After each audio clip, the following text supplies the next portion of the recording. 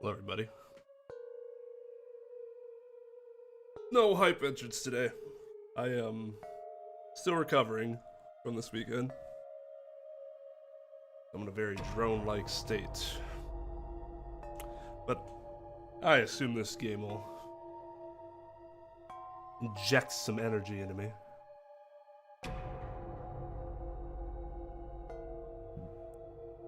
So we're back to the church. I think we're on second to last. We still have the main path to go through. But I think this is the last alt ending. Clover did not kill us. So, thank God for that.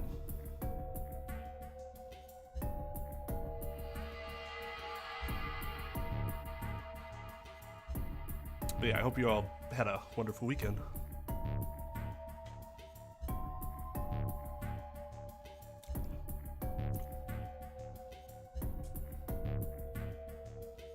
Oh, I'm sure it still will be.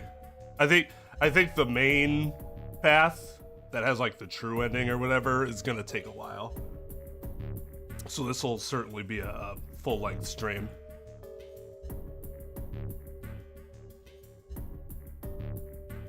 Yeah, no problem.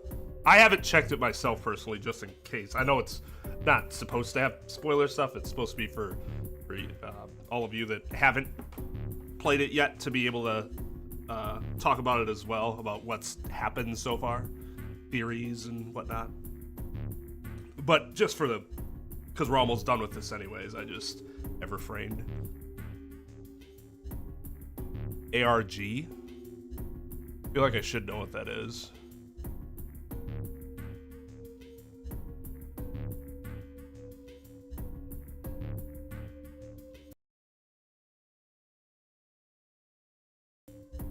Okay, that makes sense because I'm assuming most of the other talk is under spoiler talk.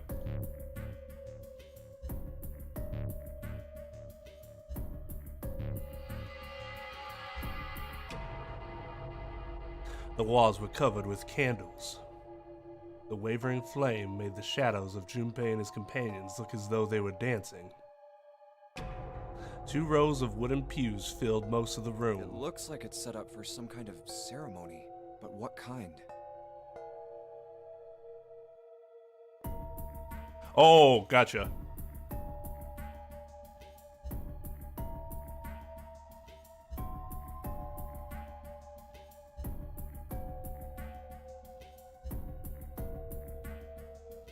I recently learned about what's considered to be one of the genesis of the alternate reality game genre. That I think it happened in like late 90s. I think it's considered like the first viral alternate reality game. Forgot what it was. It was about some cabin. That's all I remember. But based on what I understand of it and what I know alternate reality games to be now, I would say it's a very primitive form of it. Like, the foundation is there, but a lot of the execution is very different from purposefully set up alternate reality games.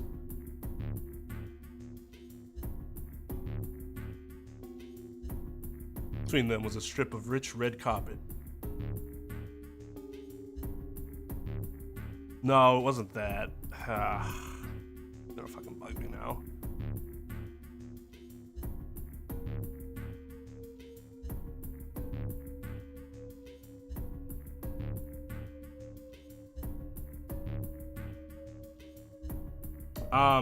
Fuck.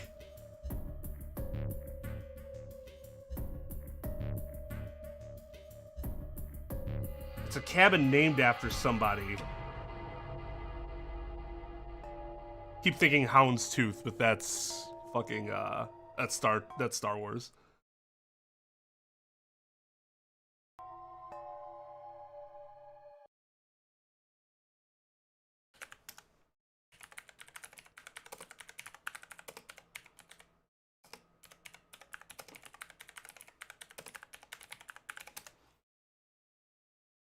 Ong's hat. It's listed as the first one under Wikipedia games of list of alternate reality games.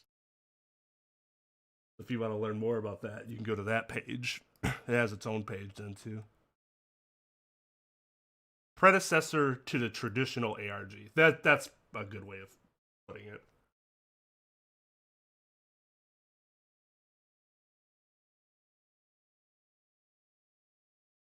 ONG hats.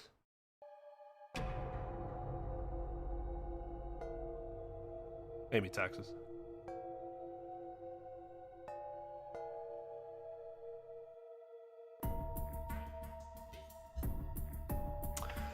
It does, and I very admittedly and readily, goes over my head sometimes.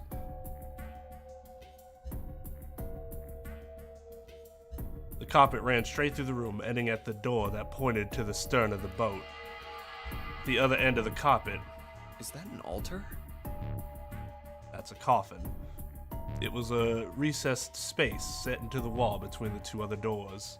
Sitting on a raised section of the altar was a coffin. Coffin? No, it couldn't possibly be. But if it wasn't, then whose body occupied it to be empty? That was as far as Junpei wanted to pursue that line of thought. He decided not to think about the coffin for the time being. That moment, Seven spoke. There was an edge of humor to his voice, but it was forced. Okay, I give up. I figured if we sat around here long enough, someone would volunteer. But I guess nobody's got the guts to do it. What are you talking about? Junpei didn't understand, and he wasn't the only one. What? You guys didn't figure it out yet? Fine. Let me enlighten you. Clover was mostly right with her little explanation earlier, but she missed something. She wasn't really wrong. She just... screw it. Let me just write it out. Seven snatched up the notebook and began to write in it, apparently with permanent marker. Everyone else clustered around him, desperate for a look. If you're trying to leave with a group of 3 and a group of 4 and get everybody out, Clover's right. But there's another way. Only one combination, though. If you split us up into groups of 3, 3, and 1, you can make this combination. Wait, this means... Don't get me wrong here. I'm not trying to copy Ace or anything like that. Even if he hadn't been the hero back in the big hospital room, I'd still be saying the same thing. The same thing? Are you saying? Yeah, I am. I'll stay behind. Why are you acting so heroic all of a sudden? Are you some kind of idiot? Do you know how hard that turns me on? Lotus was the first to speak. That in itself was a little strange. She'd reacted much differently when Ace had volunteered. No, I'm completely against this. I'll be goddamned if I'm gonna have to owe you for getting out of here. The rest of them began to speak all at once, as they are wont to do. Too. I didn't want to leave Ace behind, and I don't want to leave you either. I don't like that idea. There's gotta be other options. I disagree as well. I can't say I care much for you being the hero. Finally, they quieted down. Junpei looked at Seven. Well, there you go, Seven. Proposal denied. Clover's right.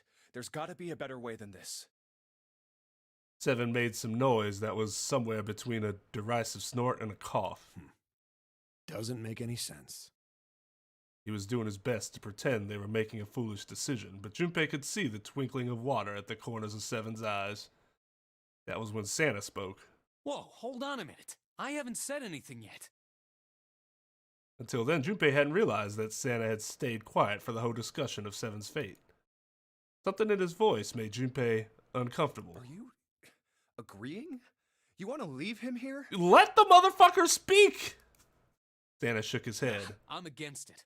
I don't want to leave Seven here alone. Then I don't see how it matters.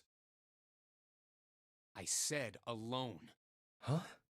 I said I don't want to leave Seven alone. There was a dull shine in Santa's eyes. They were cold and hard. Junpei felt himself shiver. What the hell are you? What? You don't get it? I can't leave just one person. I need 2 more. 3 people, including Seven. I'll be leaving behind 3 people. That's my proposal. No, those are my orders. What do you mean, orders? What the hell makes you think you can order us around? Who the hell's gonna listen to you? You all will. In 3 seconds, you won't have a choice. What? 3, 2, 1. Santa was so fast, Junpei could barely see him. When he moved, it was almost like watching a dance. His feet moving like lightning. He spun and he had June. See? I told you. His lips curled into a cruel, mocking smile. Huh? What? A shudder traveled the length of Junpei's spine. His chest froze and he could feel his breath go stale in his lungs. Nothing made sense. Junpei felt as though his head were about to explode. Santa's sudden change in attitude, saying that he needed 2 more. The gun in his right hand, a revolver. Santa grabbed June from behind and pressed what Junpei's shaken brain identified as a revolver roughly against her temple. Why? What the hell is that? Where on earth had Santa possibly found a gun? Junpei's questions roared in his mind, but his mouth refused to ask them. Devin spoke almost as though he had sensed Junpei's confusion. The gun's from the other room. What room? One of the rooms behind door 6. I should have known he was gonna do this. I should have taken that gun. Well, it's too late now, fat ass. Damn it. Mixture of fury and frustration twisted Seven's face, and he glared at Santa. Santa, for his part, didn't so much as flinch. The corner of his lip twitched into a slightly wider smile. Then the smile faded, and he began to move. He walked backward, dragging June with him. For long, his back was resting against the door. On the wall next to him was the red. He put his hand on the scanner panel quickly, and then forced June to do the same. Now, time for you to start following my orders. Ace, Lotus, congratulations! I've chosen you to come with me. Put your hands on the red. That was what Seven had meant when he said he needed 2 more. Hey, you deaf? I gave you an order. And his eyes narrowed to slits. He glared at Ace and Lotus. They stayed frozen like deer caught in the headlights of an oncoming car. Right. Fine. I didn't want to waste any bullets, but you guys just don't get it. No sooner were the words out of Santa's mouth than his hand twitched, and the gun roared. A section of the floor exploded, scattering wooden splinters across the floor. A thin plume of smoke snaked out of the hole in the floor. There could be no doubt that the gun was real and worked. He really shot it? But why? Santa, why are you... Clover's voice spoke with betrayal and disbelief. Santa, I thought you were one of us. I thought we were friends. What? You knew about the leaf words and the 4-leaf clover. Santa's cheek twitched almost imperceptibly. What the hell is that shit? I've got no idea. You're lying. Shut up! Just shut up! You stupid bitch! You want me to put a bullet in your fucking head? Lex's spit flew from Santa's mouth, his face twisted with rage. Clover recoiled, her eyes wide. When she spoke, her voice was very small. Santa. He snorted, then shook his head vigorously and turned to face Ace and Lotus. Alright, assholes. What are you still standing there for? Get over here and scan those bracelets. I don't have all day. Oh, what's the matter? Your hearing's starting to go? Going senile, maybe? Ace and Lotus still didn't move. Almost seemed as if they couldn't move. June's face was pale beyond Santa's arm. Her eyes were wide and her chest heaved with every quick breath, like an animal cornered by a predator. Junpei's mind worked furiously.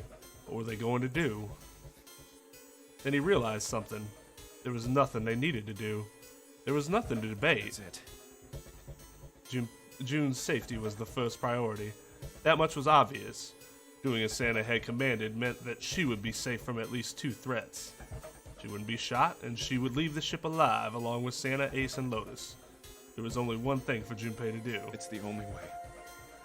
He turned to Ace and Lotus. Go. Huh? No way. Jumpy, what are you saying? If you stay here, you're going to be stuck, Jumpy.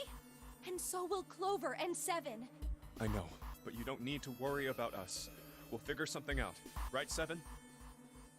Right. You just leave it to us.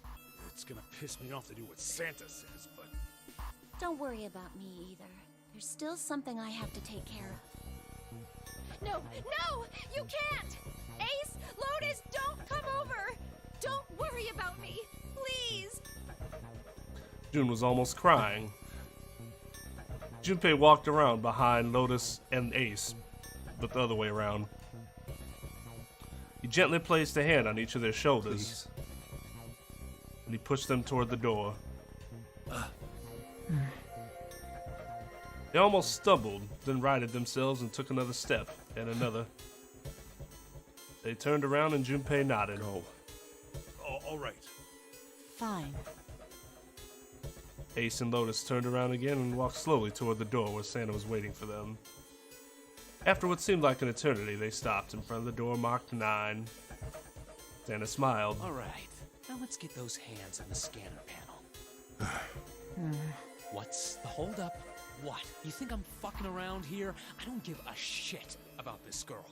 The red doesn't need a person, you know? All I need is the bracelet. You get it? Good. Now put your fucking hands on the scanner. I'm not gonna say it again. Yeah, see, I think that confirms what we were talking about last stream, that they don't need to be alive, you just need the bracelet. He shoved the revolver harder against June's head and she winced. Fine. Ace sighed, defeated, and placed his hand on the scanner panel. Lotus went next. Lotus glared at Santa and slammed her hand onto the scanner panel. The 4th asterisk blinked on. Good job. Now, Lotus, pull that lever. As soon as the door opens, you get your ass in there. Try anything stupid, and you know what happens, right? Damn it. Junpei could almost hear Lotus's teeth grind.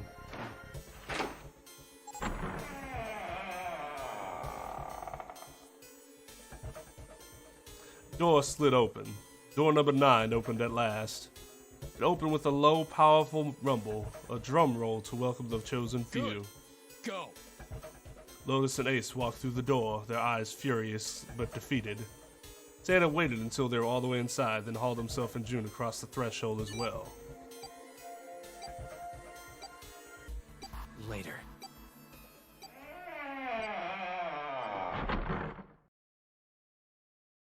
After exactly 9 seconds, the door swung shut. The gust of air created caused the candles on the altar to flicker and die.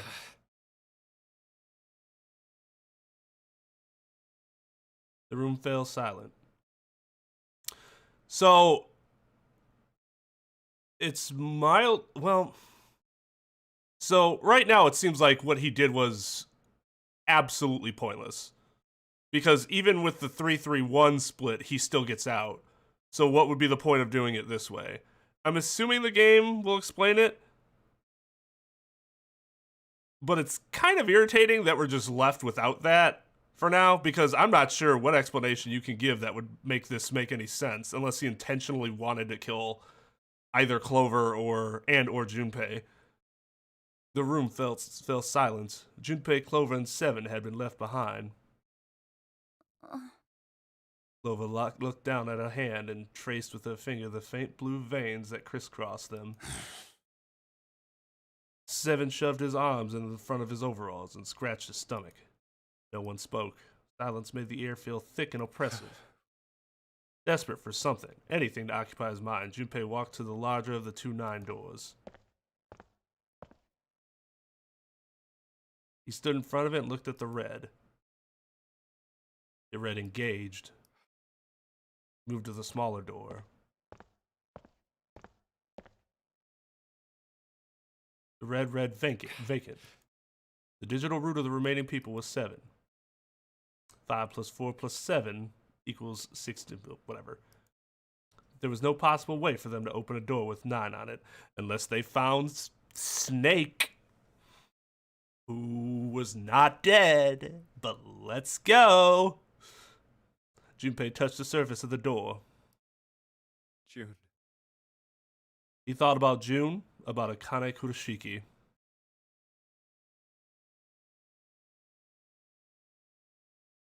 Yeah, her extremely small hands. The extremely small veins. Was she safe? That was all that mattered to him. If she was alive, if she had escaped this horrible boat, that was what Junpei prayed for. Seven came up next to him. He pulled off his hat, scratched his head, and sighed. So, what do you want to do, Junpei? What do you mean, what do I want to do? Seven opened his mouth to respond when a noise echoed through the room. Someone was pounding on something vigorously. It wasn't mechanical, it was certainly human. Junpei and Seven looked at one another. What the hell is that? Shh, quiet. All right, later, Brian.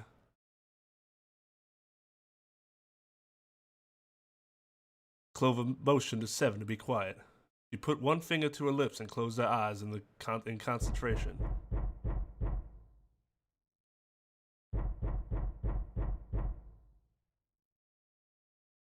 That was rough, right? Oh, Lord. The three of them listened, trying to determine where the sound was Where's it coming coming from.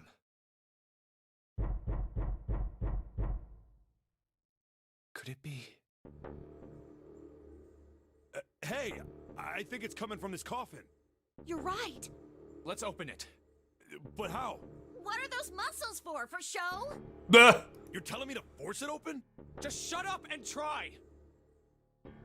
Junpei and Seven grabbed hold of the coffin.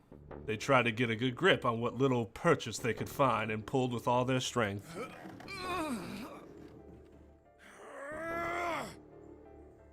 Damn it! It won't even budge. There was some sort of keypad attached to the coffin. Its purpose would not have been difficult to determine. Their eyes were almost immediately drawn to it. Not another one? Yeah, looks like it. Do you think we have to put in the right password or it won't open?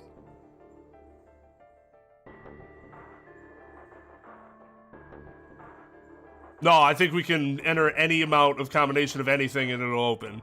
I think so. The noise wasn't stopping. In fact, it was getting louder. Whoever or whatever's inside this thing wants out. And now. I know that. But how? Without a passcode, I don't think there's much we can do. They couldn't even tell how many numbers the passcode needed to be. Isn't there a hint somewhere? Let's look for one.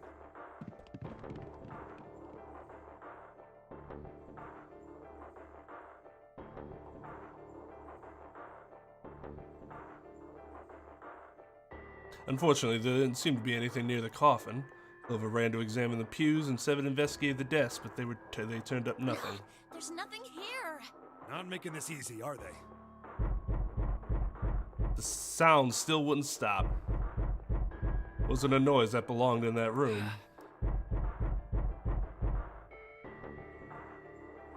What's the passcode? What am I supposed to do? How can we figure it out? I need something.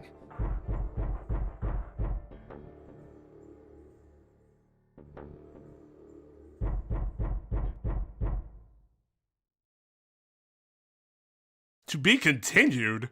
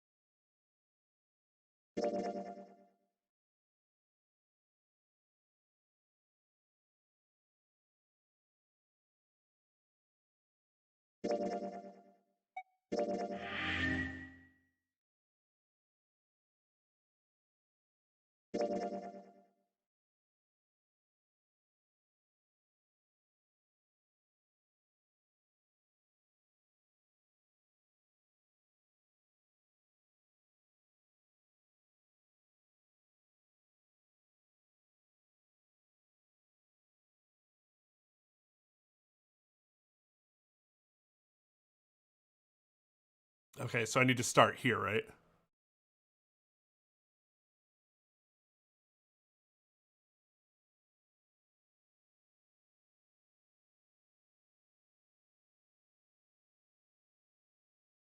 Through door 5. Okay.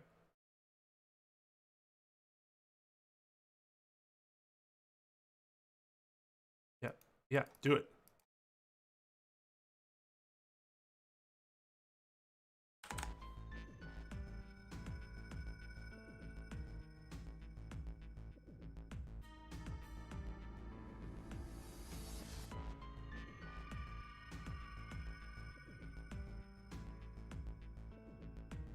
Oh, 11 plus 11 is 22, so it's 4.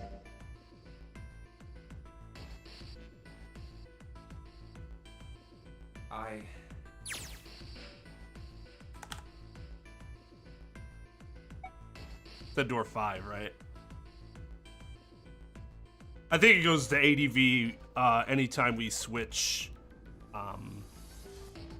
It's like the default.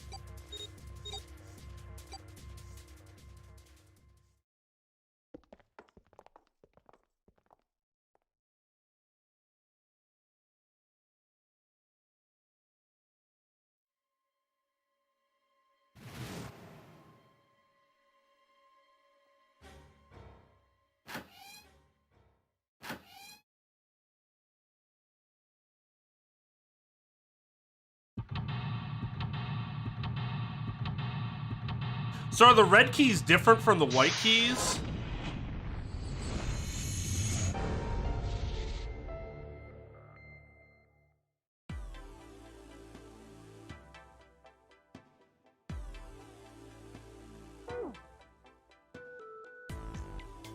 Oh, that's... Yeah, so it's unlocked. It's just a matter of you have to go through this now. So, okay, I was gonna say, can I just go to the next key now?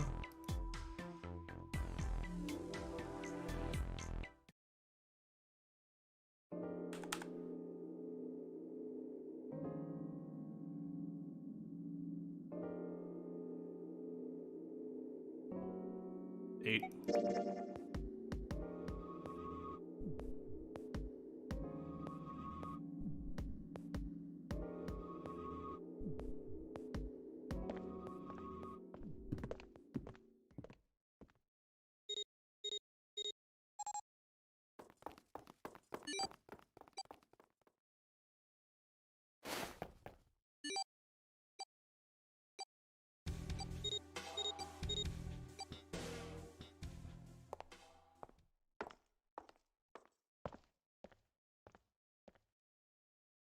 Oh, it's a dead end.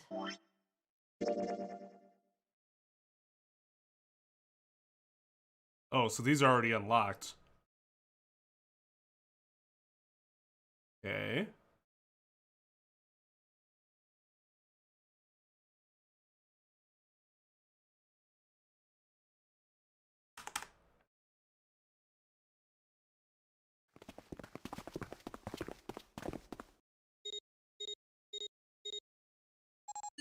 But I don't want to miss something in novel mode, like when we finally get to new dialogue.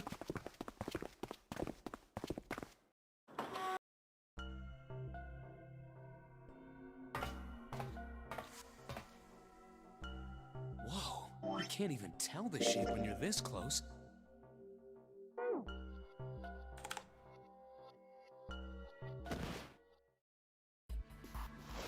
Wait, I'm dumb.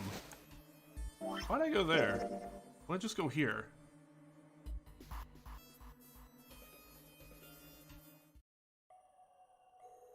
I believe the box has reached the floor.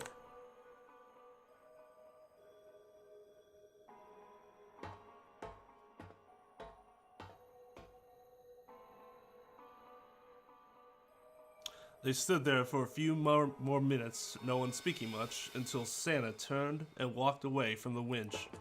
Junpei and Ace followed him. You know, speaking of experiments, Santa suddenly stopped. there was this experiment some scientists did with rats. First, they took a squarish C-shaped tank and filled it with enough water that the rats could drown in it. The tank has 2 exits. Just to make it easy, we'll call one A and the other B. Exit A is pitch black, so dark even a rat can't see anything. But exit B is electrified, which means the rat can't leave through it. So, what would a rat do if it was put in this situation? Which exit would the rat choose? There was a moment of silence after Santa posed the question, and then Ace responded. B, of course. The rat has no way of knowing that exit B is electrified. Exactly. The rat goes to exit B. Of course, like I said, it's electrified, which means the rat can't get out that way. So, after a lot of trial and error, the rat finally finds exit A. I can't say that's very interesting or relevant. It's simply the story of a laboratory. Damn, Ace. I can't say that what you're saying means a goddamn thing. You're right. It isn't very interesting. Yet. See, these scientists repeated this experiment over and over, using hundreds of different rats over several generations. This produced some surprising results. With each generation, the rats took less time to find the correct exit. Eventually, a rat was put in the tank who instantly chose exit A without even attempting to go to exit B. But that wasn't the most impressive part. The same experiment was conducted in another laboratory, far from the original one, with the same results. No, on second thought, the results weren't really the same. The rats in this second experiment began the trials with significantly faster times than the first rats in the initial one. These rats weren't related to the others and had never even come in contact with them. And yet they all easily found their way to exit A as though they already knew. What did it mean? Mutagenic You're fields. suggesting something like telepathy? They were passing information to one another through some undetectable medium? Ace looked skeptical. Santa snorted at him. How the hell would I know? I'm not any kind of scientist. I don't know what made him do that. But I do know that story's true. And if you've got another explanation, I'd sure love to hear it. Come on, let's get going. There's still a lot here we haven't checked out. And we gotta get the hell out of here before June passes out. Without waiting for a response, he turned around and started walking. Junpei, however, wasn't quite ready to leave the topic alone. Hey, wait. There's something I want to ask you. What? Santa stopped and turned around. Why did they use that tank for the experiment? Huh? Well, I mean, it seems like you could conduct the same experiment without the water. They could have just used a dry box, you know? If they needed to motivate the rats to escape, they could have, I don't know, put some bait by exit B or something. I mean, do they really have to make it so the rats can drown? Santa gave a grin. Santa gave a grim bark of a laugh. You know, the word emergency comes from the same root as the word emerge. You ever think about that? Huh? Well, an emergency is something urgent, often something dangerous. And to emerge means to sort of come out, or appear, or rise out of something else. So what's going to emerge in an emergency? Inspiration. Inspiration? Yeah. Think about it.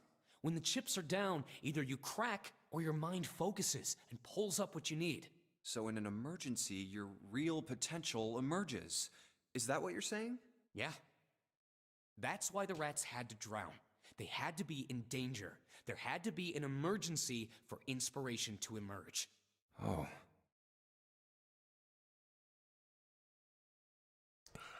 Junpei suddenly felt cold. The back of his head was aching and his stomach felt strange.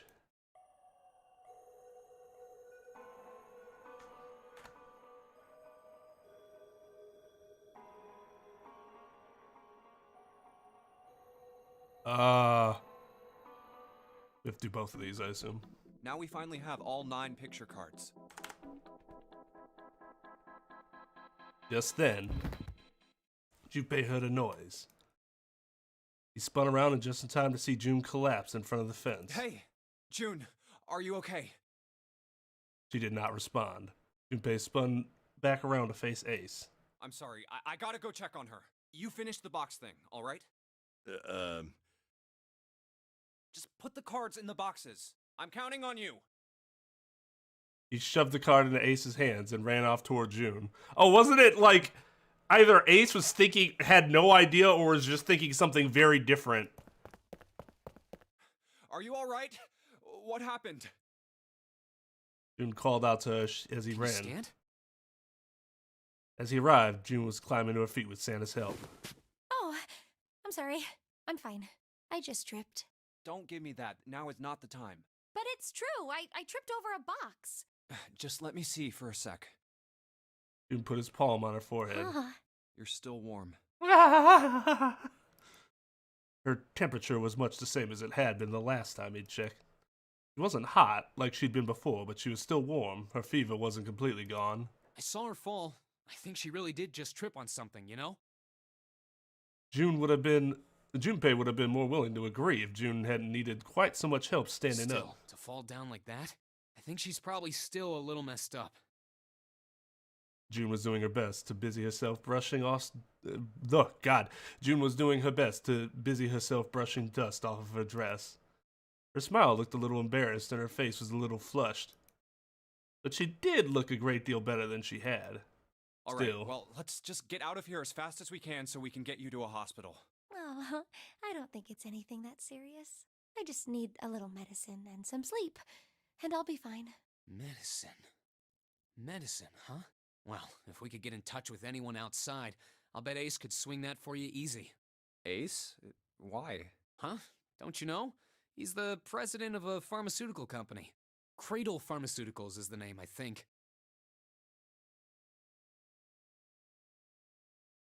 Their flagship product is an anesthetic drug called Soparil. Soparil. Soparil. I've heard of that before somewhere.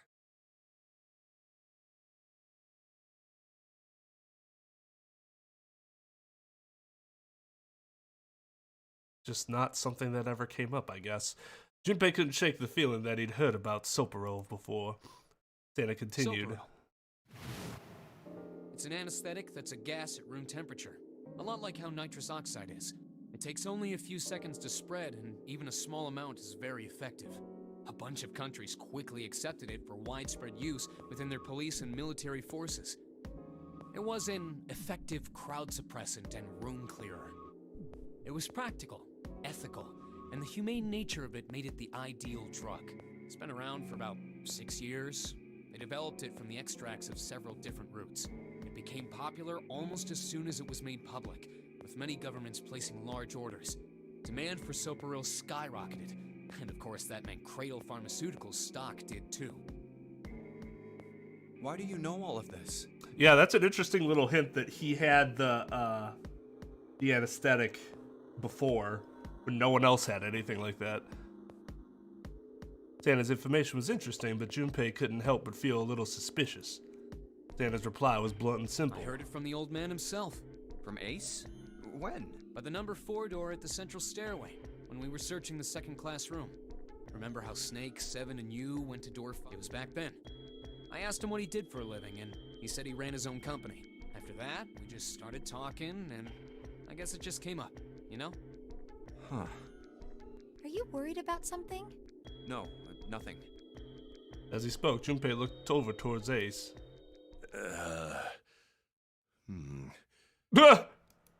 He seemed to be having difficulty with the 9 boxes. What the hell is he doing? He turned back to June and Santa. June, don't push yourself, all right? Yes. Santa, could you take care of her? I'll go check on Ace. Looks like he's having trouble. Sure. He gave them both a short nod, and then turned and headed toward Ace. What are you doing? Ace's back was to him as Junpei approached. The older man turned around to look at him. His face was pale and covered in sweat. What happened? Nothing. My vision has gotten rather blurry, I think, because of fatigue. I can't see very well at the moment. What can't you see well? These pictures. Ace held the cards out to Junpei, played out in the shape of a fan. I don't care to admit it, but I may be developing presbyopia. Growing old is a difficult thing. He made the best attempts he could at a self-deprecating smile, but his face was flushed and his lips were pale and drawn. At any rate, I'll leave the rest to you. I'm feeling awfully tired, so if you don't mind, I'd like to rest for a bit. He shoved the cards into Junpei's hands and walked quickly away. Junpei looked at him quizzically. How could simply looking at cards have tired him out? Junpei looked down at the cards in his hands. All of the pictures were quite clear, and each person easily recognizable. Was Ace's vision truly so bad? But if it wasn't, what had made him so uncomfortable? That was when Junpei remembered what he'd heard from Lotus much earlier. Prosopagnosia. Well, put simply, it means a condition where the mind can't distinguish between human faces. In other words, my face would look the same as Clover's or even yours, so they can't remember faces, which is how most people recognize each other. That means that people with prosopagnosia have trouble recognizing even people they're close to. Maybe he's got prosopagnosia? Junpei took another look at Ace. He sat at the base of the stairs looking quite depressed. Well, he looks depressed enough to have it. He really did have prosopagnosia. There was no doubt it was a depressing and painful experience. Still, Junpei didn't feel like patting him on the shoulder and telling him everything would be alright would help that much. No, that would be toxic positivity. Everything's not alright, but that's okay. We'll still get through it. Still, Junpei felt perhaps it was best he keep Ace's condition to himself, at least for the time being. Oh well. Doing his best to clear his mind for the task at hand, he turned back to the boxes. Time to solve the 9 boxes puzzle. 9 cards with pictures and 9 boxes. And finally, the 9th man.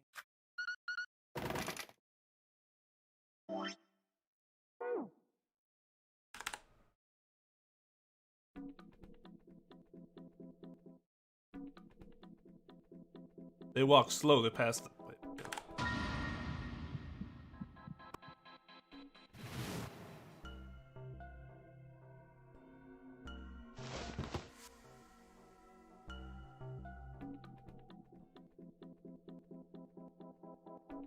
Why would there have been something that we skipped past when it shouldn't allow us to skip past it?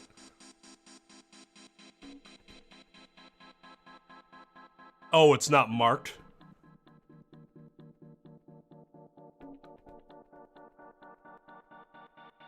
Where is it?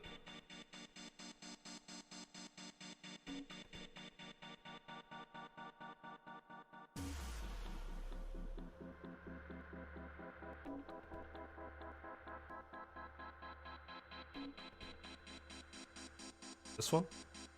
Outside the room? I was gonna say, then we didn't skip it. Yet, if it were there. It'd be outside the cargo room. Oh, before the cargo room, after the engine room. I see. Yes! The door's open!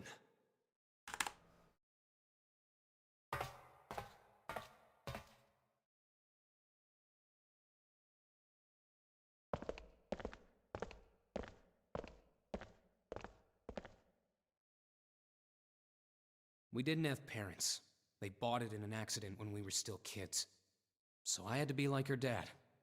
And that meant that I bought her Christmas presents every year.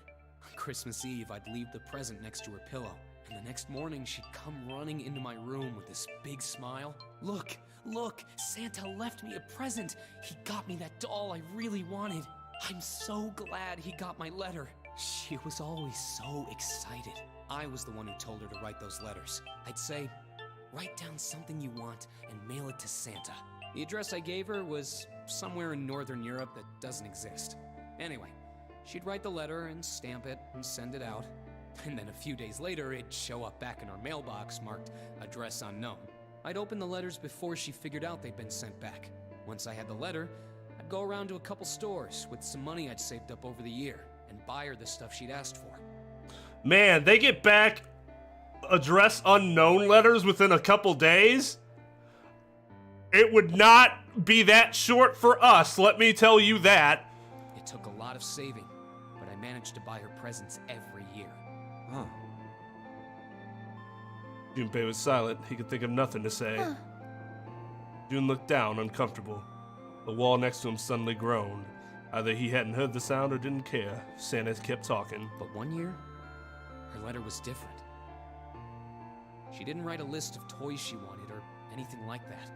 Instead, it said, "I don't want any presents this year. Instead, I want you to make my wish come true. My wish is that we'll be happy like this for a really, really long time." That was it. Nothing else. But I couldn't make that wish come true. Some Santa I am. Santa looked sad. Junpei had never seen him look sad before. He wasn't sure he liked it. Junpei decided it was probably best not to ask Santa any more questions. What happened? June glanced up at Santa quickly as she spoke. He answered, but only with an effort. She died. She was killed 9 years ago. Oh. There was nothing Junpei could say. His heart felt like a great lump of lead. June bit her lip and looked away. Her face was pale. All right, let's go. Santa stood up suddenly, his downcast demeanor gone.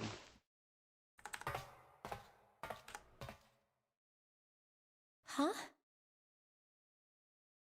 Hey, what are you two doing? Let's get moving, come on!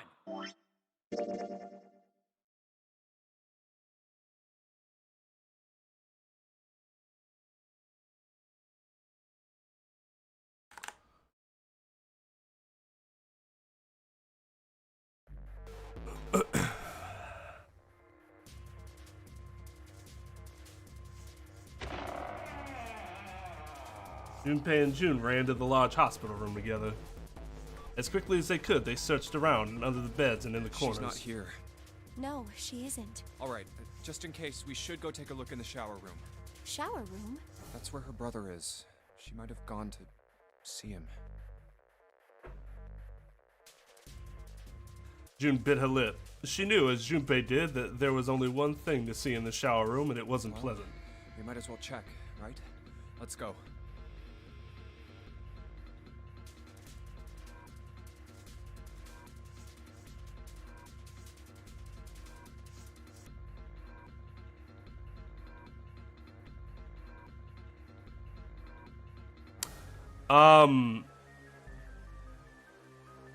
It might not have been the keys. It might have been that ending that we are stuck at.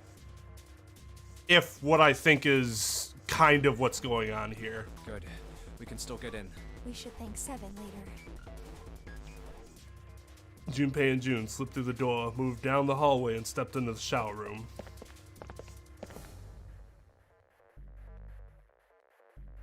No luck. Yeah, I don't think she's here. That would be the only way that's gonna make any sense. But we'll see. It could end up different than how I'm thinking. The smell is horrible. The stench in the room was almost unbearable. Almost, though. Yeah, it was a tad bearable. It had grown far more unpleasant since their last visit. Junpei had eaten a lunch. He would have had difficulty retaining it.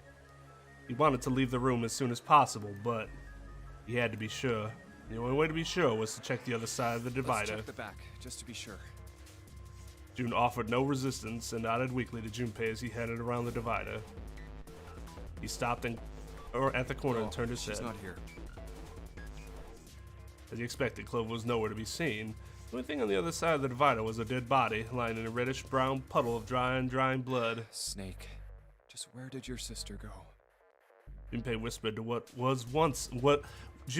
Junpei whispered to what once was Snake. He'd asked rhetorically, of course, as there was no way he'd get an answer. He gave a deep Such sigh. a horrible way to go. The skull shattered, the left arm's hideously twisted. Huh? Wait. The bright white of the ulna was clearly visible through the through the remains of the skin and muscle. Ugh. Hold on.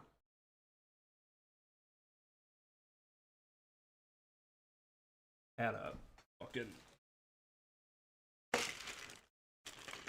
migraine pop up.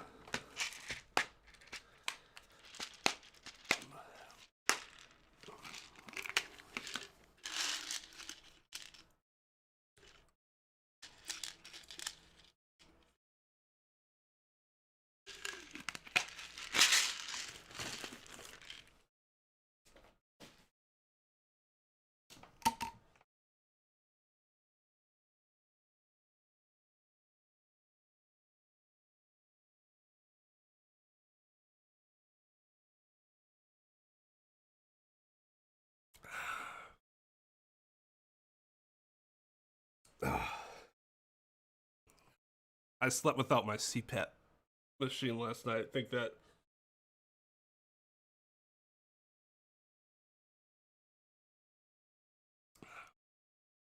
wasn't good for my head.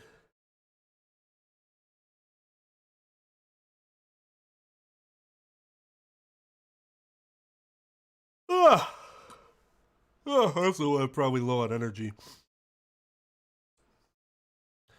Bright white. Bones. Pieces fell into place. Junpei remembered something Clover had told him in the laboratory.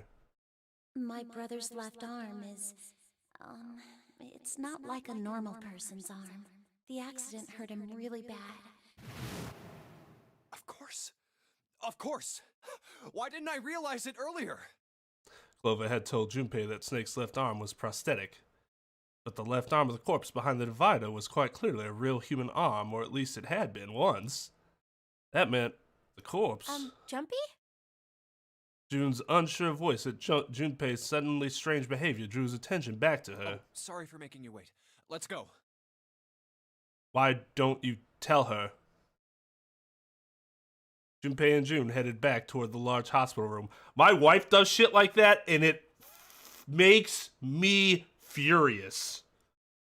If I was June, I would have been like, I'm not fucking leaving this room until you tell me what the hell that was that just happened. They stepped through the door and out of the shower room. Down the hallway they went, searching for Clover in every corner. They had reached the stairs when Seven appeared, breathless and yelling. Junpei! June! Where were you guys? He looked pale and his face was drawn. Something terrible had happened. Junpei's breath caught in his throat. Did something happen?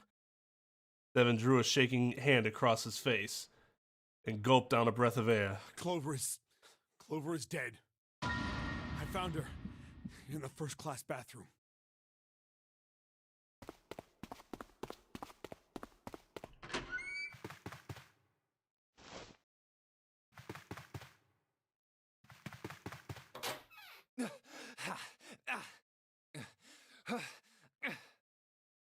All sound ceased for Junpei. The world was an empty, muffled expanse.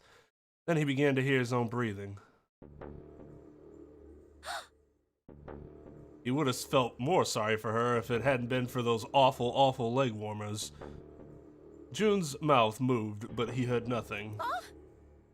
She tried once more, and then her energy was gone, and she collapsed against the wall. He could have helped her, but he hadn't, and now she was dead. So he stood there, frozen in place.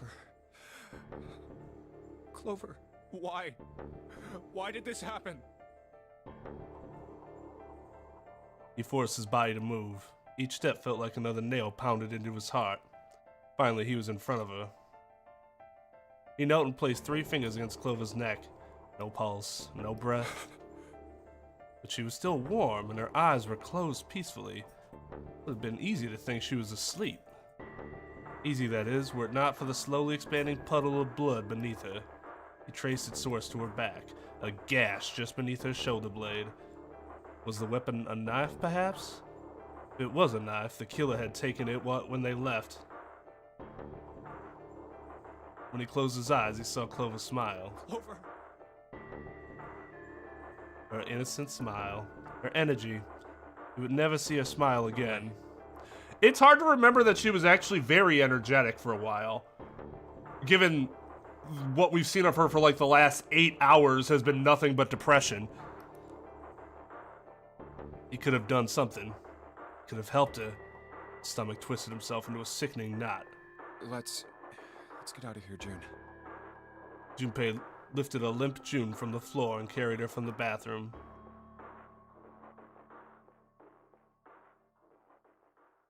Are you all right? It was a foolish question, and he knew it. Yes, I think so. Her voice was weak. Yeah, unless she managed to somehow stab herself in the back. The fever had gone down, but the emotional scars she'd received were not likely to recede as quickly. Junpei laid his hand on her shoulder, and they walked back to the bedroom. Shut up, phone. I'm streaming here.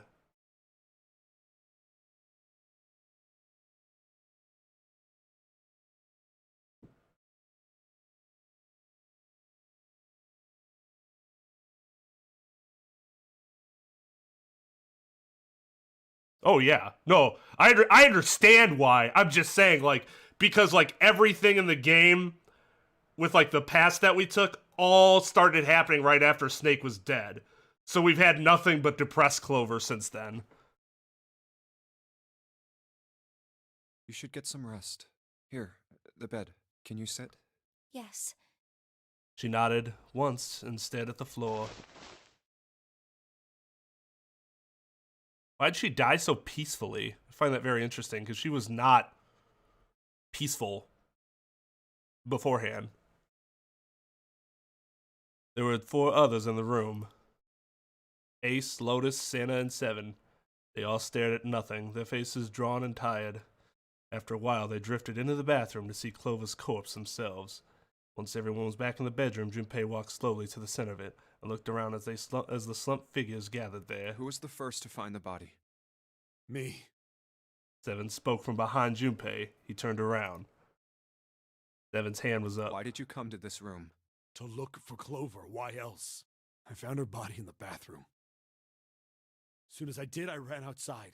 I got to the top of the stairs by the casino and yelled as loud as I could. Hey, guys! I found her, but it's bad. She's in the bathroom in the first-class cabin. Come quick! Or something like that. Then I went back to the bathroom. Ace, Santa, and Lotus showed up real soon after that. But I guess you two hadn't heard me or something because you didn't show. So I took off down the stairs to look for you. After that, I mean, you know the rest, right?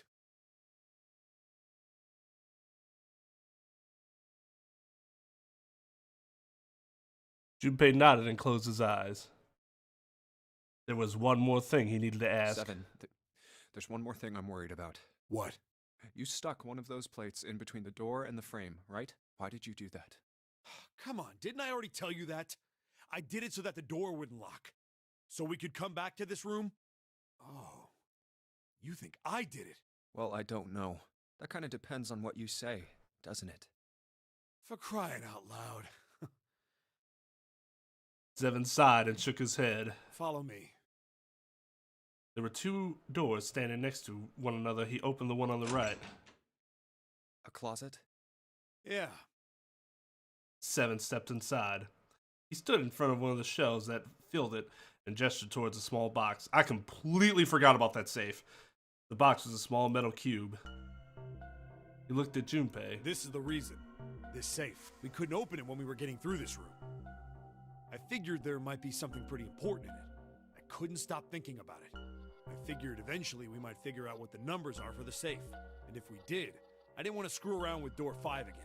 So I put the plate in the exit door so we could get back in that way. You get it now? Yeah. Junpei nodded and looked at the safe. He grabbed the handle and shook it. Figured it wouldn't open. It was as locked as it had been when Seven found it. There was one change, however.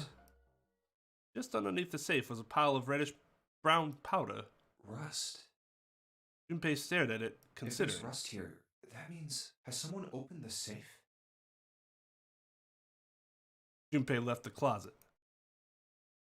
Seven followed him back to the bedroom. Huh? It was cold and quiet. No one spoke. They sat, frozen in place by shock and grief and fatigue. The room felt tiny and oppressive, and the thick metallic smell of blood filled the room. Junpei turned and headed for the living room. Anything to get out of there. Maybe there's another clue. Anything that might lead us to discover who stabbed Clover. As quickly as they could, they searched around and under the beds and in the corners. His eyes caught on the door. Door that led to the passageway of door number 5. Behind this door. The ninth man's body is behind there. Maybe I should have another look at it, just in case. You should have looked at it the first fucking time I chose to come this way. Quietly, he pushed open the door. Ugh. The smell hit him like a blow to the face. Oh, the hell? This smell is... His lungs contracted, unwilling to inhale such fetid air. Acid boiled up from the base of his stomach, churning what little food was in there into a violent froth. It was too much for him, and he vomited. A thin stream of yellow water and bile splattered onto the floor. Spattered onto the floor. He wiped his mouth weakly and stared at the dead body. Chunks of torn flesh lay in an arc around the body. What remained of its intestines had slid out onto the floor. The pool of blood that framed it was half dry, but so thick that it had been taken on a texture not unlike that of an egg yolk prepared sunny side up. On the floor, next to the broken mass of the man's head, lay his glasses, cracks spidering across the lenses. The bloodstains near them had already dried, like scabs on the floor. Wait. That was when he noticed. It's gone. His bracelet. It's gone. It was right next to the glasses. But now, it was gone. The number 9 bracelet was gone. But why? Had someone taken it? He was turning it over and over in his mind when he heard Seven's voice. Where'd Junpei go? It had drifted out to him from the living room. Junpei walked slowly out of the hallway. Oh, there you are. Were you looking for something in the hallway? Seven looked up as Junpei entered the room. Did you find something?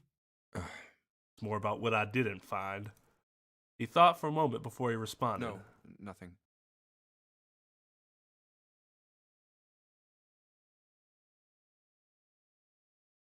Technically, it wasn't a lie.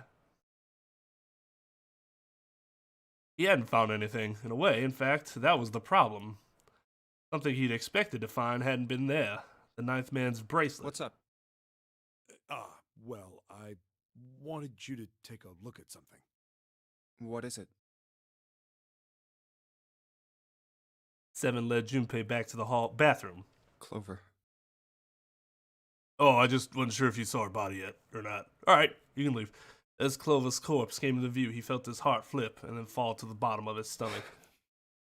Something between a sigh and a groan escaped his lips. What was it you wanted to show me? His voice was hollow and empty. I searched Clover's body again. A real shame. She was stabbed once in the back, probably by a knife or something. And I found this. As he spoke, he moved around Clover's head. Then he knelt down and flipped open her right hand. What? He was holding a piece of paper. I haven't actually looked at it yet. Didn't want to disturb the crime scene, you know? Basic stuff. Well, I did borrow one thing. What? He wasn't sure what that meant, but it likely didn't matter. The paper was more important. He picked it up and carefully opened it. There were 2 sentences written on it. Truth had gone, and truth had gone. Ah, now truth is asleep in the darkness of the sinister hand. What is this? Some kind of secret code? Seven peered over Junpei's shoulder at the note. Junpei stepped away from Clover's body and into the living room. He began to pace, attempting to decode the note. A code. The first clue was likely the phrase sinister hand. Sinister hand means the left hand. Sinister was a term used in heraldry that meant to the left of the bearer of a coat of arms. The left hand. The left hand. What does the left hand mean? Junpei looked at his own left arm and at the bracelet on his wrist. Does the darkness of the sinister hand have something to do with the bracelet? He examined the bracelet closely. There's two things sticking out on either side of the face. The left and right sides of the face. Left and right. Left and right. Right and left. Truth is gone. Truth gone. Truth gone. Maybe those two words.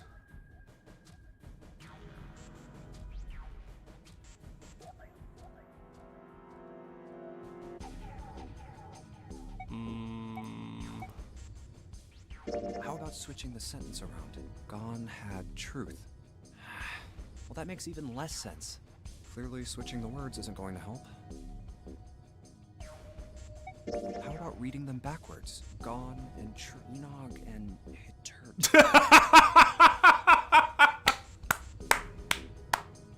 I'm so glad he did that. I was like, oh, please, please pronounce those words backwards. Hittert. What am I saying? Those aren't even words. I doubt that's what the riddle was trying to say. It wasn't a bad idea, though. Dirt. What else could gone and What truth? else could gone and truth mean? Truth, of course, means something that is correct, something that's fact. In other words, something that is right. You could then safely assume that gone means left. After all, after someone left, they were gone. But in this case, they clearly refer to their directional homonyms. Then truth equals right, and gone equals left. Junpei looked at the bracelet again. The left and right of the bracelet. These two things sticking out. So if I... Pressed them in the following order.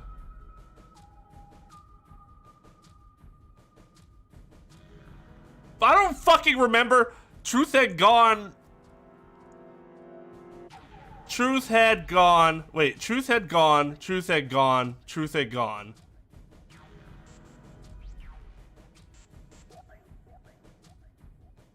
This is the only one that it could be. Because all the other ones are just wrong.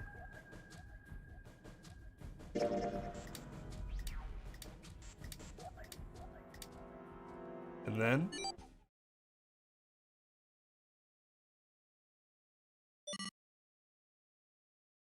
One after another, 8 numbers flashed on and off of the face of Junpei's bracelet. Wait, did it just...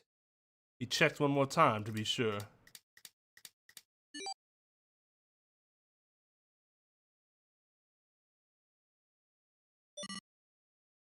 One, 4, 3, 8, 3, 4, 2, 1. Huh? Hey, what are those numbers? Junpei didn't answer. He couldn't answer. He had no idea what they were either. Besides, he was sure he would forget the numbers in the order they came in if he said anything. 4, 3, 8, 3, 4, 2, 1. Muttering the numbers to himself over and over, Junpei headed towards the bedroom.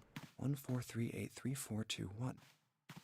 I'm not gonna remember this. My head is just fucking oof. 1, 4, 3, 8, 3, 4, 2, 1.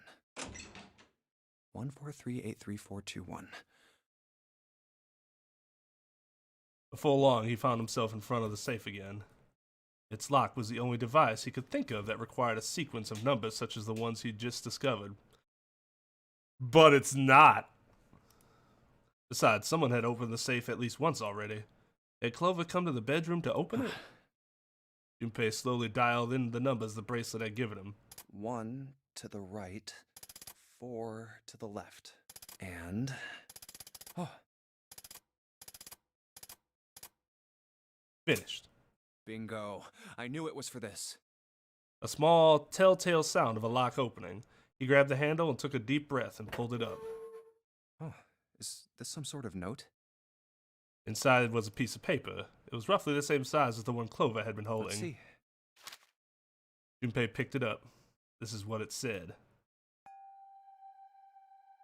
The Nonary games was played once before 9 years ago. The person with the number 2 bracelet attended the game 9 years ago. Okay, we knew that. It was planned by the following 4 people. Cradle Pharmaceutical CEO, Gentaro Hongo. Cradle Pharmaceuticals Chief of Staff, Nagisa Nijisaki. Cradle Pharmaceuticals Research and Development Supervisor, Teruaki Kubota. Majority shareholder in Cradle Pharmaceuticals, Kagechika Musashido.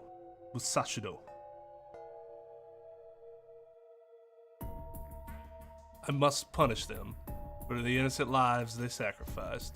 This is the only warning they will receive, that innocent souls might be saved. I now state the truth. 0. Junpei left the closet. There were 5 people waiting for him in the bedroom. Ace, Lotus, Santa, 7, and June. He looked at each one of them in turn, then slowly placed his hands in the pockets of his vest. Sorry, but do you think you could all come with me? Come with you. I want all of you to go to the big hospital room. Why? There's something I want to be sure of. What do you want to be sure of? I want to know if the person I suspect is really the culprit. Wait, then you're saying... Yeah, I think I've got it figured out. I know who killed Snake and Clover. The atmosphere in the room changed. Grief was suddenly gone, replaced by attention like a strap of leather stretched to its limit. 5 sets of eyes stared at Junpei. He pretended not to notice. Anyway, if you could all please move to the big hospital room. I'll explain everything as soon as we get there. Then, almost as if on cue, the bell began to ring. They all heard it. It was the bell from the clock in the main staircase.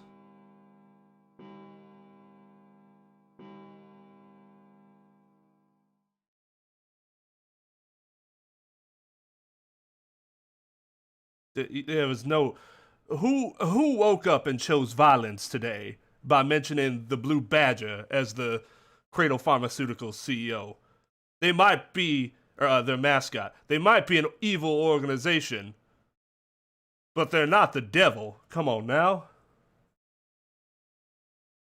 The bell rang 5 times, then It's ceased. 5 o'clock. Only got an hour We left. don't have a lot of time left. Slowly, one by one, they followed Junpei out of the bedroom.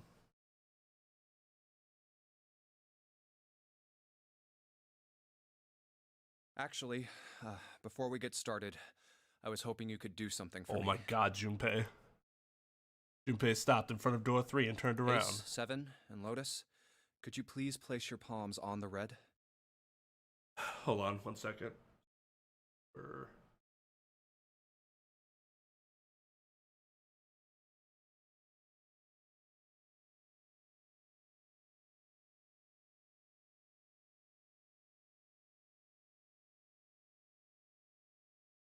Okay. Huh? Why? If we need to get to the shower room, why don't we just... No, we're not going inside. Once you've authenticated, step away from the door. Why? Please, just do it. Or perhaps you don't want to know who killed Snake and Clover. Junpei's implication was clear, and 7 understood perfectly. Fine. What about you, Ace? Very well. Sure.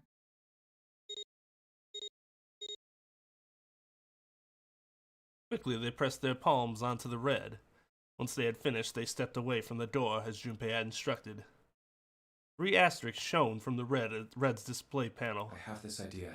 I don't think this device responds to a hand placed on it. It instead reacts to a bracelet being brought close. You don't actually need a hand. Junpei approached it and held his bracelet over the scanner. He made quite sure he didn't place his palm on it, instead only brought his bracelet near it. The 4th asterisk appeared. I knew it. Just as Junpei had expected. It was possible to authenticate without placing one's palm on the red, so long as the bracelet was brought near it. Junpei pulled the lever down.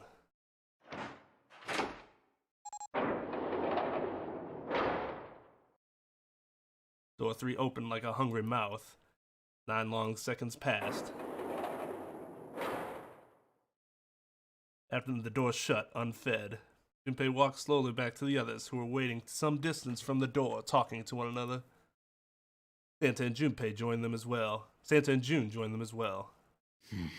Huh? It looked as though they hadn't found a chance to break into the conversation yet. Junpei approached, they turned to look at him, curiosity plain on their faces.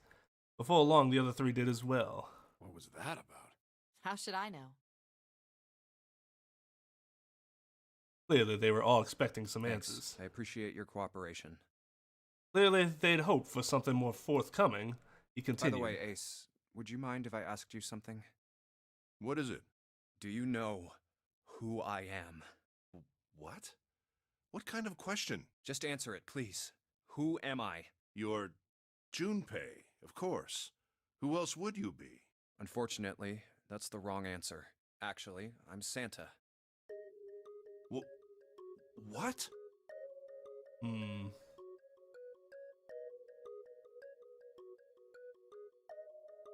Man, playing around with the old man's condition. Have you no shame? Ace's voice was full of surprise, but it was also tinged with confusion and fear. Everyone else looked nearly as surprised. Santa looked especially shocked to discover he was actually someone else. I'm not Santa?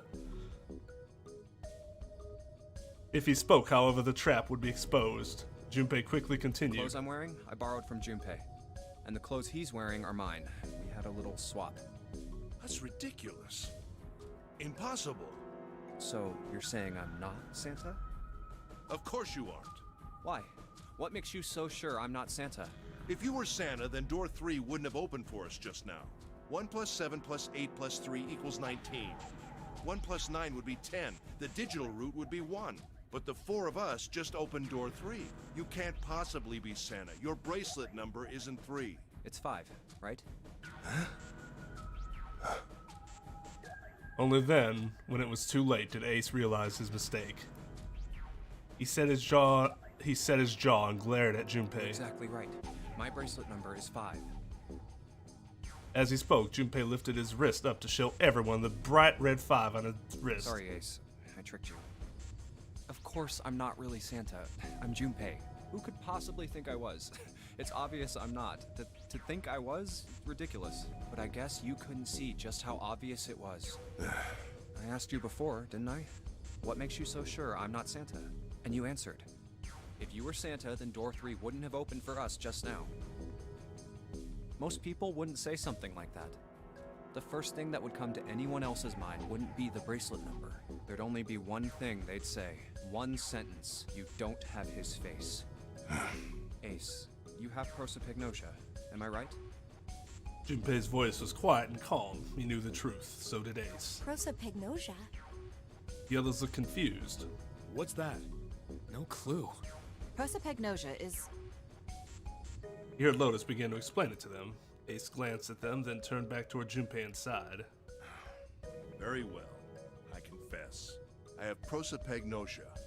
I cannot differentiate human faces. Is that what this was about? You want to mock me for my disorder? What a bully. No, not at all. I'm not making fun of you at all. In fact, I feel kind of bad for you. No, the reason I brought this up is that there's an excellent chance the person who killed Snake has prosopagnosia. Ace's face tightened, his eyes narrowed. What do you mean? Junpei leaned casually against the iron piping of one of the beds. I'll just come right out with it. I think it was you, Ace. You killed him. Junpei was suddenly very aware of 5 pairs of eyes on him. He had their undivided attention now. The room had grown very, very quiet. Junpei took a deep breath. That's ridiculous. What possible evidence do you... I have 3 pieces of evidence. The first. Think back to a few hours ago. You made us argue over the 3 doors here in the big hospital room. There was no way all 7 people could go through them. Lotus suggested that we sacrifice one of us. Lotus looked away awkwardly.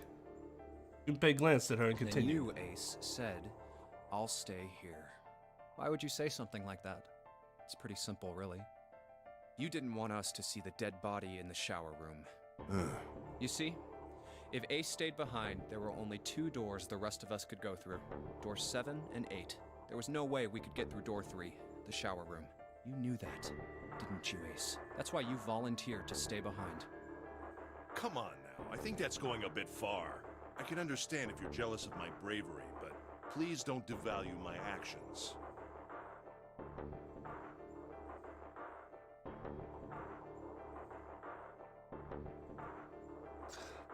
God, stroke yourself harder. I only wanted to save the rest of you.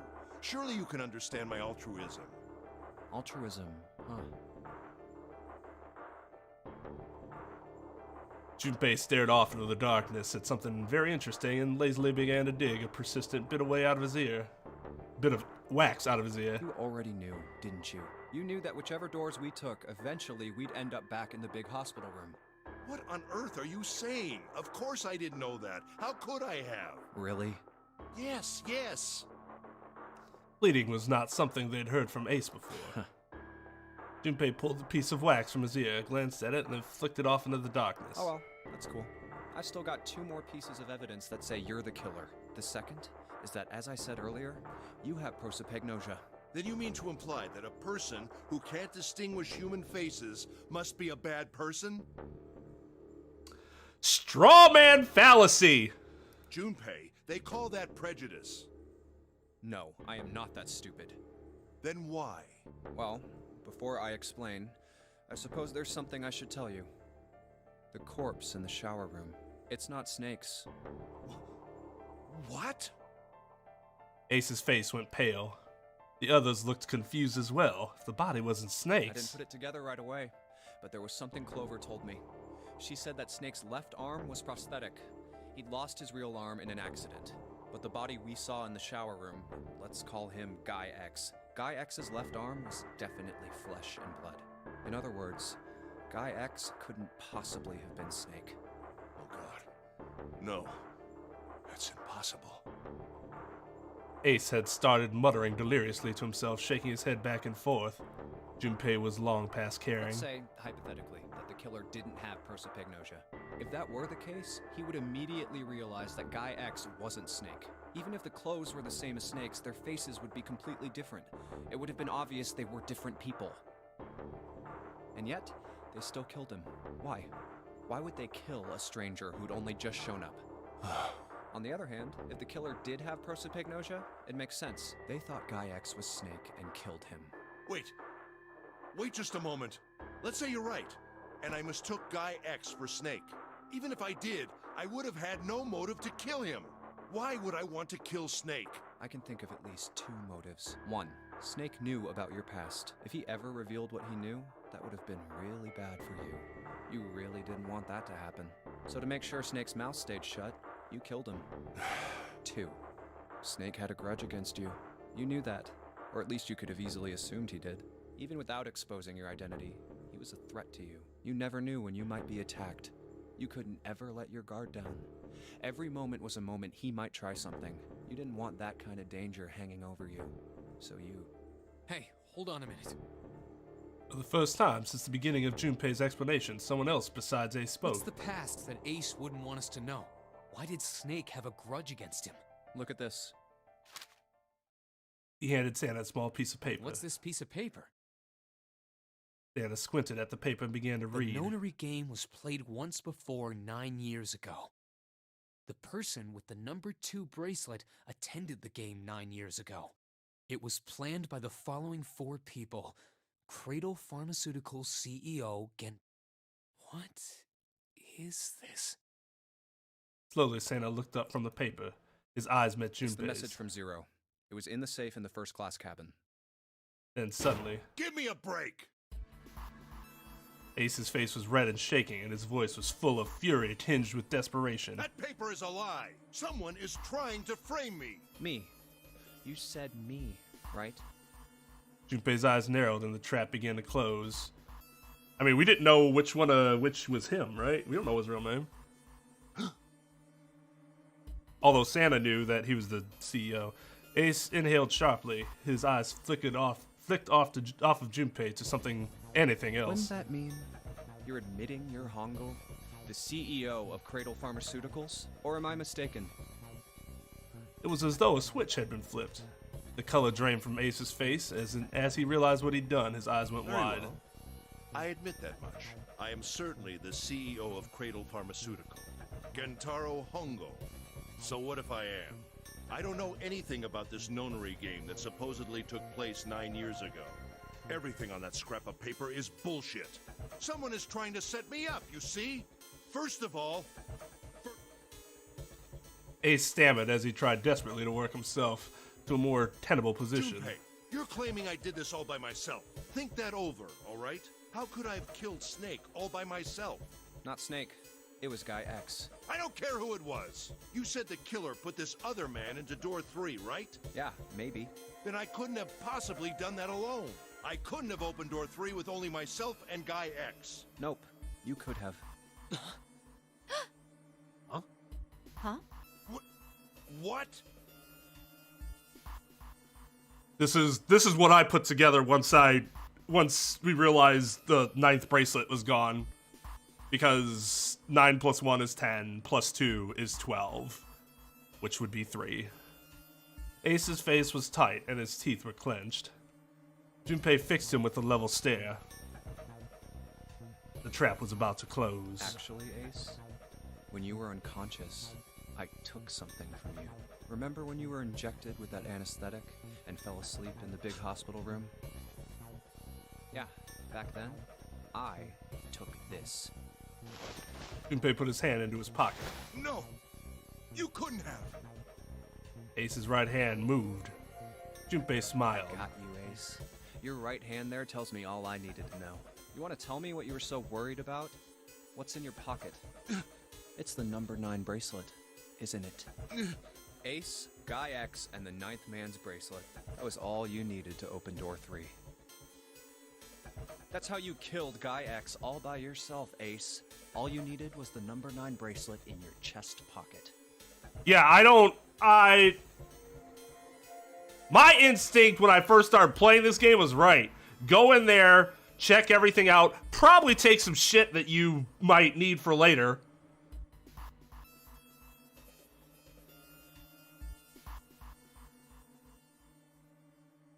But instead, Junpei went in there and was like... Ace lowered his hand from where it had stopped, halfway to his pocket. He looked down at the floor, his face hidden from Junpei. All he could see was the corner of Ace's mouth, twitching like a dying fish. If you want to play innocent, that's fine by me. Go ahead, tell me.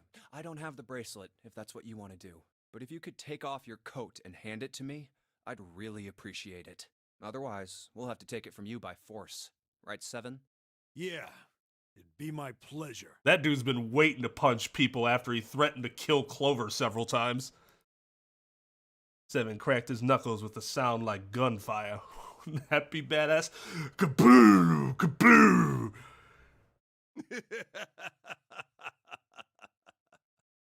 That doesn't look like a laughing face. Oh, there we go. Breakdown! Ace roared with laughter. He threw his arms wide and his head back and laughed, filling the room with the sound that scarcely belonged there. Then it stopped. His arms came down, his head dropped to look straight ahead at Junpei. His face was flat and cold, devoid of any emotion. Well done, Junpei. As you so correctly deduced, I have the number 9 bracelet. He stole my kill. I retrieved it while we were searching for the missing hardware for the red. I left the room I was supposed to search and headed to the first-class cabin on B deck.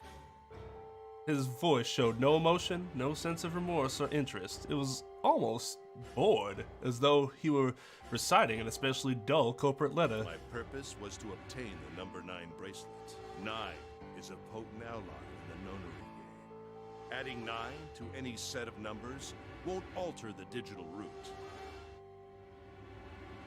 Because now, alright, so I guess it was, we had heard this said many times before, but I guess it was, we didn't actually technically get confirmation until Junpei showed that you just need the bracelet, you don't need the hand itself. But this also brings up another interesting point in that everyone can make it out regardless of who dies as long as you get their bracelet. And the bracelet's still functioning.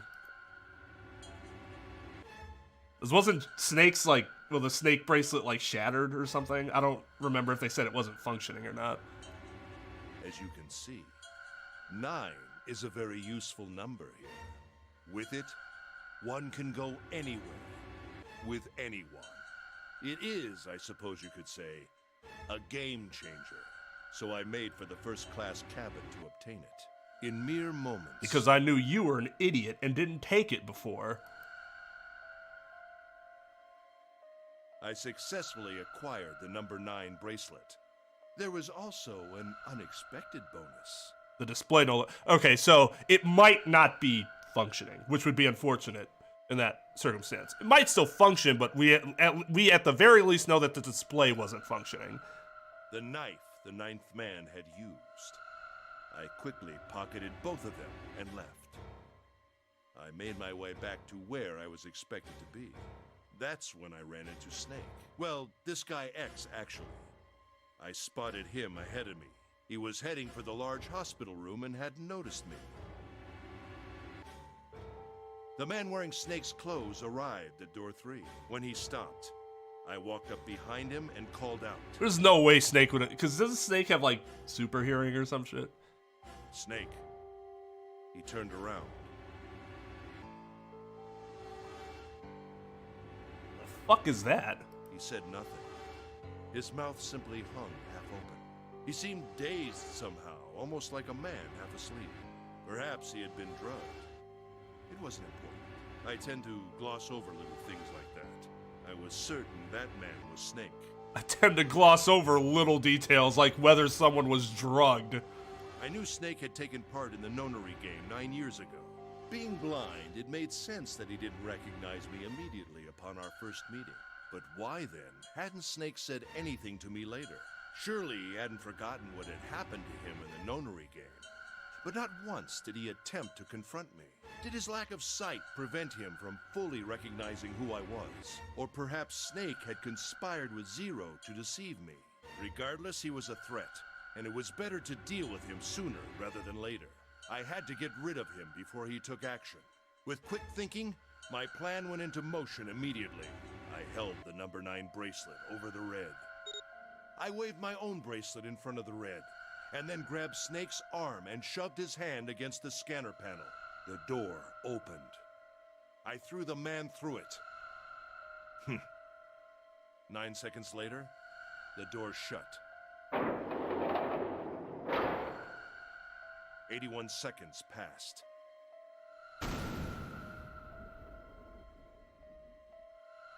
The man inside the door passed away. After that, I returned to my post as though nothing had happened. After conducting my own search, I returned to the large hospital room when the 1 a.m. bell rang. A's eyes were cold and his cheeks were hollow and pallid. When he spoke, only his lips and tongue moved. The rest of his face was eerily still. Junpei glared at Ace. He took a deep breath and thought about the next question he had to ask. He didn't want to. He knew what the answer would be. He just didn't want to hear it. Junpei swallowed, then spoke. Ace, did you kill Clover? Yes. Why? Why did you kill her? She was Snake's sister. It was possible he had told her something dangerous. Additionally, she had gone through door 1. It seemed likely she might have found it. Found what? Why don't you go through door 1 yourself? Perhaps it's hidden somewhere. Seven and Lotus interrupted. Yeah, but Lotus and I went through door 1 too. We didn't see anything suspicious. Yes. I thought as much after I heard your report at the central stairs. I doubt the 2 of you could find it. Huh? But perhaps Clover was different. Perhaps she had found it. I was, therefore, desperate to find her. And at last I did, in the first-class cabin. I spoke very calmly. Did you see it? See what? Don't act as if you don't understand. You were in the captain's quarters, weren't you? Uh-huh. What are you talking about? Very well. By the way, What are you doing here, Clover? What? Nothing. There's blood on your shoes. It looks fresh. That... Did you go take a look at the ninth man's corpse? I see. Your silence suggests that you noticed. You saw something, didn't you? You saw that his bracelet was gone. No! Clover ran. She made for the exit, but Ace stood in her way. You aren't going anywhere. He caught her by the collar as she passed and threw her on the floor hard. You're staying here. No! She leapt back and darted past him into the hallway. Ace followed at a run. Don't you run, little girl. He was faster.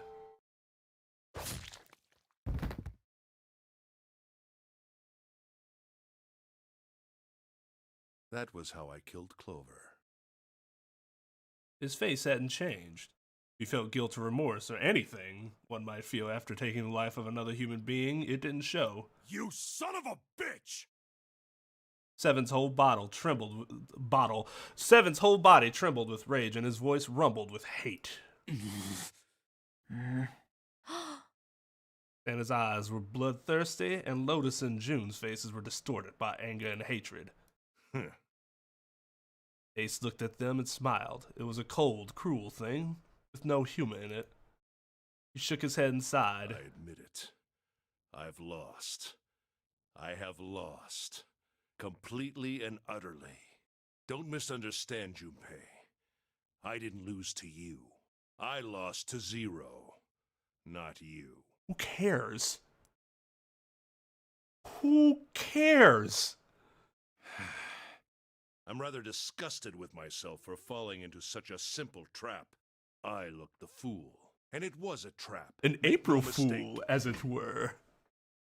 I was trapped and manipulated by Zero. The man I killed in the shower room, if he wasn't Snake, then I have no idea who he was. But he was wearing Snake's clothes, and that was no coincidence. He had also been injected with something that reduced his cognition and prevented him from identifying himself or resisting me. And we can't forget the components that were removed from the red before we arrived.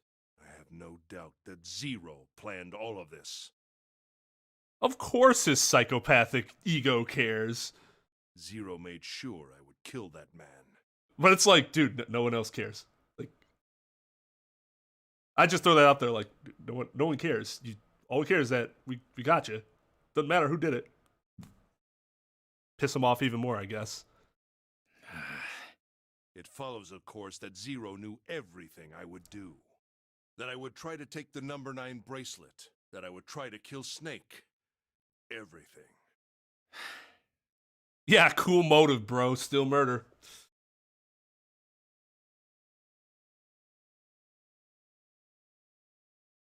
Suddenly, Junpei remembered the paper he'd found in the safe. He remembered the last words Zero had written on it. I must punish them for the innocent lives they sacrificed. This is the only warning they will receive. That innocent souls might be saved. I now state the truth. Zero. He remembered other words he'd heard from Clover. I think Zero is one of us. Huh? One by one, Junpei looked at the 5 people standing in front of him. Ace, Santa, June, Seven, Lotus. Zero is one of us? No. Wait. There's one more person. Snake. The man who died in the shower room isn't Snake. That means he's almost certainly still alive. Maybe Snake is Zero. Maybe he made Guy X wear his clothes so that we'd all think he was dead. Where's Snake now? What if he's off somewhere, laughing at us? If he is Zero, he must have been lying to us about everything else. Is he watching us?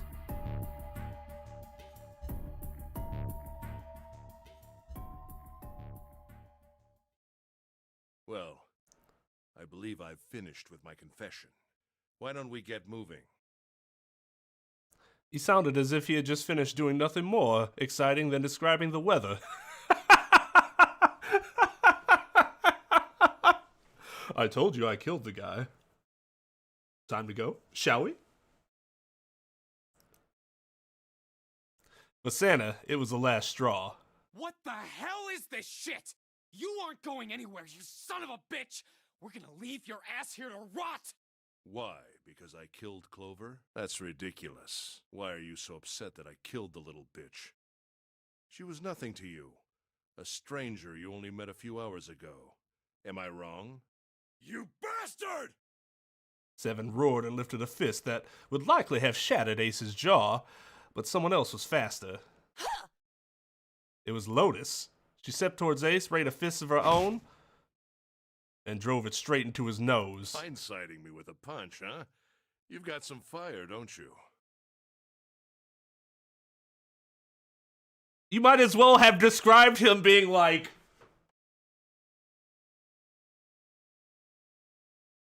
and then said it. Anime style. I confess, I rather like a tough woman. He sniffed and wiped a small trickle of blood from his nose with a raised eyebrow.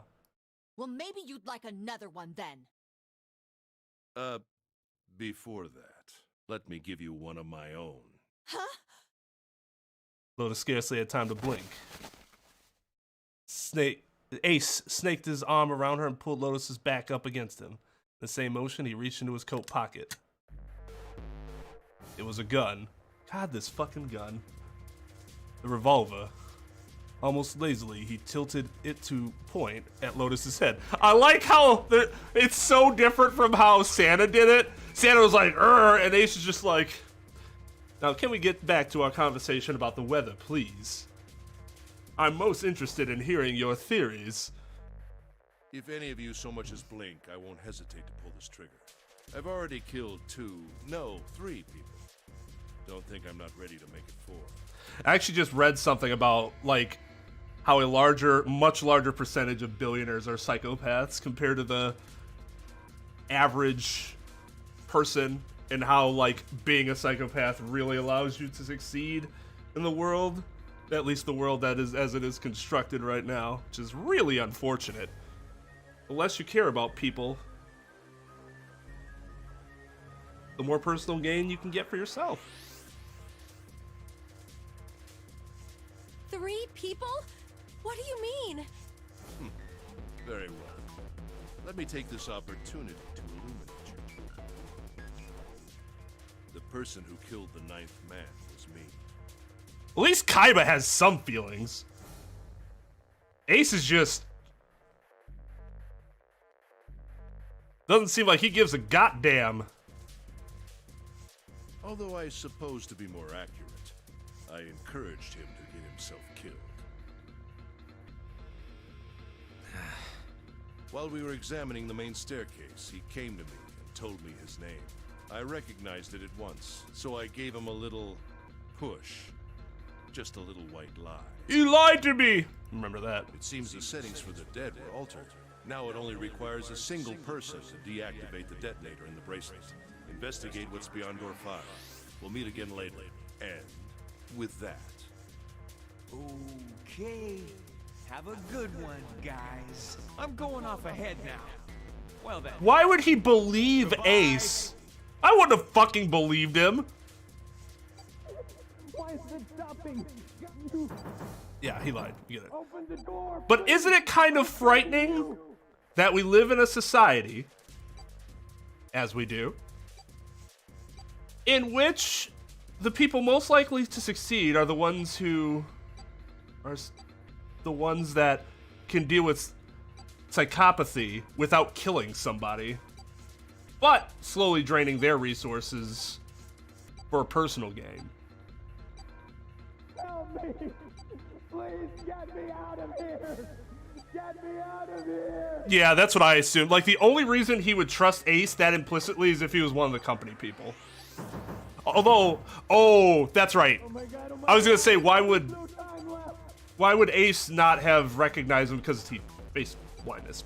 Makes sense. Makes sense. Listen, I was lied to. He lied to me. He put me in here. It was him. He killed me. It was him. Ah!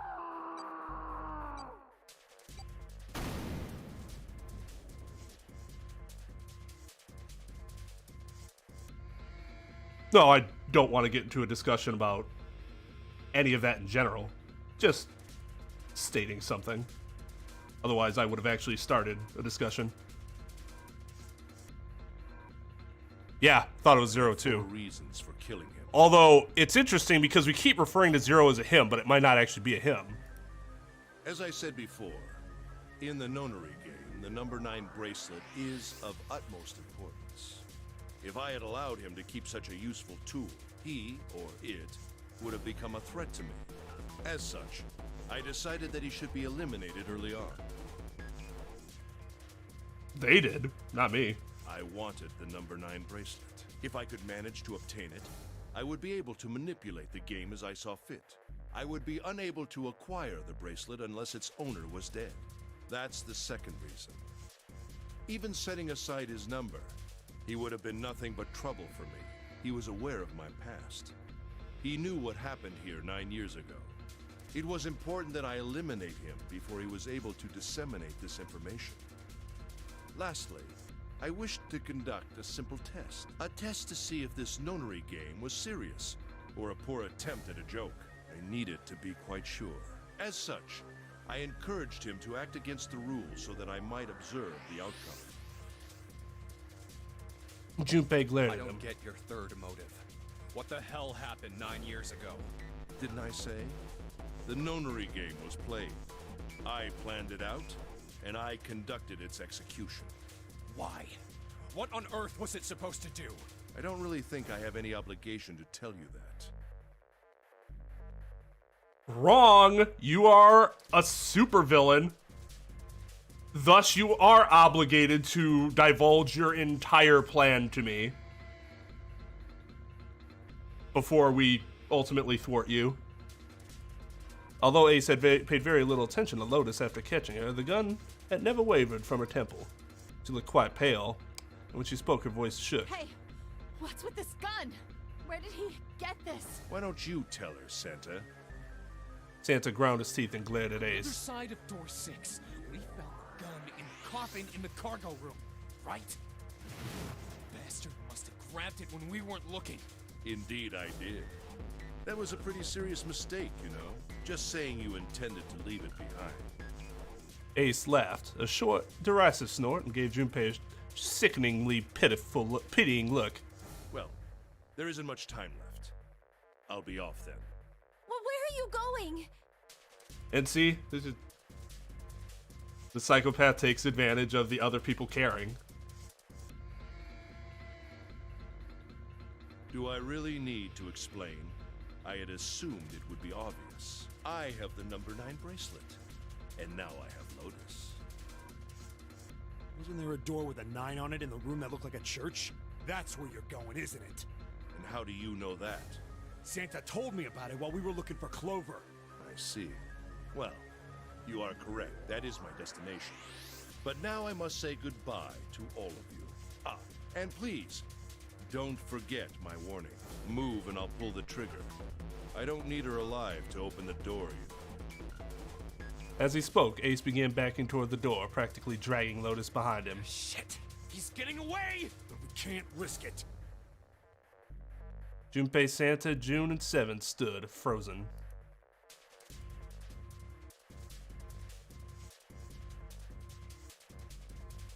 Ace had the face of a man gone mad. They had no doubt he would pull the trigger.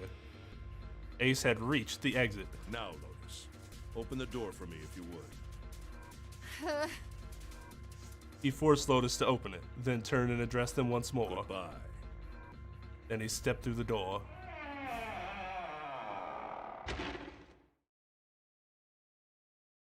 It fell shut. In the blink of an eye, they were gone. As soon as Ace and Lotus were gone, Junpei and the others leapt for the door in pursuit of Ace.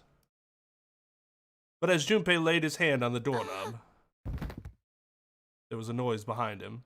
He looked over his shoulder. June was kneeling on the floor, breathing heavily. Hey, June, what happened? Are you alright? Santa ran to June and wrapped his arm around her before she could collapse all the way. Jesus, you're burning up. Your fever's back. Are you okay? June's fever had returned again for no apparent reason.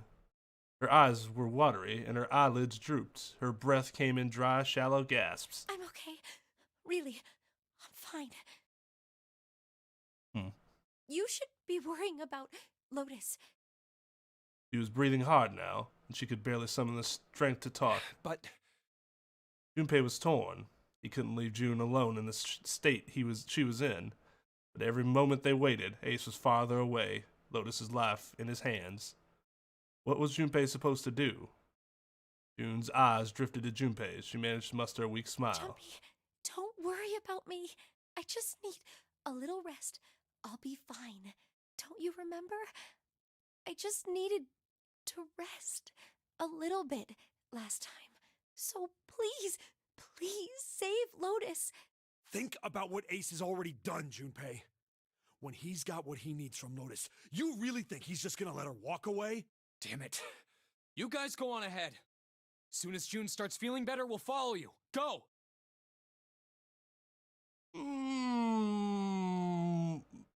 I think that's what we have to do, but I gotta say, I'm not a huge proponent of leaving Santa with June. Junpei looked at June. She nodded once. She couldn't manage much more. But it was all the confirmation Junpei needed. His resolve was set. All right. Come on, Seven. We're going after Ace. Hell yeah! Santa, you take good care of June. I'm trusting you. Got it. Santa nodded. Junpei turned before he had a chance to change his mind and started running toward the door.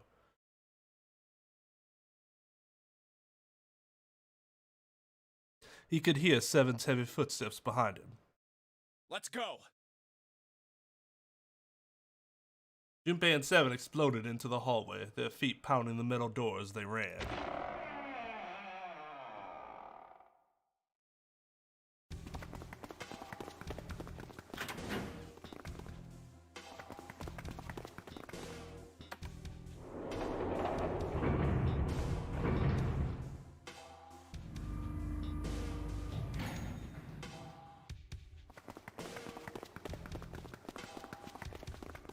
Yes. Yes.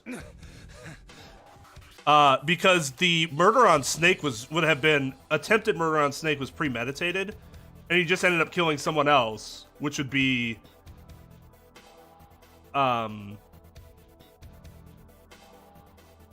which would then still be murder, yes.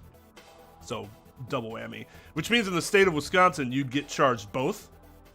With double murder counts, because we don't have, in all likelihood, because we don't have attempted murder.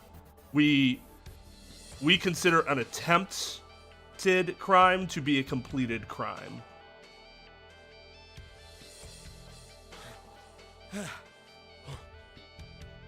Junpei and Seven had finally arrived at the church, exhausted and out of breath. As their lungs struggled to catch their breath, their eyes frantically scanned the room. Where are they? I don't see them. You think they already went through? He reached up to wipe a palm full of sweat from his brow. Maybe. Even as he spoke, Junpei was already on his way to the larger number 9 doors. Let's check the red. The display panel read vacant. He spun around and headed toward the smaller door. The red would tell him if Ace and Lotus had moved moved to another room. Engaged. It's occupied. That means Ace and Lotus went through here. Yeah, it seems like it. Junpei and Seven stepped away from the door. They retreated to the center of the room and began to talk. What do we do now? Yeah, what should we do? Well, the big door is still vacant, but... The two of us can't do anything with it. Yeah, not even counting how our digital route isn't 9. Just then, as they were pondering what to do next, go get Clover's bracelet.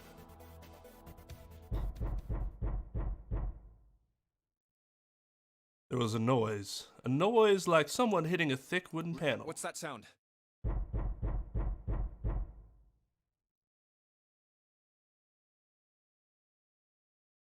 Ace, more like 2 of clubs, am I right?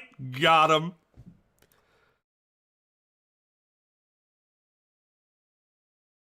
Seven followed suit, his eyes jumping around the room, looking for the source of the sound.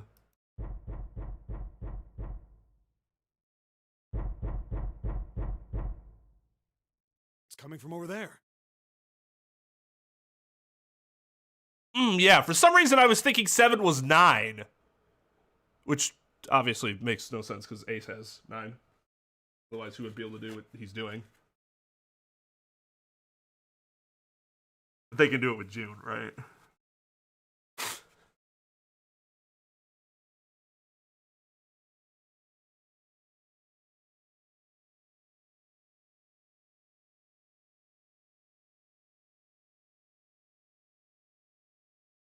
Oh, he did it for research, though. So, I mean, you could argue that's worse. I would agree with that. It wasn't long before they found the altar. Or more precisely, what was on it. The coffin. Yeah. Let's open it. How? By force! I don't think that's gonna happen. Well, you never know till you try, right? The only necessity for success is the willingness to suffer 1,000 failures. Who said that? I forget. I did! Anyway, we've got to try.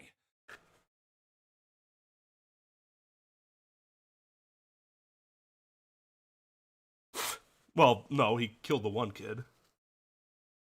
So even if you were trying to seriously make that argument, it still wouldn't even work. Yeah, because you did it with 9 children. Played with their lives, killed one of them. I'd say that's worse.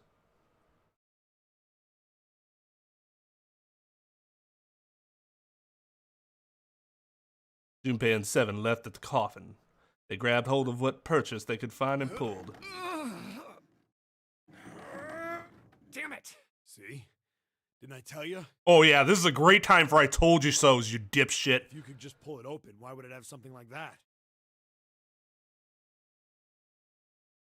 7 pointed at a keypad on the side of the Right. coffin. So unless I put in the right passcode, it's not gonna open.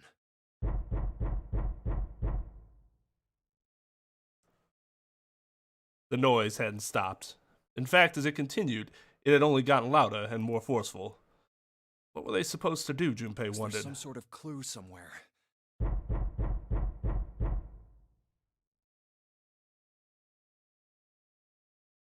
They stood there for a few moments staring at the coffin, and then 7 spoke. Hey, Junpei. I remember you mumbling about some weird numbers over by the bathroom in the first-class cabin. You got those numbers by solving the secret message Clover was holding, right? Truth had gone. Or, Yeah, that's right. What about it? well, maybe that number's the passcode for this thing, too. Come on, that's impossible. Those numbers were the code to unlock that safe. Didn't this motherfucker just say, "We don't know until you try"?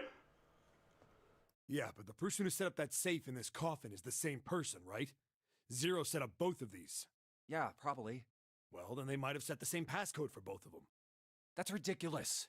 I can't believe Junpei just made that dude try to open the coffin with this whole 1,000 failures bullshit, and then 7 tries to logically put together an alternative, and Junpei's just like, nah, it's fucking ridiculous, dude. Why would we even bother? Why don't you just try it? I mean, it's not like you'll make things any worse. It'd just be a waste of time. There's no way they're the same number. How do you know that? You never know until you try. Exactly. The only necessity for success is the willingness to suffer 1,000 failures. Thank you. Yeah, you fucking moron. How do you forget about what you just said to him? Who said that? You. That's right, me. Fine.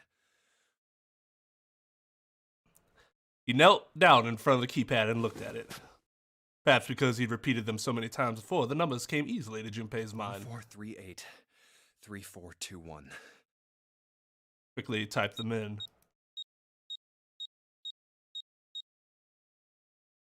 He checked that he'd entered the right numbers, took a deep breath, and pressed the E button. It only took a moment. What? Let's go! You gotta be kidding me. There was a click. And then they were killed by a mummy. And with a heavy clunk, the lid of the coffin slid off onto the floor. Someone sat up from inside. Snake, yeah? Yeah, that's what I assumed. You? Why? Because that would really work out in the other ending. But I guess, no, he still doesn't have his bracelet. But I was like, yeah, it's probably Snake in there. If he's not dead, where else could he be? Ah, those voices. Junpei and Seven, unless I'm mistaken. Where are the others? Are they elsewhere? Of course, there was no reason Snake would have known anything about where anyone else would be. Junpei and Seven looked at one another. There was a great deal he needed to know, but they had to tell him something, however, so they began to talk. Snake explained to them how he came to be locked in the coffin. Apparently, he'd been hit with some sort of knockout gas, and Junpei and Seven Junpei and Seven explained what had happened to the rest of them. I see. I believe I got the gist of everything.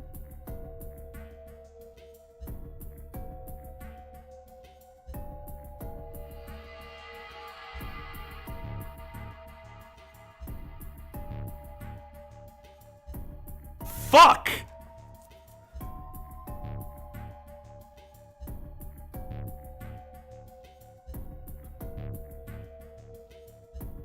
God damn it!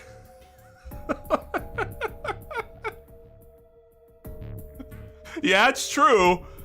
It's true.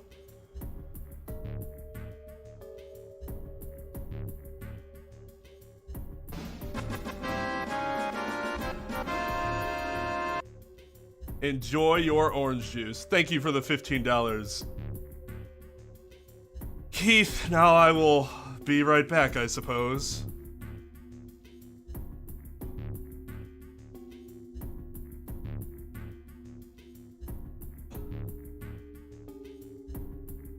Ugh.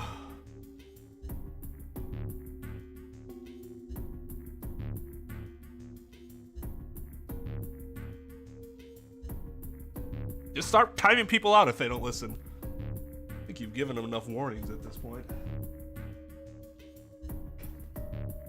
As someone who has to go drink a whole glass of high pulp orange juice in an hour, I give you my blessing. Pray for me. Thoughts and prayers. Yeah. Put your paws together.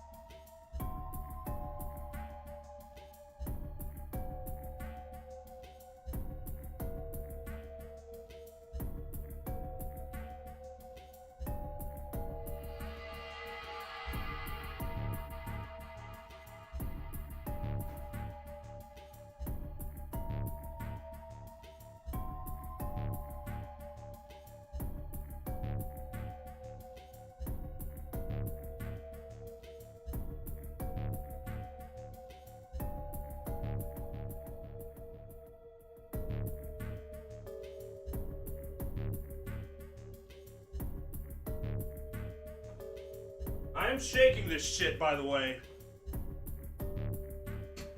Just for those that...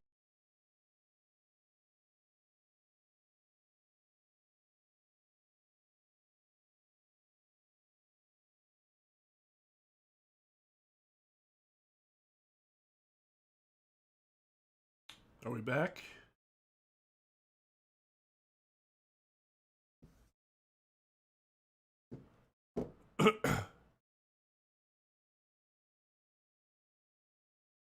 We good? Okay, good. All right, I gotta go put this in a glass. Thank you to Keith, CJ, Incog, and wasn't there one other person that contributed to this execution of my taste buds?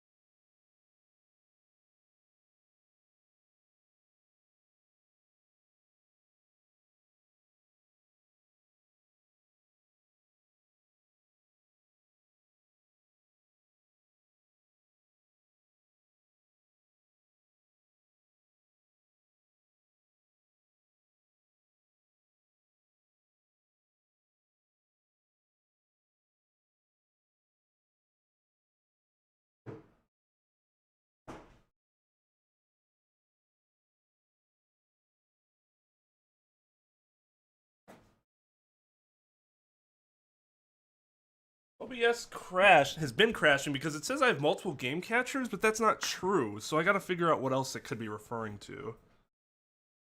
Alright, let's see how gross this looks. Oh!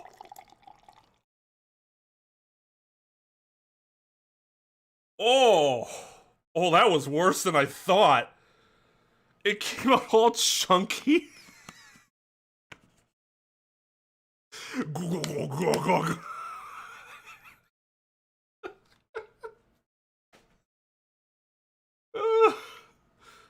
Oh dear. Oh dear. Yeah, I know. I'll be okay. I appreciate your concern, but I'll be okay. Where's your stick? You couldn't have eaten that all already.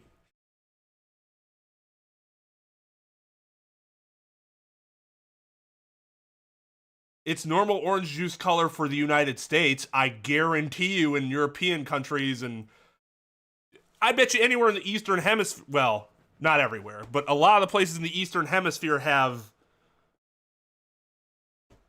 better looking orange juice because they have higher standards for what their content of like real orange and shit like that must be in their products for them to call it orange.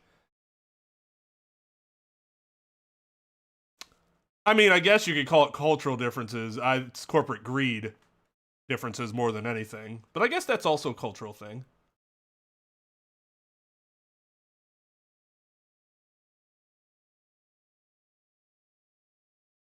I mean, Simply Orange, one of the reasons I got this is because Simply Orange is supposed to have been, it's supposed to be one of the better orange juices that you can buy that in terms of like there's no extra shit in it.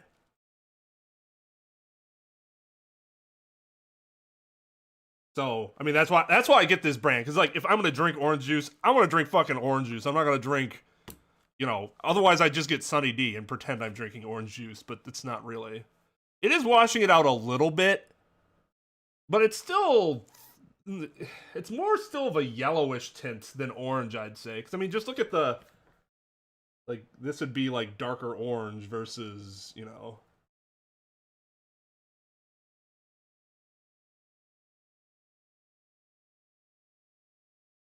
Is it? Which means it's probably because it's more... I bet their oranges are different, too.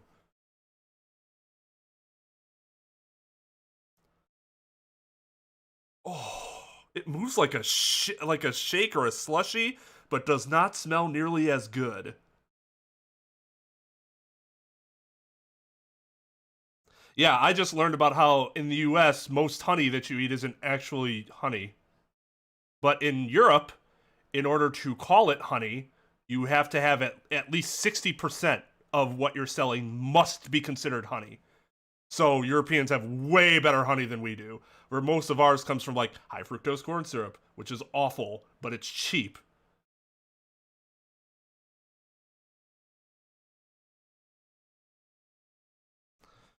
All right, enough stalling. 106. So I have to have this finished by 2.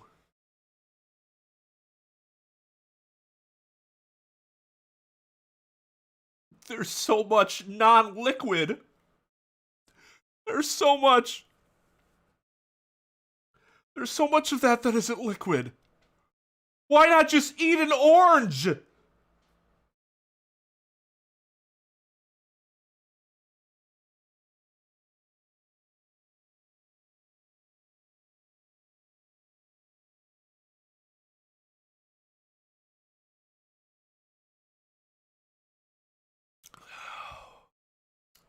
Yep. That's why Europe has better chocolate than us in general too. A lot of stuff like that where like normally you get it organically, it, you know.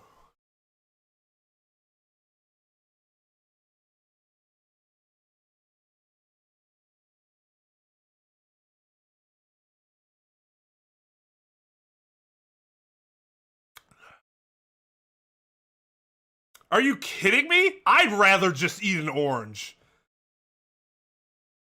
At least I get to chew it. The white bread, yes. Yes. Yes, it is. A lot of the wheat and whole grain bread isn't nearly as bad, though. Okay, let's get back to this.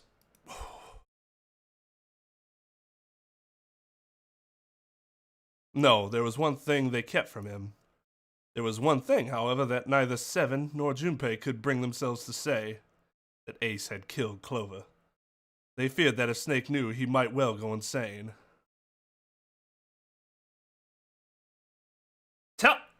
It's going to be worse if you wait till later. Oh. It was off, because I forget that when it crashes, it reverts back to the prior settings. And the prior settings had the desktop audio off. There we go.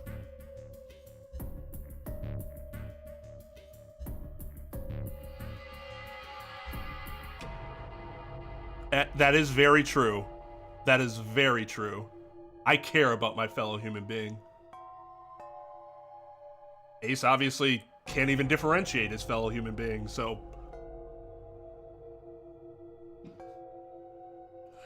They decided as much by a look the moment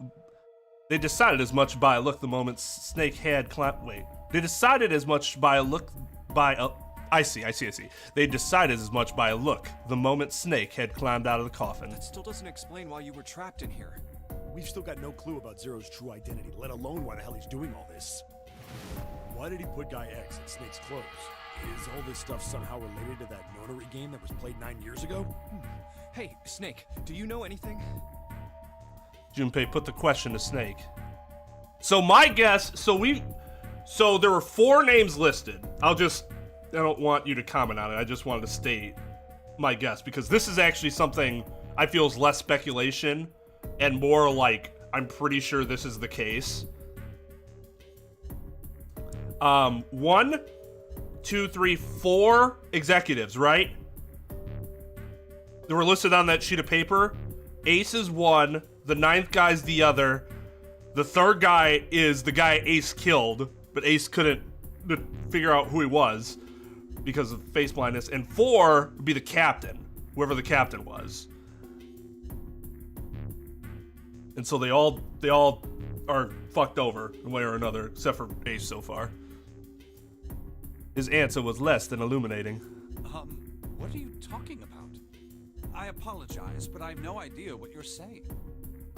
It seems as though Snake was perhaps not being entirely honest, but that knowledge did Junpei and Seven little good. Oh, come on, just tell us if you know.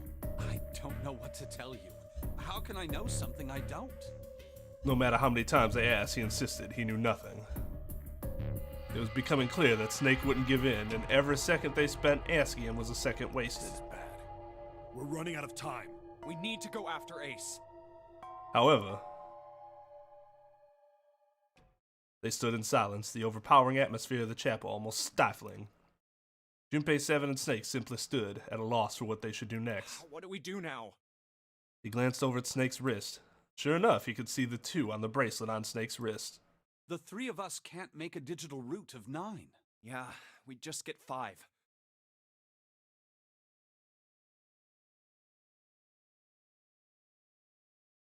Oh no! Oh no! Oh no!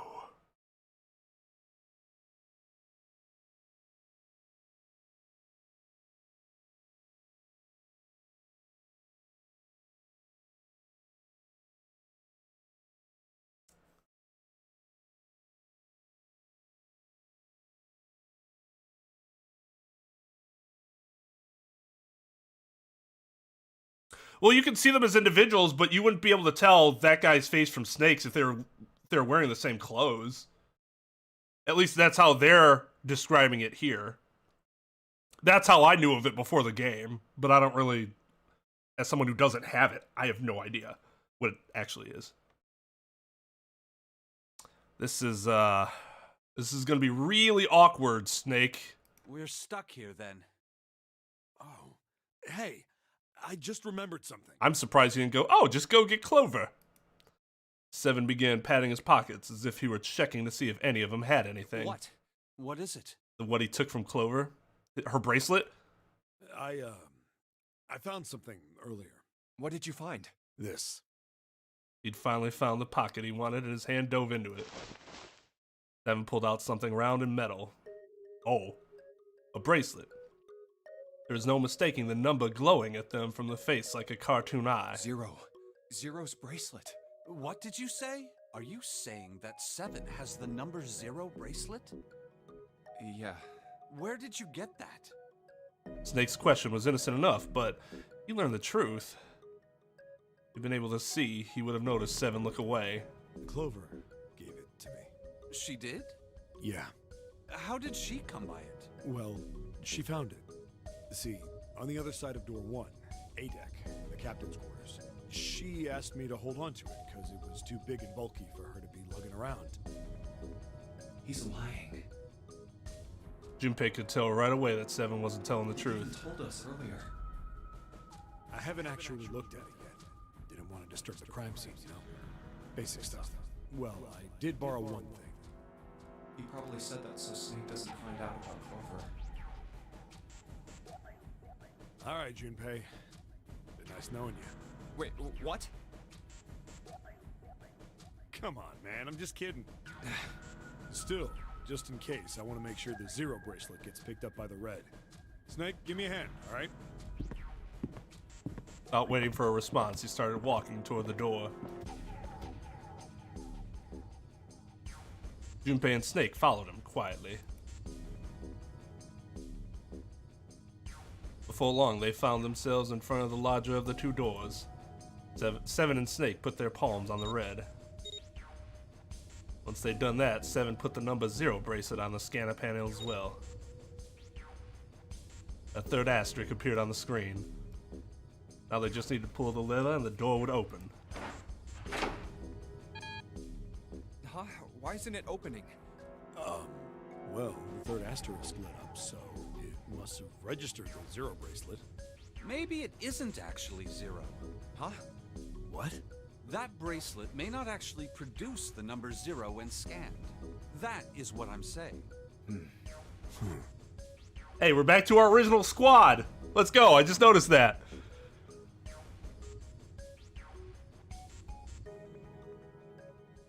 Maybe there's different degrees of it. I mean, there's different degrees of many other type of visual diseases, so...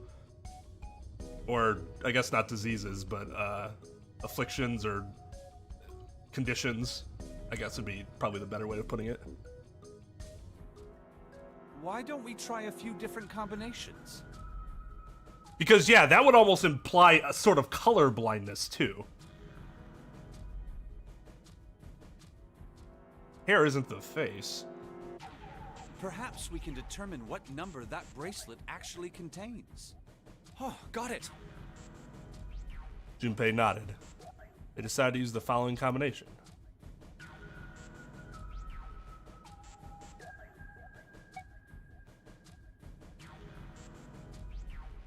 I don't know.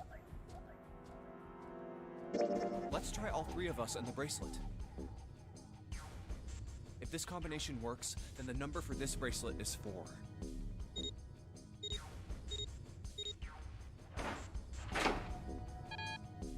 Nope. It didn't open. Then this bracelet is then.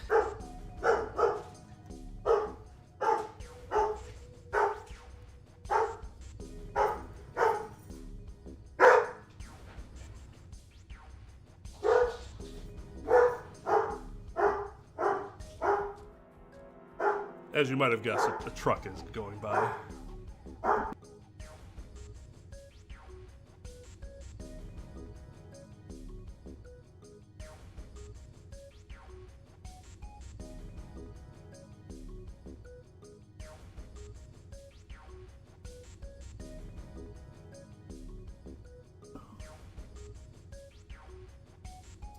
Junpei continued.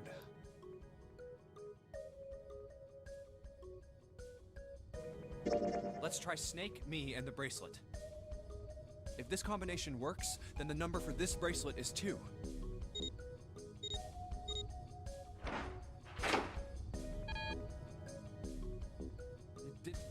guess it's not. Then let's try me, 7, and the bracelet. If this combination works, then the number for this bracelet is 6.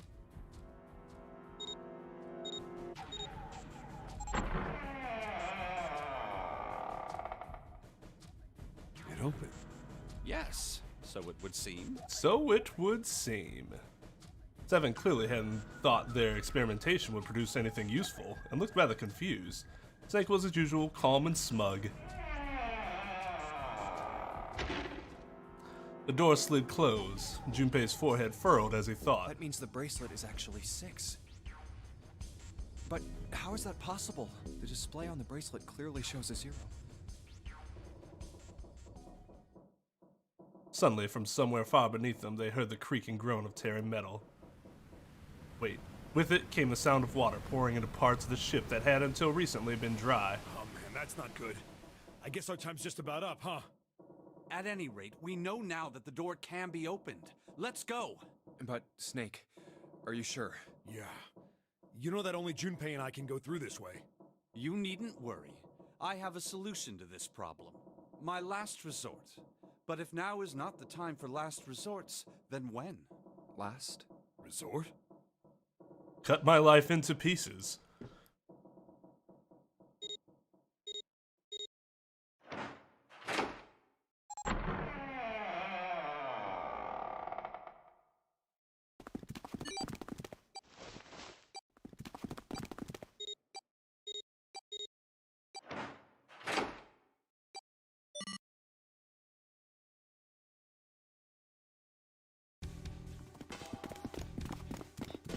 Junpei, 7, and Snake ran, full tilt, down a long, straight hallway. They were headed for the stern of the ship and had no time for distractions. Wait, what happened? Did he fucking cut his hand off? Gotta admit, you really surprised me there, kid. I couldn't figure out how the hell you were gonna get out of that one. How come you didn't do that right off the bat? As I told you... Oh, his left arm. That's right. It was prosthetic. Had I used it at the beginning of the game, I would have come under a great deal of suspicion. That's true. I imagine that most people would have taken it to mean that I was 0. Once they'd convinced themselves of that, I wasn't optimistic about my chances of making it out of here alive, let alone unscathed. I felt it best to play my cards close to the chest, as it were. That way, if I were in a situation where there was nothing else I could do, I'd have a little trick up my sleeve. I'd just take my bracelet off.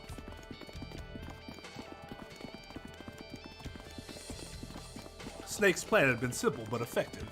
It simply removed his bracelet. How? To Junpei, it looked as though Snake had simply crushed the bones of his hand until they were small enough to fit through the wristband. Of course, that would have been practically impossible, so how had he done it? My brother's left arm, it's fake. Snake had slid the bracelet off and tossed it into the coffin.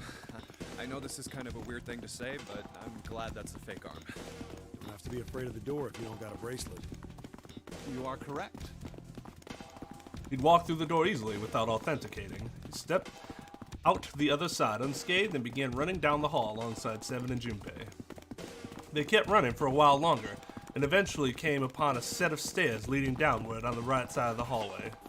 They stopped and peered down the I staircase. think these stairs connect to the bottom deck. Doesn't look like it's underwater. They nodded quickly to one another and jogged down the stairs. Only took a few minutes to make their way to the bottom deck. There was a single hallway in front of them, at the end of which was a single Let's door. go through that door. Junpei threw it open. Inside was a massive gate. A plate was affixed to the top of it. It read, Incinerator. Incinerator? Oh my. That doesn't sound very pleasant. Oh my. Do you see a lever near the gate, perhaps? Yeah, right over here. How did you know that? Well, I'd be happy to regale you with the story. I imagine it should only take half a day or so. Jesus. Junpei grumbled, gave Snake a dirty look, which I'm sure he'd be able to see, and jogged over to the lever. If you pull it, the door ought to open. Got it. He pulled the lever down.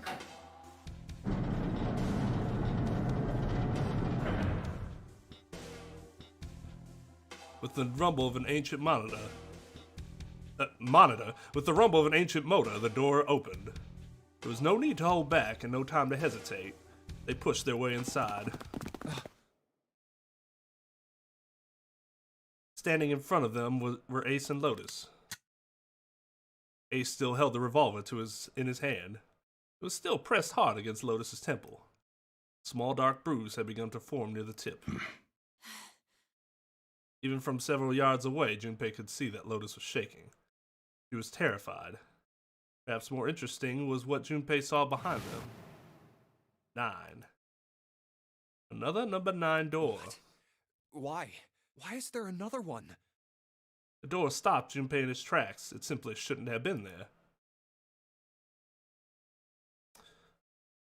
So that was just like a much better version of the corpse party incinerator. As his brain finally began to consider why, the whine of a warning klaxon filled the air, drowning out any thought. Warning. Warning. Emergency incineration command has been acknowledged. Automatic incineration will take place in 9 minutes. Please evacuate the incinerator immediately. Oh my, how exciting. You've run quite a show here, Zero. A terrifying smile twisted Ace's face. What's the matter? Too frightened to understand? Here, let me explain. It's said that the incineration system is about to activate. In 9 minutes, this room will be engulfed in flame. Who are you? You don't recognize me? I'm hurt. It's me, Snake. Snake? Oh yes, you are alive. I'm afraid your bizarre style had me confused. I'm quite glad to see that you're alive. Ace's voice didn't change. Snake ground his If teeth. you don't mind my asking, how did you get here? Snake, Junpei, 7. The 3 of you couldn't have opened a door with a 9. Did you use Clover's bracelet, perhaps?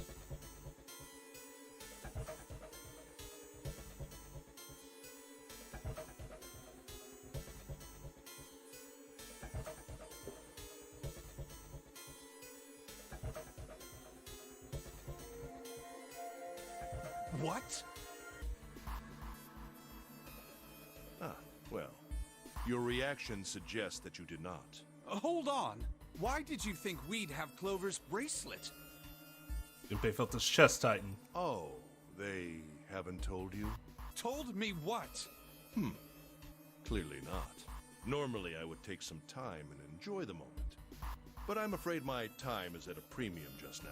I'll have to make this quick. Clover. Don't do it, Ace! Keep your goddamn mouth shut! Clover. I said stop it! Don't listen to him, Snake!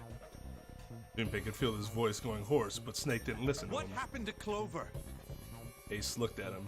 The corner of his mouth curled into the hook of a cruel smile. Not that Snake would have seen it anyway. Clover died. The color left Snake's face. He shook his head weakly. That's not true. That's impossible.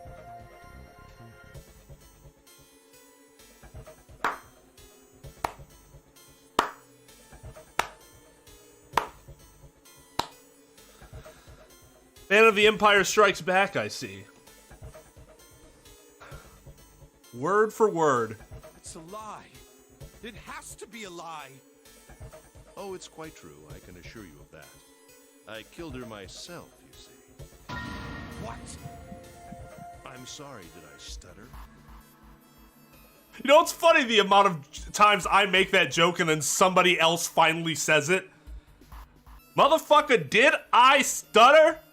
The eye open. When the blind person opens their eyes, you know shit's getting real. I killed her. Snake's face twisted into a mask of rage. Mottled red rising to the dot. Mottled red rising to dot his pale skin. Is it mottled? Like bottled, but with an M. His entire body shook.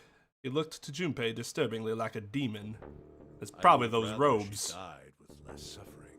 A bullet in her brain, perhaps, would have been ideal. Unfortunately, that would have made quite a bit of noise. Circumstances being what they were, I was forced to settle for the knife. The one the 9th man had, you remember? I believe I caught her just below the shoulder blade. I was rather lucky, in fact. My first thrust went right between her ribs. Her flesh was so soft. My knife slid in so easily. There was no resistance. That feeling was... I confess, I feel rather excited. It is a powerful memory. Someday, perhaps, I hope I can feel it again. Incineration will begin in 7 minutes. I'm going to kill you. Snake's words were a guttural growl, barely audible. What was that? I'll kill you. I'll kill you. Ah, so you're going to kill me. Please do. Come now. I'm waiting. Don't do it! Don't listen to him, Snake! More like thrusting it in, am I right? Stop it, kid. He's screwing with your head. Is there a problem? What are you waiting for, boy? Don't you want me to send you to join your sister? Don't! The Snake! Don't do it! But Snake could no longer hear them. Snake could no longer hear anything.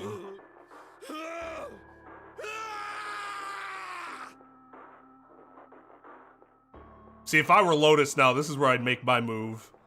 Snake moved like a bolt of lightning.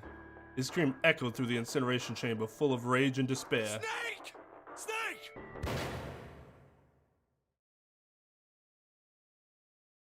Snake! Dun, dun, dun, dun, dun, dun, dun, dun, dun. Another scream filled the room. It was Lotus. She ran across the room toward Junpei, her eyes wide with terror. Lotus! Hurry! This way! Snake's ill-fated attack had loosened Ace's grip on her, and she'd made a run for it. I assumed they had mentioned the gun to him when they were recapping what happened and telling him that they had to go after Ace. Maybe they didn't, though. I mean, I just don't think he cared. She reached Seven and Junpei and ducked behind them. Incineration will begin in 5 minutes. Give me the woman. He raised the gun. I need her. Without her bracelet, I will be unable to open this door. Quickly now. I don't have time for your shenanigans. In the center of the room, Snake's body lay eerily still. He looked like a human lava, prone and vulnerable to the floor, on the floor. Then it would seem I have no choice. The rest of you must die as well. Fortunately, I have 5 bullets left. 1 for Junpei, another for Lotus, and the last 3 for that lump of idiotic man you call Seven. I will take Lotus's body with me and leave this room. Incineration will begin in...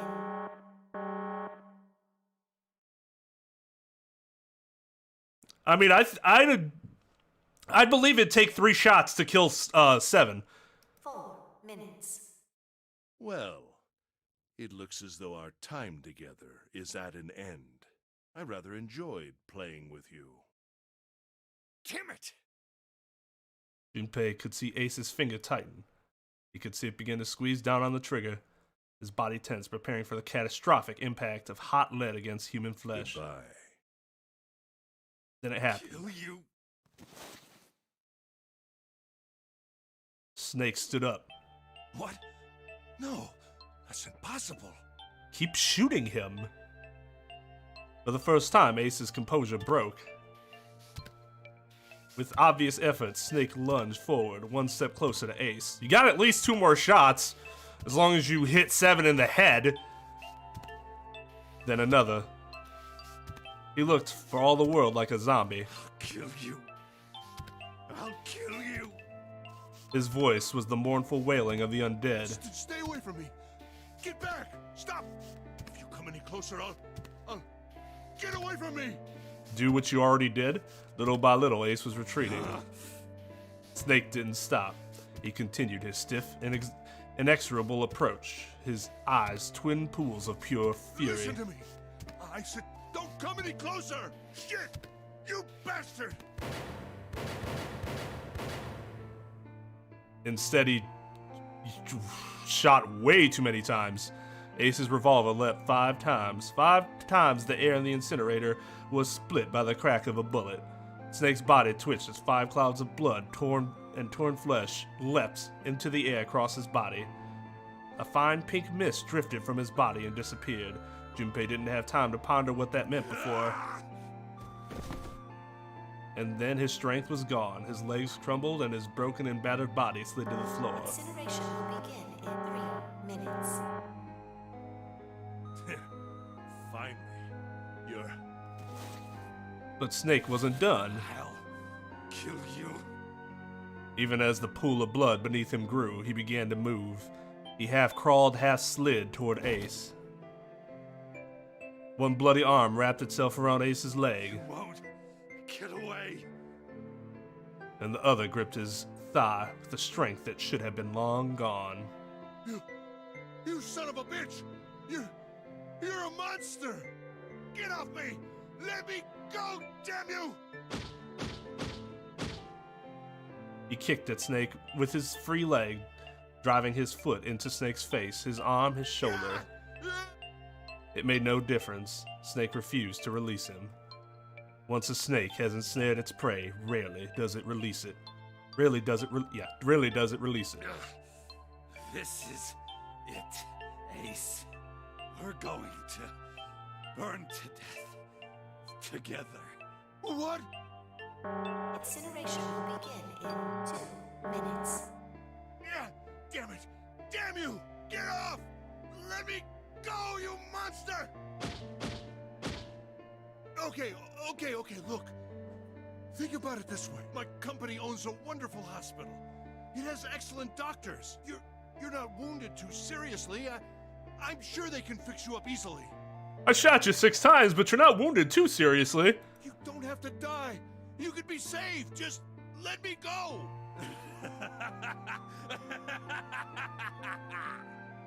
Pathetic. Begging for your life.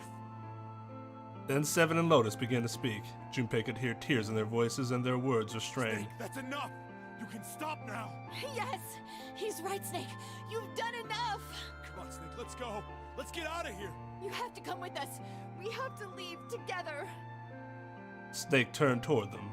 He coughed and blood splattered across the floor, and he smiled, a sad sort of smile. I apologize, but I'm afraid I can't do that.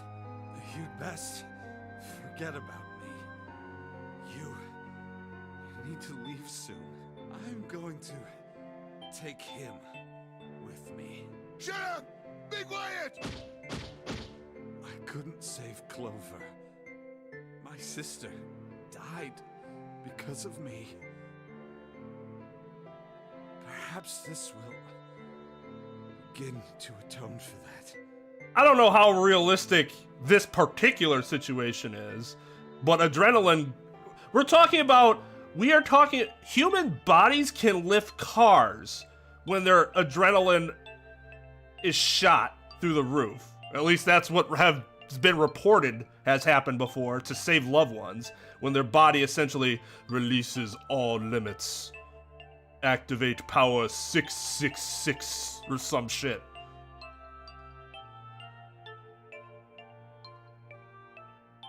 So like this, compared to lifting a car, I could see this. Perhaps in the afterlife, she can forgive me. It depends on where they are.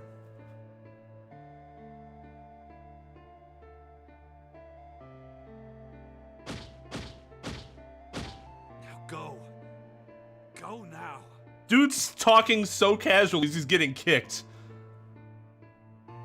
You have to go. Incineration will begin in 1 minute.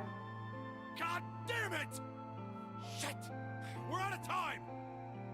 We gotta go!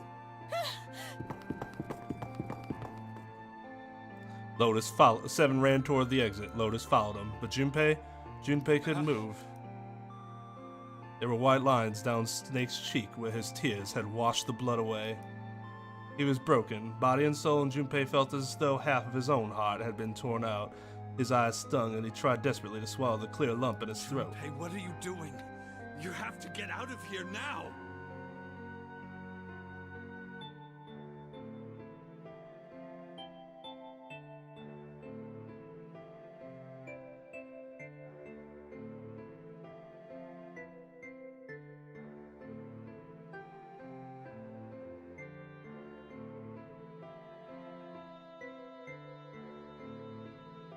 Yeah, I don't know. I do not think we could be saying that with certainty.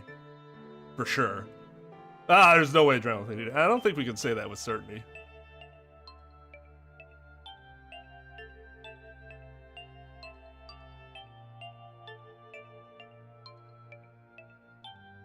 Junpei's chest tightened, pulled taut by anger, misery, and a cold feeling of emptiness. Pure emotion surged through his heart. Alongside the torrent of blood, he could feel it building, a tremendous wave growing taller and taller and taller. And then it broke, crashing down with thunderous force onto his shaken, unprepared mind. Snake! Snake! Junpei's rational mind was gone. He was driven by instinct now, and he launched himself across the floor at Snake and Ace, or he tried to. Wait! Don't be an idiot, Junpei! He felt a hand grab him from behind. Well, less of a hand and more like a bear paw. It was Seven. Before he had time to react, the larger man had pinned Junpei's arms onto his sides and was hauling him bodily back toward the door. No! No! I have to help Snake! Snake! Snake! Get off of me! Let me go! I would have watched some Metal Gear to get prepped for this VA performance. Incineration will begin in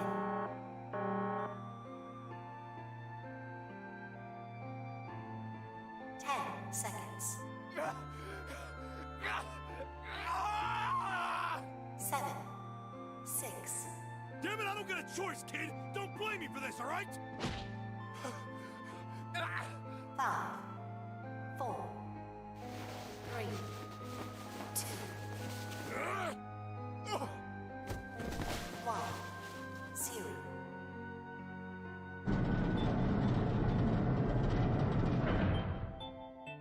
Gates 2 and 3 are locked down. Beginning incineration. Junpei felt Seven's fist bury itself deep in his stomach. Then his legs turned to mush. Seven scooped him up in the same motion and leapt through the door. It slammed shut behind them. Junpei struggled to shaky feet. He glanced over to see Lotus only a short distance away. Junpei ran to the door.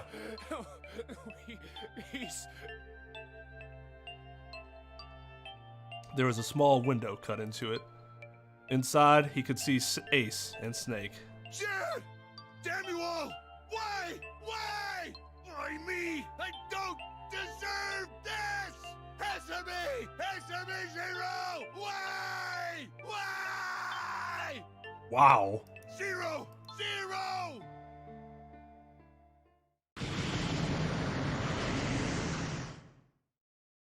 Zero!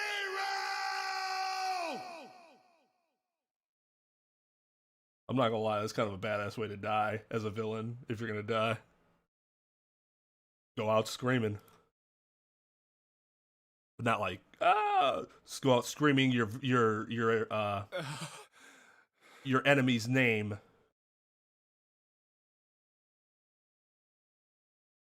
He didn't know how much time passed. He didn't know how long he stood there in front of the incinerator. He looked to the side. Lotus's face was ashen, and if not for the hand she'd put against the wall, Junpei didn't think she could have stood. Seven looked old and tired and used. His eyes stared at the floor, seeing nothing. Junpei said nothing. He simply began to walk toward the open door in the hallway they'd come down earlier. Hey, wait! Junpei! Junpei, where are you going? He blinked when their voices broke the silence. He stopped. You stay here. I'll go get Santa and June. You're gonna bring them here? How? Don't worry about that. Just stay here and wait, all right? Don't worry about the details. He began to walk again. He looked over his shoulder and watched Seven and Lotus grow smaller and smaller. They stared back, not moving. He wasn't sure if they could. He turned around again. He knew where he was I going. saw an elevator on the way here. If I can get it to work, then maybe... Before long, Junpei found himself in front of the elevator. Next to the door was a button with a triangle on it. Please work. He pushed it and the door opened. Hey, that's how the incinerator's design is.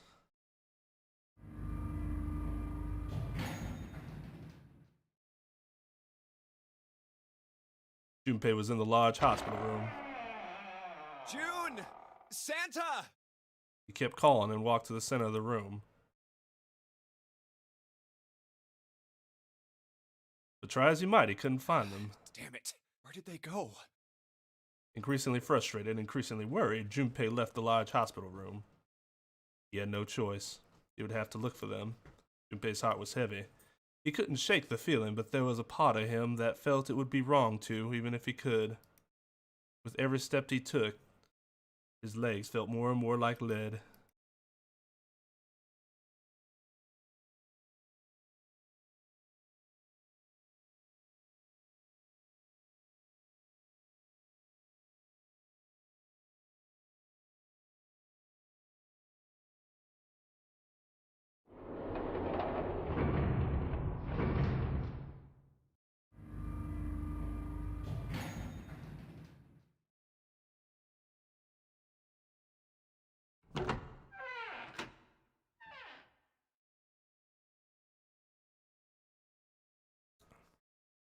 Sometime later, Junpei found himself at the chapel. Stepped inside, expecting to find nothing, but there, on the red carpet in the center of the room, June. No, code names didn't matter any longer. She was Connie. Junpei cried her name and ran. Like lightning, he ran across the room toward her. Connie! He stumbled to a stop. He looked down at her body, lying so still on the floor he felt the icy grip of fear upon his heart. She was still, so very still. No. It can't be. It's impossible. Slowly, Junpei bent down toward her. His hands shook, and he felt very cold and very hot at the same time. He forced himself to look. Her back was moving. Slowly, it rose and fell. Relief washed over him. Connie! Junpei reached down and gently, very gently, lifted her up. Connie, are you all right? Jumpy? And then he got stabbed in the back. Her face was pale and her lips were dry and cracked. Her eyes were blank and cloudy. They stared straight at Junpei but saw nothing. Trembling, Junpei wrapped his arms around her back. She was cold, very cold. Junpei tried to convince himself that it was only his imagination, but she felt as though she were fading away. He could feel his heart pounding frantically in his chest. Man. What the hell happened to you? You feel... Jumpy. Her voice was very faint. I might not make it. No way. I am going to let you die. I am going to save you. I promise. Thank you, Jumpy. Thank you so much for everything. I was really happy to see you again. Jumpy, really happy. Don't give me that I was crap. You're gonna see me again lots more times. You just gotta hang on. All right, Connie? Jumpy, did you know you meant a lot to me when we were kids? I liked you for a long time, Junpei. A really long time. Junpei's vision had gone blurry. It took him a moment to realize his eyes were filled with tears. To feel a piercing point of heat deep in his heart, like a white-hot flame. He looked down at Akane. There was a crack of static from above his head and a voice spoke. Zero. You son of a bitch! Where are you hiding? Junpei frantically scanned the ceiling for the source of the voice.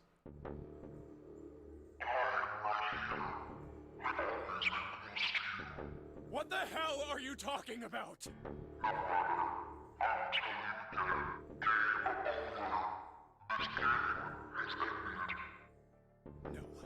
No, it hasn't. I'm not gonna let it end yet. I'm gonna get out of here with Connie. Why? The wrong path? That is correct. Your path is inevitable, however. Admit defeat.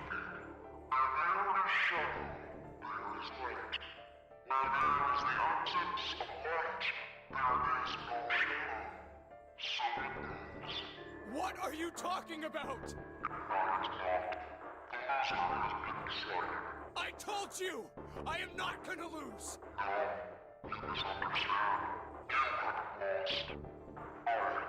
I have lost. What? Junpei didn't have time to ponder what that meant before he heard the door slam shut behind him. He spun around. There was no one there. Was it Zero? Connie, wait here. I'll be right back, I promise. He managed a single nod. Junpei laid her back down gently and leapt for the door. Well, I'm sure it'll open right up. Oh, it did, actually. He yanked it open and shot outside. No one. The hall was empty. There was nothing moving anywhere. Where are you? It doesn't matter. I need to get Connie out first. He didn't want to leave Connie alone any longer than he had to, so Junpei turned around and headed back to the chapel. Connie!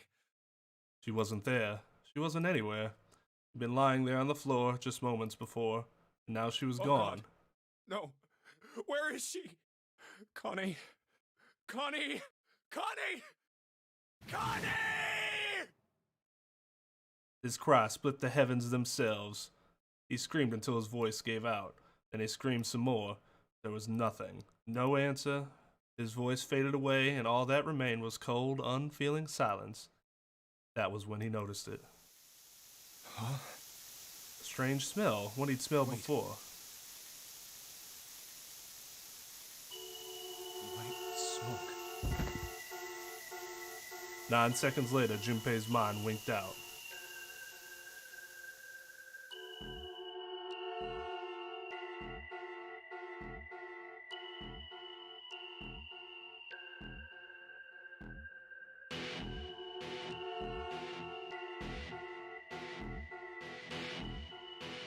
So they just all die? Or was he taken back outside? What was the point of knocking him out if he was gonna drown anyways?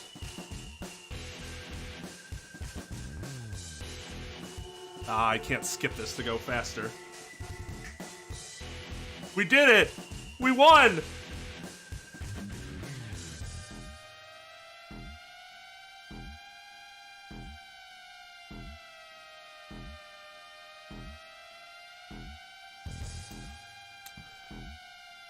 Look at this. This should not be something attached to the glass as you are drinking fluid. Most of that time when I was drinking, I was so into the game that I didn't even notice. Actually, I only have 15 minutes to finish this. Oh, yep, you're right. That did work.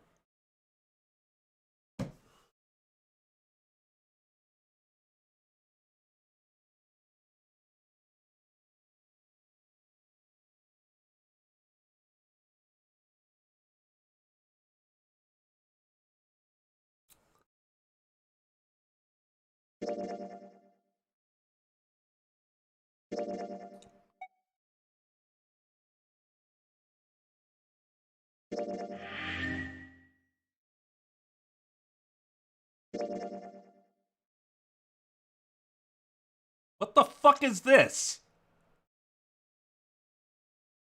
The key to get here? Is this where we go now?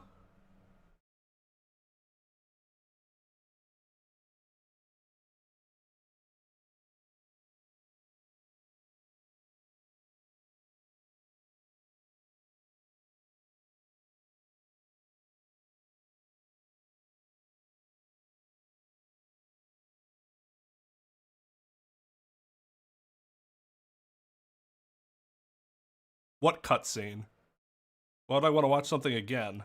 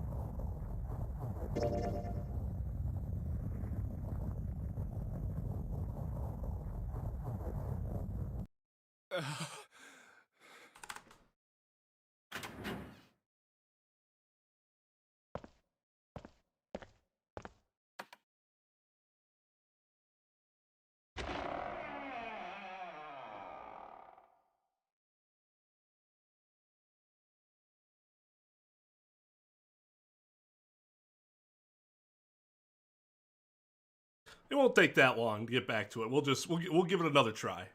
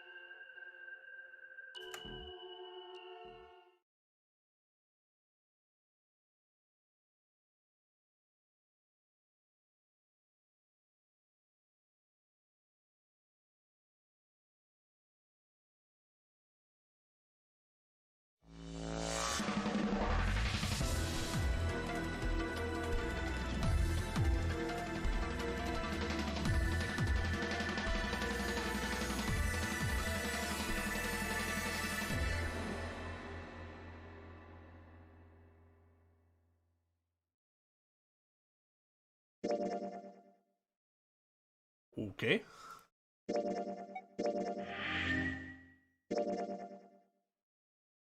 Now where do we go here?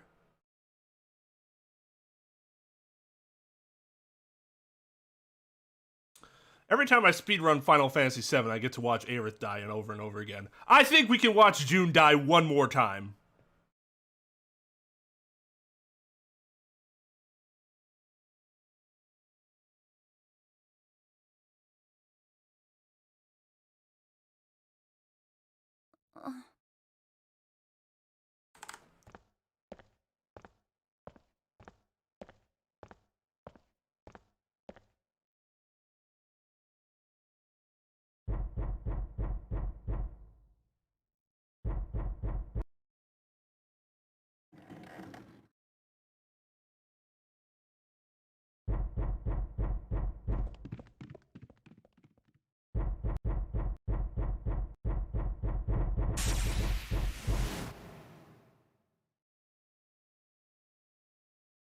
Truth had gone, and truth had gone. Ah, now truth is asleep in the darkness of the sinister hand. Wait, what? What the hell was that? That voice? Huh? Mutagenic fields. What's up? Huh? Oh, nothing. You press the buttons.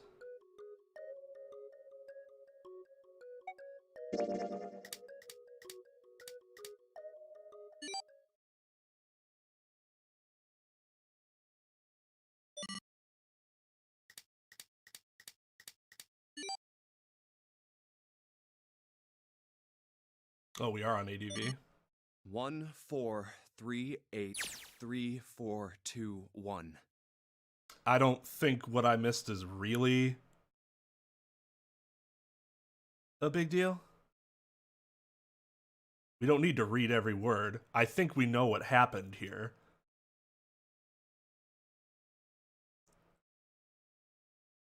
Huh? Huh? Hey, what the hell were those numbers? Oh my gosh, are those? Junpei didn't answer. He simply walked straight to the coffin. He knelt down in front of the keypad, running over the numbers in his head so that he wouldn't forget. 1438342 1438342 With trembling fingers, he punched them in. Yeah, it really... I can already foresee what's going to happen. I'm going to go back and go, huh, well, that wasn't worth going back for. It was all of them. He punched the E button. There was a moment of complete silence.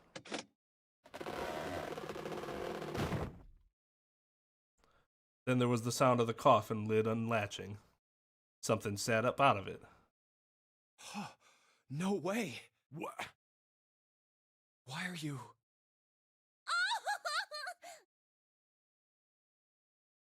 Oh? Is that you, Clover? I apologize for worrying you. Snake! You? Why? Junpei? And Seven? Is that you? Is everyone else there as well? Just like Rip Van Winkle. Still, it was very much like Snake to simply cut to the heart of the matter and ask.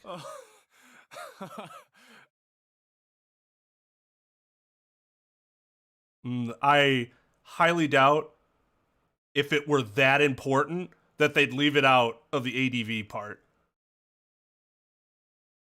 Jeez. That would be really bad on the game's part. Junpei and Seven shared a wry smile. Clover's eyes were filled with tears. You're back! With a cry of joy, she leapt into Snake's arms. Gently now. My body's still a little weak. Oh, you're back! That doesn't change what I said at all, regardless if it's a port or not. It would still be very bad on the game's part.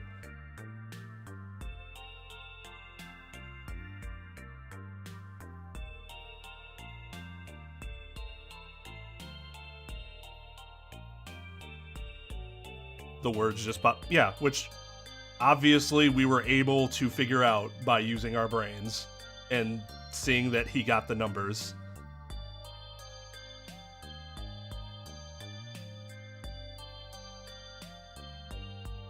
Clover looked like nothing so much as a lost child who had finally found her home.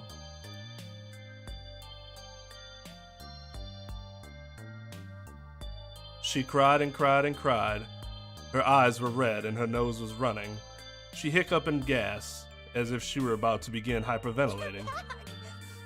You're really here! Her voice was happy, but almost desperate, as if she feared he would disappear again if she stopped talking to him. Tear after tremendous tear rolled its way down her face. Her small arms strained as she clutched Snake's body as tightly as she could. Perhaps she had to convince herself he was real. Perhaps she was worried he would have gone the moment she let go. Perhaps she simply didn't know what else to do. You're back! Come now, what's gotten into you? You're acting as though I've returned from the grave. Not as though! You did! I really thought you were dead! Huh? You jerk! Idiot! Idiot! Idiot! Clover broke into sobs so great she could no longer talk. It was a touching reunion between brother and sister. Even though Junpei knew they had little time and every minute they waited was a minute they wasted, it felt cruel to pull them apart. Junpei and Seven sat down on one of the pews waiting for Clover to calm down before explaining to Snake what had transpired. Those ellipses meant that time had passed, and that's exactly what happened. I see. I believe I understand things rather well now, thank you. In the shower room, there is a dead body wearing my clothes. Because of that, you thought that I was dead, correct? He had quickly and neatly summarized the events of several hours. Junpei nodded. You also discovered a corpse in the captain's quarters, and Santa turned on you here, in this room. Do I have it straight? Well, the dead body in the captain's quarters is a surprise. Sorry, there wasn't a good time to tell you. Don't worry about it. Well then, I've got a pretty decent idea of what happened while I was indisposed, but it's still something of a mystery who did all this, and why. The corpse in the shower room that looked like me, and the corpse in the captain's quarters. Why were they killed in the way they were? You don't know? No. Why would I? The guy in the shower room. We don't know who he is, so let's just call him Mr. X. Mr. X! Anyway, this Mr. X is wearing Snake's clothes, but you're wearing some kind of weird robes. That means someone took your clothes and put them on Mr. X. We need to figure out who that was. I apologize, but I have no idea who might have done this to me. I only just now woke up. I was unconscious during all the events you just described to me. They must have undressed me and changed my clothes during that time. When were you knocked out? When we split up to look for the red. Where did they get you? Do you remember? It was a small room in one of the hallways on C deck. What happened? The same thing that happened to every one of us when we were abducted. A canister releasing some sort of gas was thrown into the room. I believe the gas is some sort of incapacitating agent. Then that means it was... 0. Looks that way, huh? There's nothing else I have to tell you. When I woke up, I was in this coffin.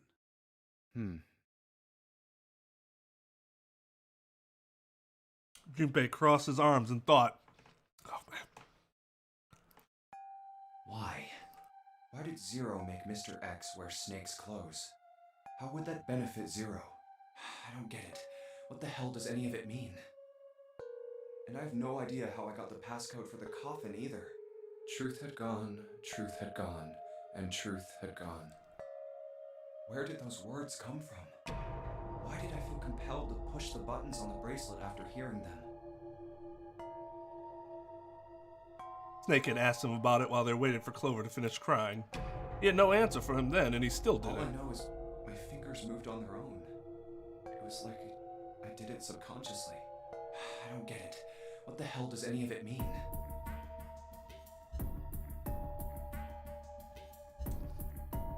His mind was a maelstrom of mysteries, clues, theories, and more mysteries. He could barely think. Also, Snake and Clover had been subjects in a similar experiment 9 years ago. The ability to access a morphogenetic field is affected by a couple of things. The first is epiphany, and the other is danger. And someone did actually die. A girl. Her name was... There had been another experiment conducted on this same ship 9 years ago, and a girl had died during it. Morphogenetic field theory. The 2 murders. Switching clothes. The Nonary game. And whatever strange thing was happening to Junpei himself, the maelstrom in his head spat out words and ideas that disappeared back into it almost as soon as he grasped them. But as he struggled through them, Junpei began to realize something. There was something that tied all of them together, the point connecting the dots. Zero. He's the ringleader. The person who trapped 9 of us on this sinking ship. Zero should know everything. If we can uncover Zero's identity, all of our questions will be answered. Who was Zero? Junpei had the beginnings of a theory. Only tested, or perhaps... At any rate, we'll have plenty of time to decipher the details later. For now, it is of utmost importance that we escape. Junpei, it was 4:30 the last time you checked the clock, yes? That means we have less than an hour. We must hurry. Hey, how are we gonna get out of here? Isn't that obvious? Through the other number 9 door. Oh yeah, you're right. With Snake, we can open the door. Don't tell me you hadn't figured that out. As they snapped back and forth, Junpei glanced at Snake's left hand. He was wearing a bracelet with a 2 on it. Come on, you gotta tell me these things. I, assumed you'd figured it out. Forget it. Let's just get going. 7 stomped off toward the smaller number 9 door. Stop making me narrate, just fucking talk. Clover, Snake, and Junpei followed. 7 quickly laid his hand on the red, and asterisk appeared on the screen. Yep, that happened. Duh. All right, you guys ready to go? Yes. Yep. Not yet. Huh? Before we go in, I'd like to check something. You want to check something?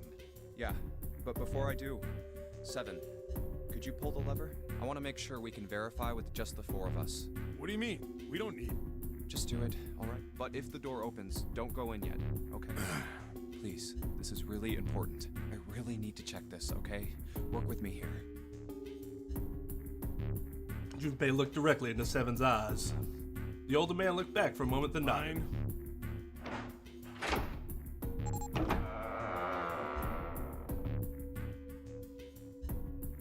Seven pulled down on the lever and door 9 creaked open. Then they waited. 6, 7, 8.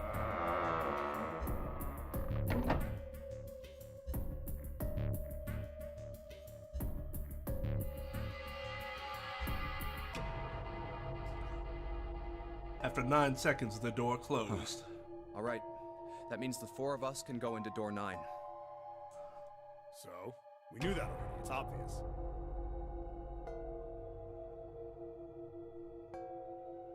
Obvious. Yeah, you're right. It is. Now, what happens if we add Zero's bracelet? What? Zero's bracelet? Why don't you take it out, Clover? For a moment, Clover looked surprised, but she recovered quickly and stuck her tongue out at Junpei. So you did know I had it. I picked it up because I thought it might be useful sometime. She reached into one of the pockets of a voluminous jacket and produced a bracelet. Junpei took it from her and turned to Seven. This was on the left hand of the corpse in the captain's quarters. If you look at it, you can see it's got a 0 on the face. Just to make this a little easier to talk about, I'm gonna call the guy we found dead in the captain's quarters, Cap. Then I should be able to open door 9 with just me, Clover, and his bracelet. Well, the big question is, if Cap is the mastermind of this game, would he really put one of these bracelets on? Anyway, let's just give it a shot. Clover, give me your hand. Okay. Now the captain's bracelet. And pull the lever. However, the door didn't open. The red display read error. Now, what does this tell us? Maybe the bracelet has to be on your wrist in order for it to work? No, that's impossible. Did you see how the panel showed a 3rd asterisk when I scanned Cap's bracelet? Whether or not it's on your wrist doesn't matter. All you have to do is put the bracelet near the panel for it to register. Seven waved his bracelet in front of the scanner panel. Sure enough, a single asterisk appeared on the red. Looks like you're right. See? So what does that mean? There's only one possibility. That bracelet isn't the number 0. Is that what you're saying? That's right. Then what number is it? Let's find out.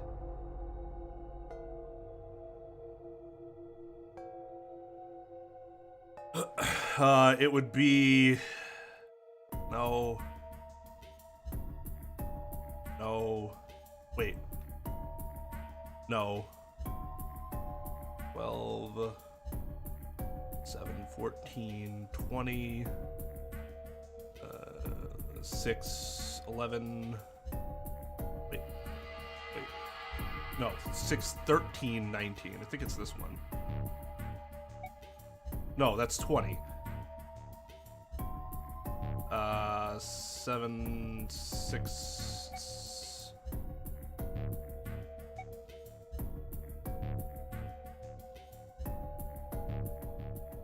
$17. God, I'm so bad at math. Okay, let's try this again. If it's a 6, I guess I'm assuming it's a 6, but it might not be a 6.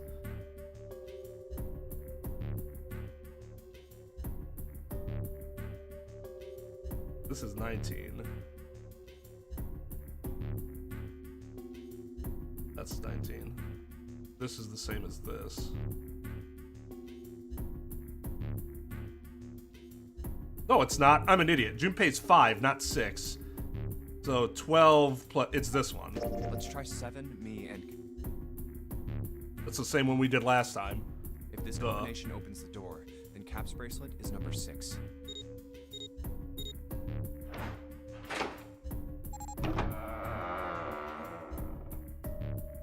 Hey, it opened! The door opened!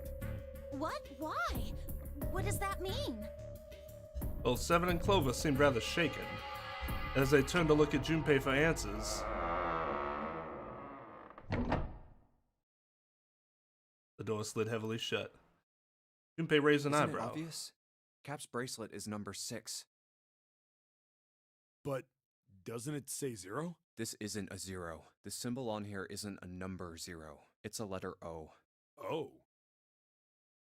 Whoa, wait a minute. I don't get it. Oh, whoa! I mean, we figured out that Cap's bracelet is 6, right? Yeah. Does that mean there are 2 people with 6s?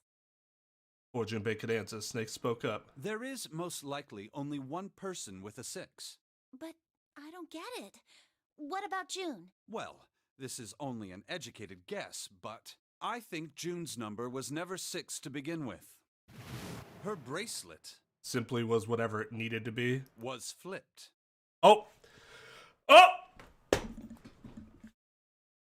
Oh! Who called that from the fucking beginning? In other words, June's real number is 9.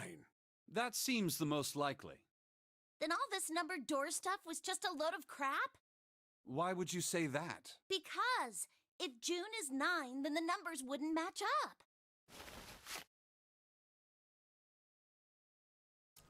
You don't think Snake considered that? Clover grabbed Junpei's notebook and began to write furiously in it. Look. List of all the numbered doors June's gone through. I'll let you know what I'm writing, okay, Snake?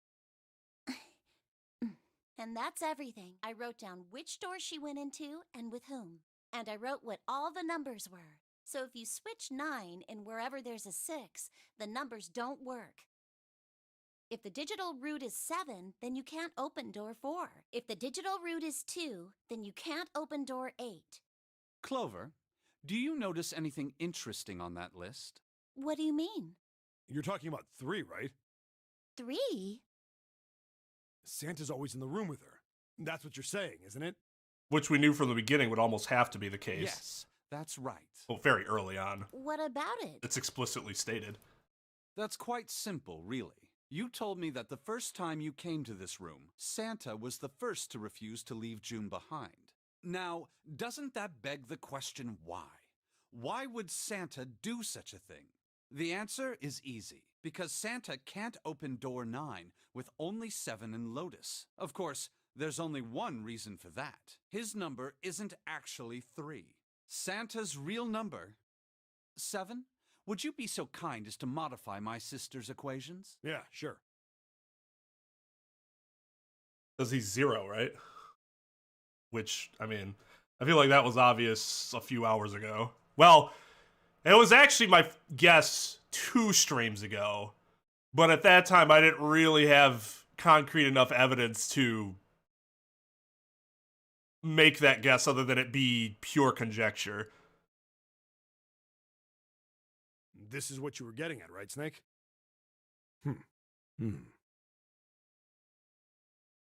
He read out the changes he'd made. When he'd finished, he looked at Snake. Snake smiled. Thank you. That is exactly right, 7. Santa's true number wasn't 3. It was 0. No way. Santa is 0? As soon as I thought it became kind of obvious as soon as we knew that Santa's sister died.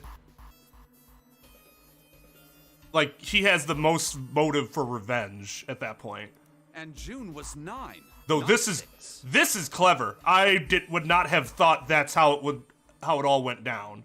Although we did suspect June's number was flipped from the beginning. I didn't think what that would actually mean for Santa's number. Conversely, Santa was 0, not 3. Plus 3 and minus 3, they cancel one another out. Nothing appears out of order. Brian. Santa was still playing by the rules of the Nonary game this whole time. Precisely. So you're saying Santa planned this whole thing? I'm not sure if he acted alone or not, but I think it is safe to conclude that he is 0, if my hypothesis is correct. Clover bit her lip. She seemed to be having some difficulty believing her brother's explanation. But then I don't get the I almost started doubting I did actually start doubting myself once he took June hostage. I don't understand why he would do that. Junpei remained silent and thought. Snake's hypothesis. Something doesn't seem right. Yeah. Neptune's bracelet being flipped. Even if that were possible, that would mean there are 2 numbered 9 bracelets. And if that's the case... All right, that's enough talking. Let's go. It's high time we went through that door. Yeah, something's still missing, which is why I never felt super comfortable with my conclusion. But let's see. Door 9 opened. They leapt through. It's right there. The dead was directly in front of them as they came through the door. Quickly, they scanned their bracelets.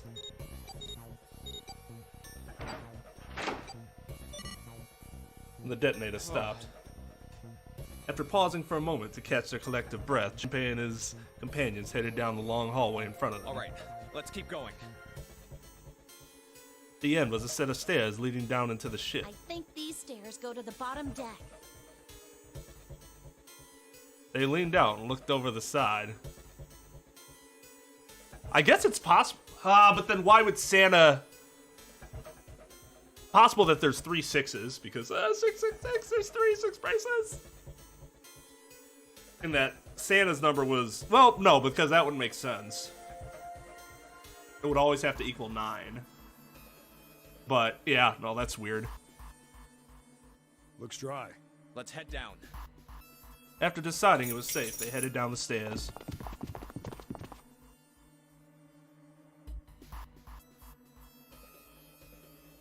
Before long, Junpei and his companions found themselves on the bottom deck. They turned left into another hallway, at the end of which they found another door. Of course, there was a symbol engraved over the keyhole. Looked like the sort of harpoon one would use to hunt fish, the kind with 3 prongs. Zeke traced the shape of it with his fingers. This is the Neptune symbol. There must be a key around here somewhere. Trident.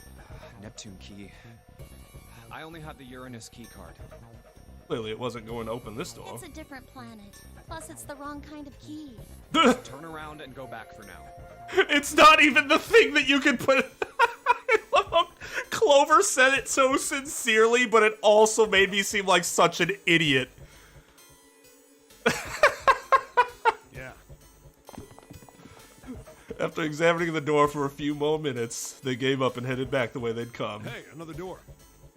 With a little more searching, they found a metal door. And a card reader this time. A symbol was engraved onto the card reader. The Uranus symbol. This is the place. He muttered to himself and slid the card through the reader. It beeped once, and the light on it turned green. With a heavy metal groan, the door creaked open.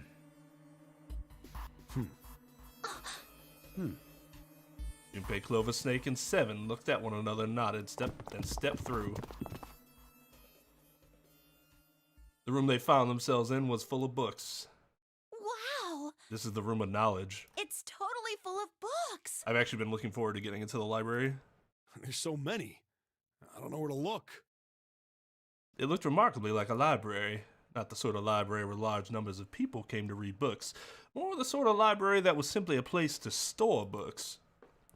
He felt a little overwhelmed by the sheer number of books, but Junpei did his best to speak with authority. All right, if we want to get through that door out there, we need the Neptune key. I say we split up and look for it. Okay. Very well. Sure thing. Good. Let's get started then.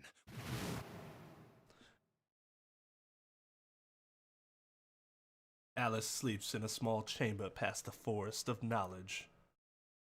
As he began his search for reasons he didn't fully understand, Junpei felt those particular words float through his mind.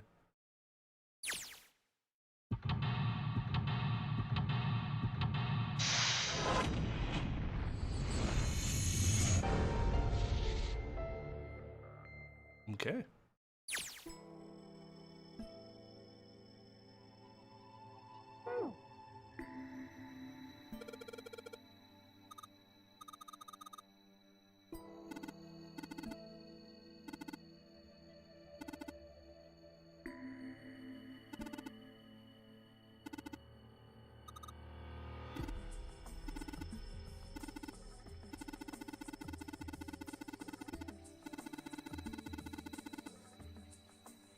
Jesus Christ.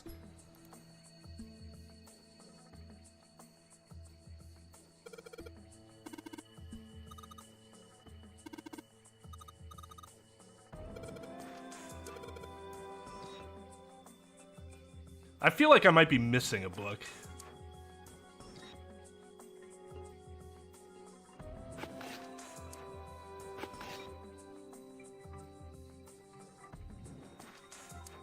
Can it all spell like one big?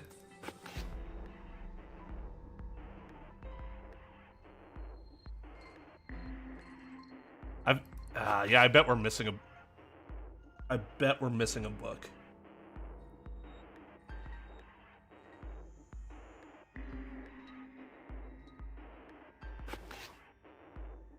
One here. Nope, the rest of it doesn't make sense.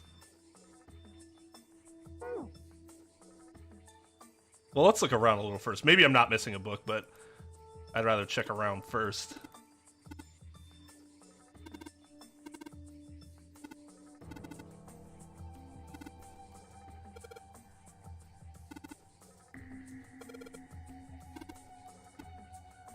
Hippie chicks. Dude, hippie chicks? Really?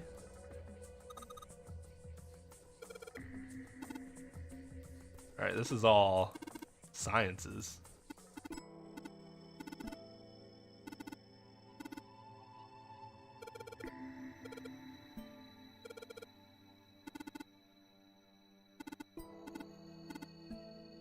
That's because we knew that dude was a scientist, right?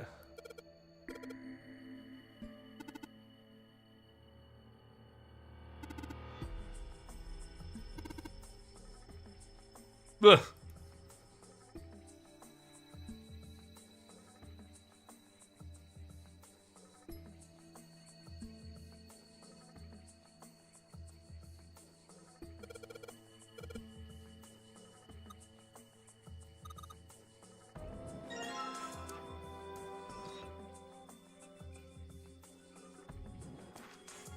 Hey, Chicago Blackhawks.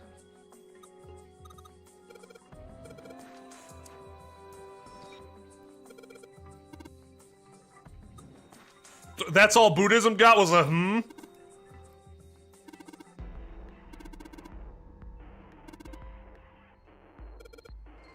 Perms. Oh my god.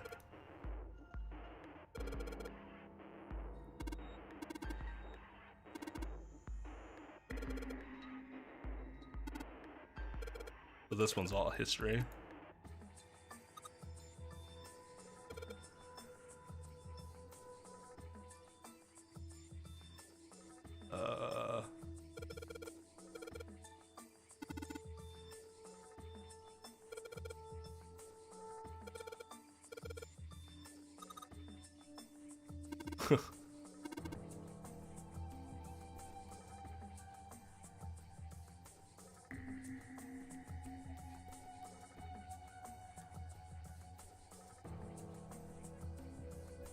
Oh. This, we've seen this one already.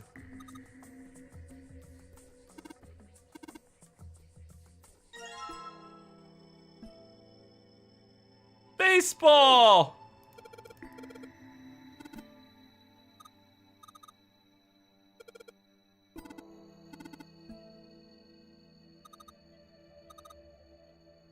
Ah!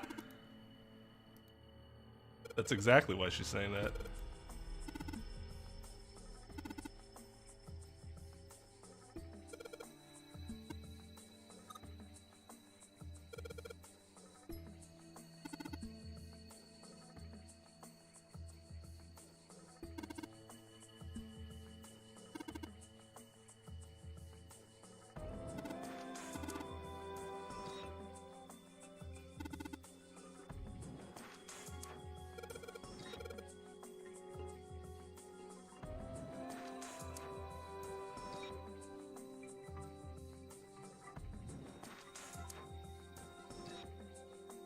Owen, Dadkin, what does that say? Libkin, this? Sheldrake?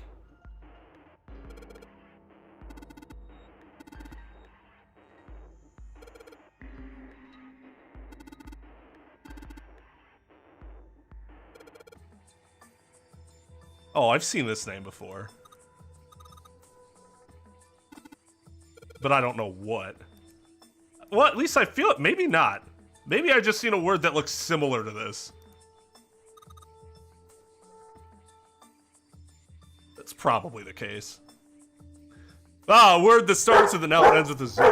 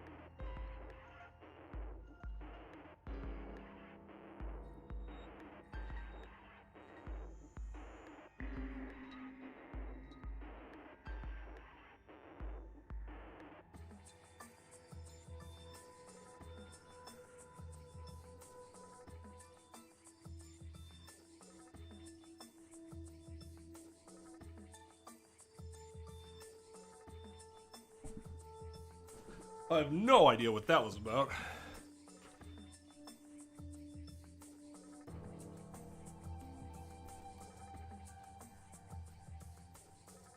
I do not. Not at the moment, at least.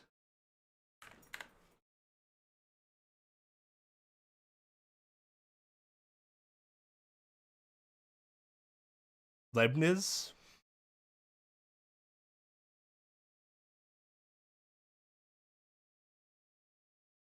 Cookie? Brand of cookie? I don't think that's it. Founder of philosophical optimism? That might be what I'm thinking of. That sounds a lot more, because it wasn't like a brand. At least not that I remember. That would make sense.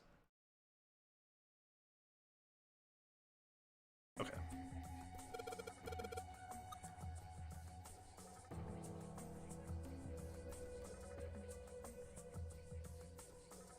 We saw Sheldrake earlier, but I don't remember. Can somebody refresh my memory as to, was it one of the scientists or something? Is that the person that came up with that theory?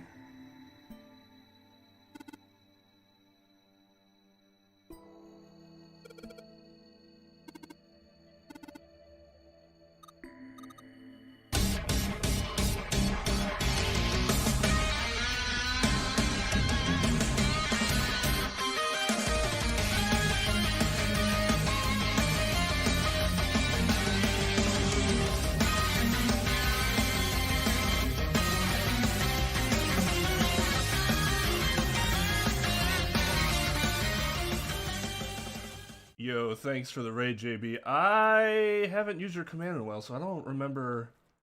Is it just chaos, I think? I was going to put JB initially, and I'm like, I don't think that's what it is, just in case the mods ever had to use it. There we go. Raid Shadow Legends. Okay, so I was remembering that correctly.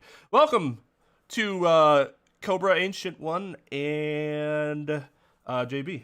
What? I'm assuming this is your raid, JB. What were you playing, my dude? There's JB's link. Make sure to go check him out. Go check his channel out. He's a variety streamer. Throw him a sub. Give him some love. Throw him the raid our way. I'd greatly appreciate it.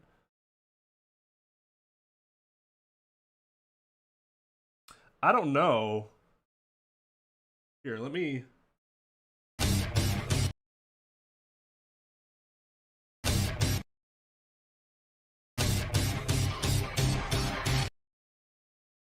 That's weird. Why?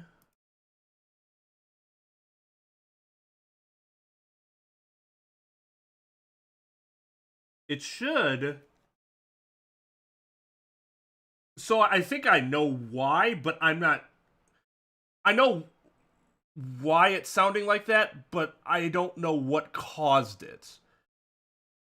It sounded... The YouTube raid should have its own audio, its own source audio bar, but for some reason it doesn't. And it's only playing through the desktop audio, and I think that's its let's try this. Improvise, adapt, overcome. No, see, adapt is fine. Congratulations! Congratulations is fine. But whenever I do YouTube raid, Congratulations! oh, there it is.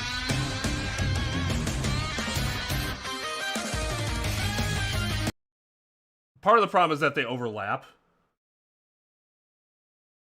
I think that's what's causing it. So I need to redo that.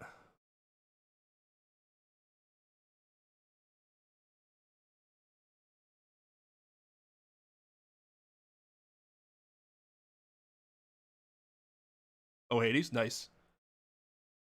I've heard good things about that game.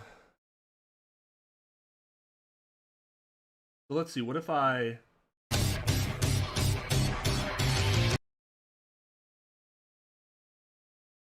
Okay, but then... Alright, I'll deal with this later. I gotta... figure out why it's doing that. But whatever. Anyways, welcome. Playing Zero Escape. We're in a big library. We're trying to figure out how to get a specific key so that we may leave, like an escape room. I mean, that's kind of like with Dark Souls, right? People like it even though they die all the fucking time.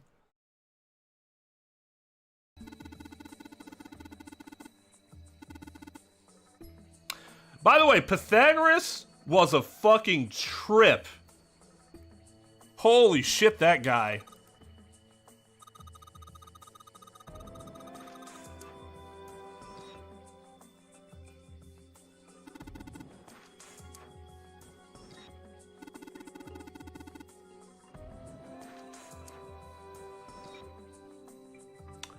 They knew exactly what they were doing when they wrote this, right?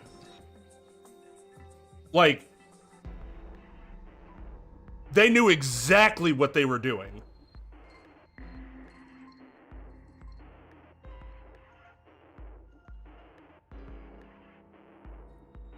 Or am I the only one who sees this because I'm the only one with a dirty mind?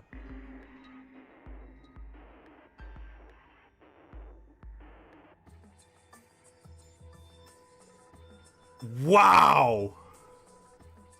Alright, later, CJ. Whoa!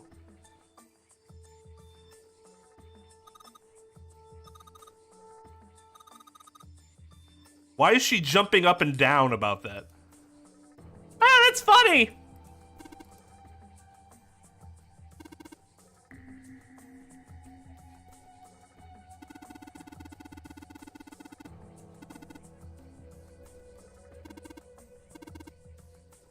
I am definitely 7 right now. Forget I said anything.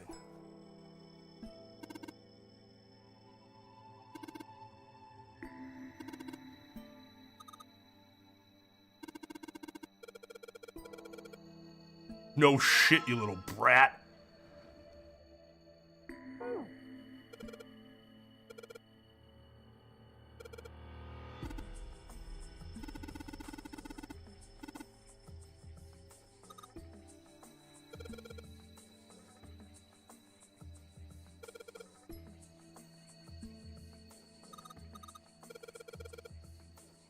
Oh, Lord.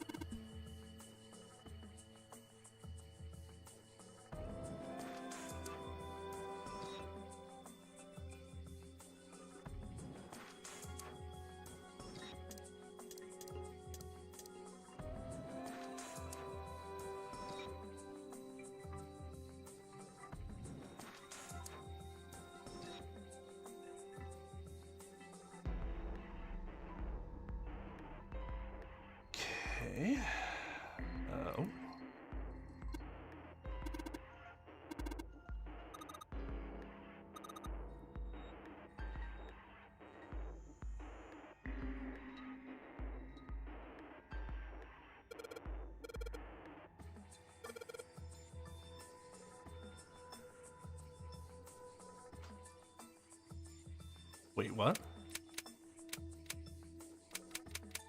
I don't know yet.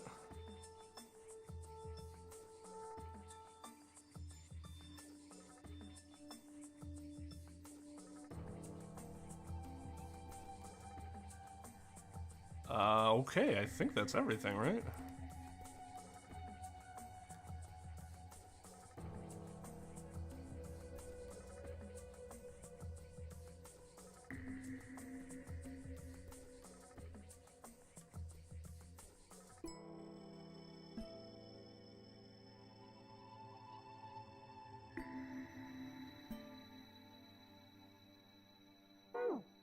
Okay, let's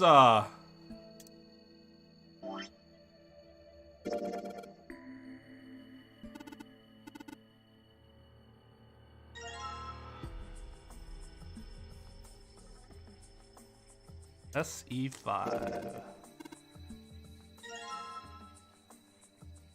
Oh, good lord.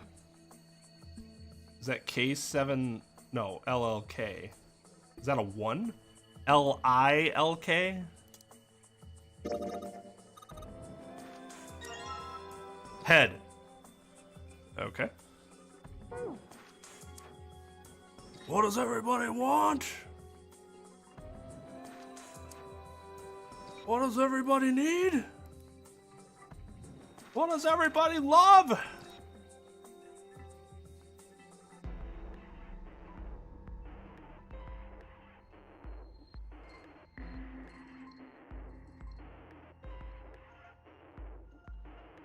Okay, no, so we can't do anything.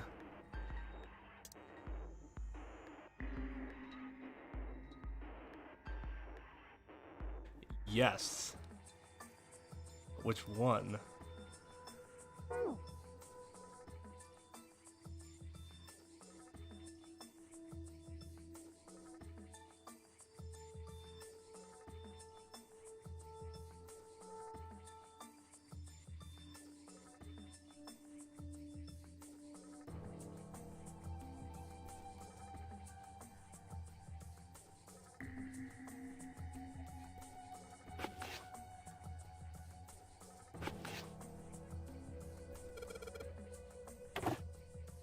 That was way easier after taking a step back and then going and looking at it again. I don't know why it was so much easier.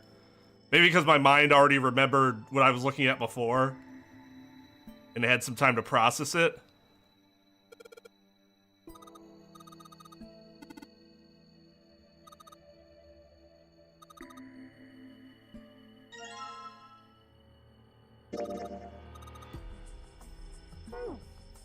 I have those types of lights in my backyard.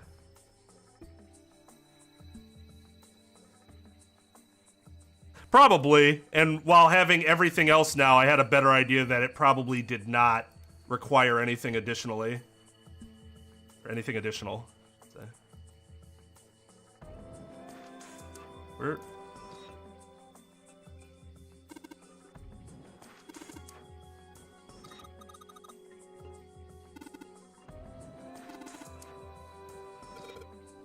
Okay. Okay, so what would this be?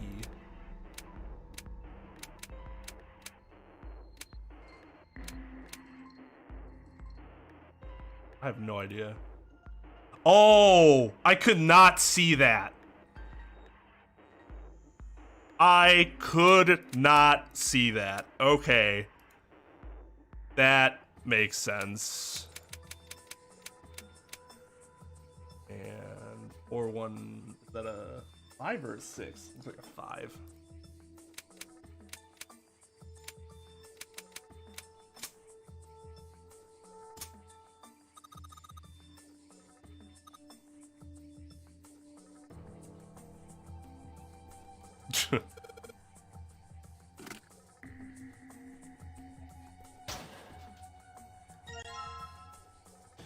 Okay, so we're missing.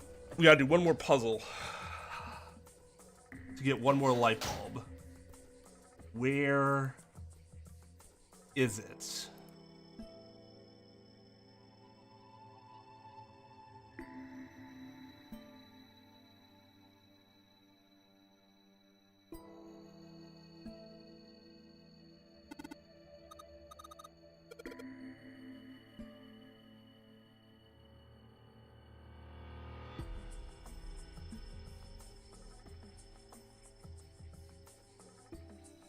No problem, H1. Take it easy. Thanks for coming in on the raid.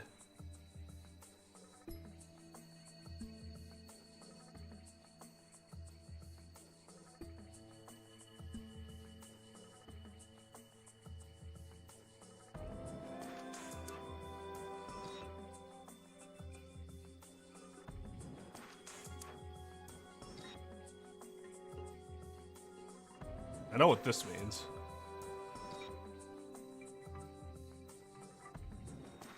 But we need one more bulb. Where is it hiding?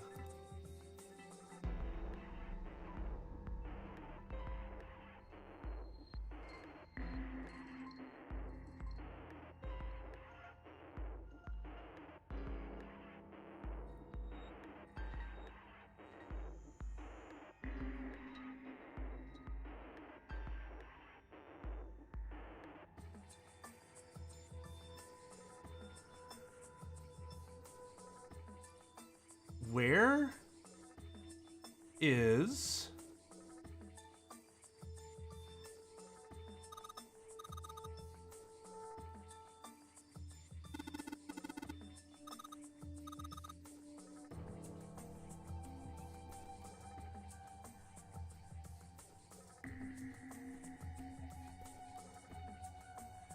that just explains.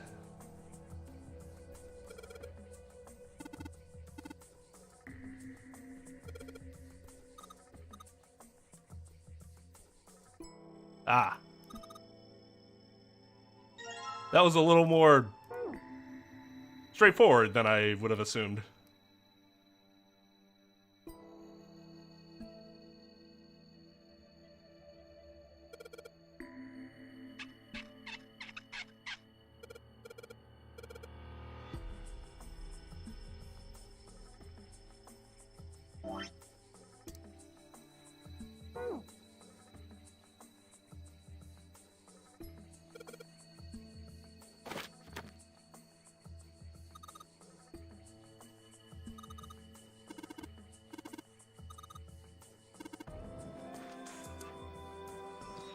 Sheldrake 5.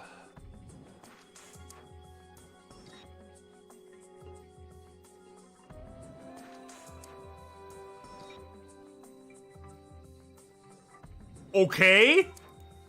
Oh, do I have to look at it? Sheldrake 5? I think I saw the rest of his collection somewhere. Yeah, I think it was somewhere around here. Let's go take a look. Okay. Seven and Clover walked off, leaving Junpei and Snake behind. Sheldrake. Have you heard of him? Sheldrake, I mean. Junpei grinned. Yeah, Lotus told me about him. There's a British biochemist named Sheldrake. Morphogenetic. Yeah. Really? Well, Clover also said something to me about that stuff. She did? Yeah, what was it? The ability to the first... That girl. I told her not to tell anyone. You did? Why? Well... Junpei's eyes narrowed. Look, man, I didn't push it because we're in a hurry, but I'm kind of sick of this. How about you just tell me, okay? Nice. Tell you what? Don't give me that. About the experiment. Snake's shoulders slumped and he shook his head slowly. Ugh. He'd finally given up. Very well, fine. I'll tell you everything. But not here. Let's move to the top floor. Junpei nodded. With that, they climbed the stairs to the top floor.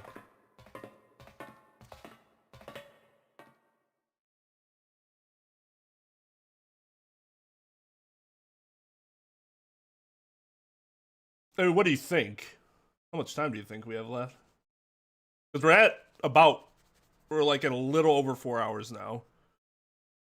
So I could stop at any time. I don't know how much of the game's left, though.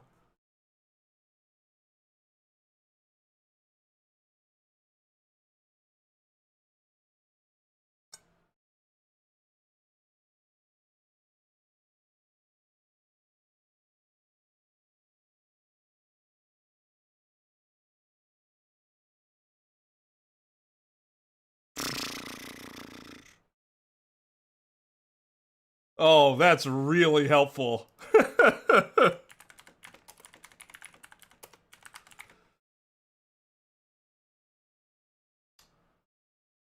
How long was that last stream? 8 hours. Okay, yeah, no.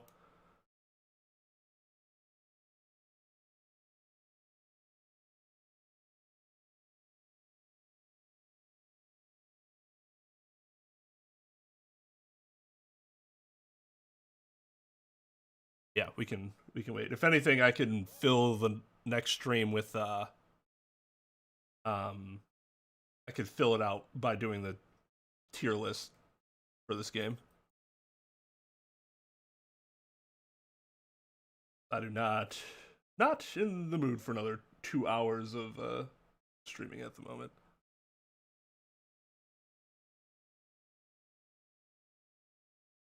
Two and a half. I think I want to. Okay, let's hear what Snake has to say first, though. I suppose I might as well start by telling you why I kept quiet, and why I made sure Clover did as well. To be honest, the explanation is quite simple. Zero told me not to. I had little choice. He didn't walk up and tell me, of course. He gave me a message engraved on a card. Snake reached into his sleeve and pulled out a small, stiff piece of paper. That's a Braille card. It looks just like the one you showed us earlier. So you had 2 cards. No, only one. Huh? What do you mean? I thought that card just had some rules for the Nonary game on it. Yes, it did. And those were the rules I read you. However, they were not the only thing on the card. There was something I didn't read. Well, perhaps I should say, there was something I couldn't read. And that was? Tell no one of the events that took place 9 years ago. Tell, and I activate your sister's detonator. It's a threat on our lives. Oh. Well, Snake nodded. Well, what about Clover? Did she get a message from Zero too? I don't believe she did. But doesn't it strike you as strange that Zero would shut my mouth, but not hers? Yeah.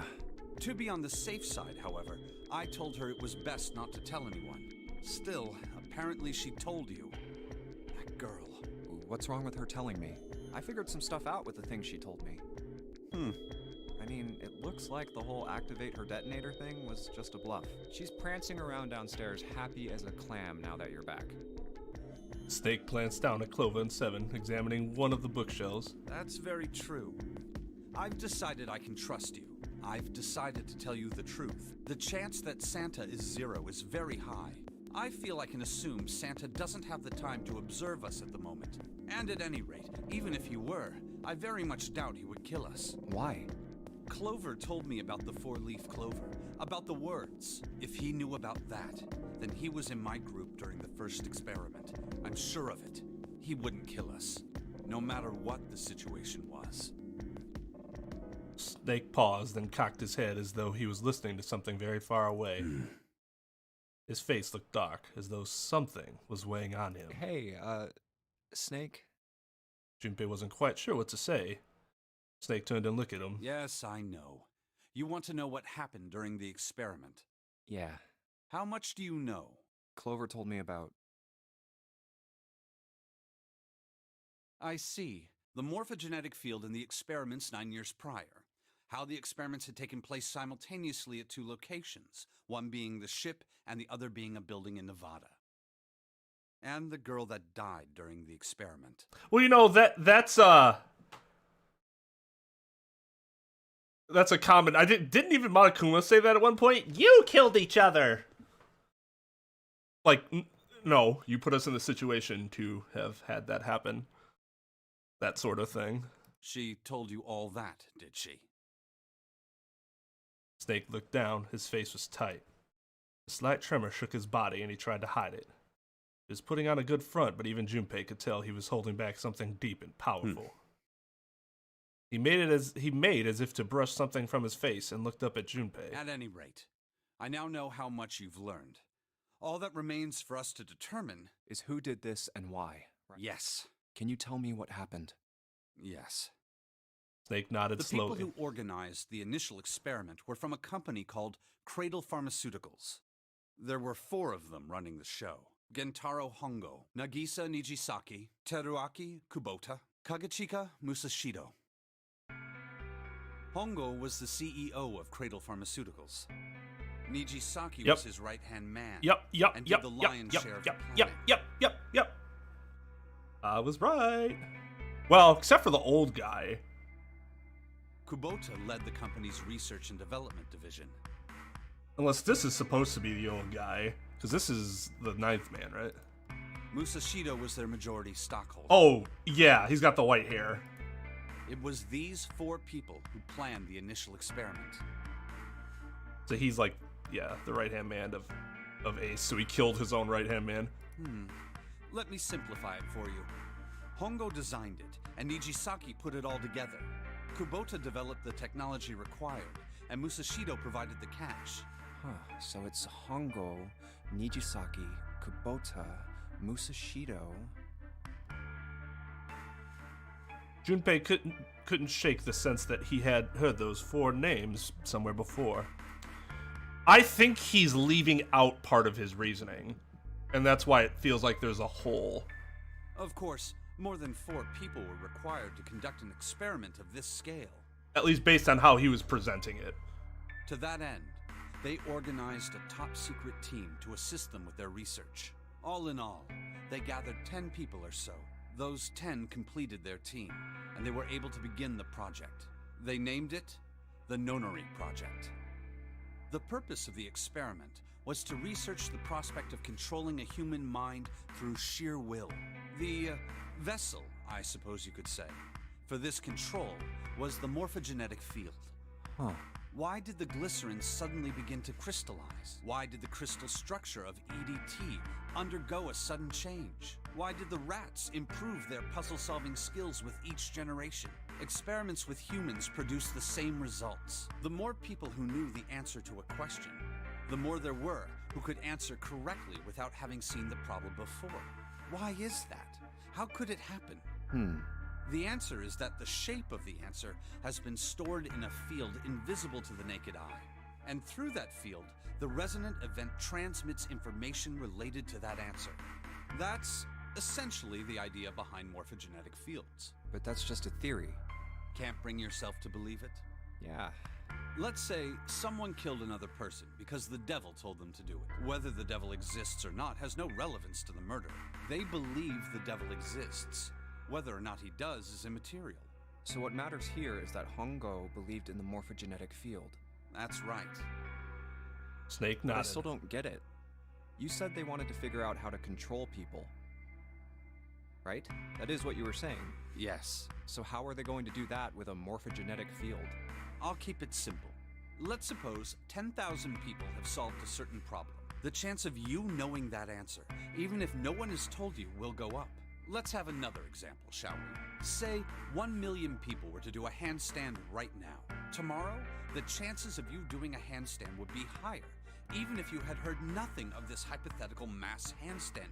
Mankind's thought process and actions are all part of a resonant event. All of the resonant events encoded in the fields are projected onto you. Of course, this assumes you believe in this theory. Do you follow so far? Yeah. Now, if there was a person who had the same effect as those millions of people, what would happen? If that one person were to do a handstand, other people would find themselves wanting to do handstands as well. Can you imagine what a person with powers like that would be able to do?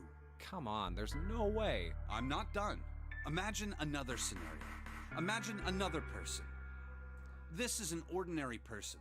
Let's say he does a handstand. What if there was someone who could grab the resonant event he created by doing that and use it to make other people do handstands? What would happen then? A person who has the power to write to the field, and someone who can read from the same. You could think of them as the writer and the reader, or the transmitter and the receiver. What would the world be like if there were people with abilities like these?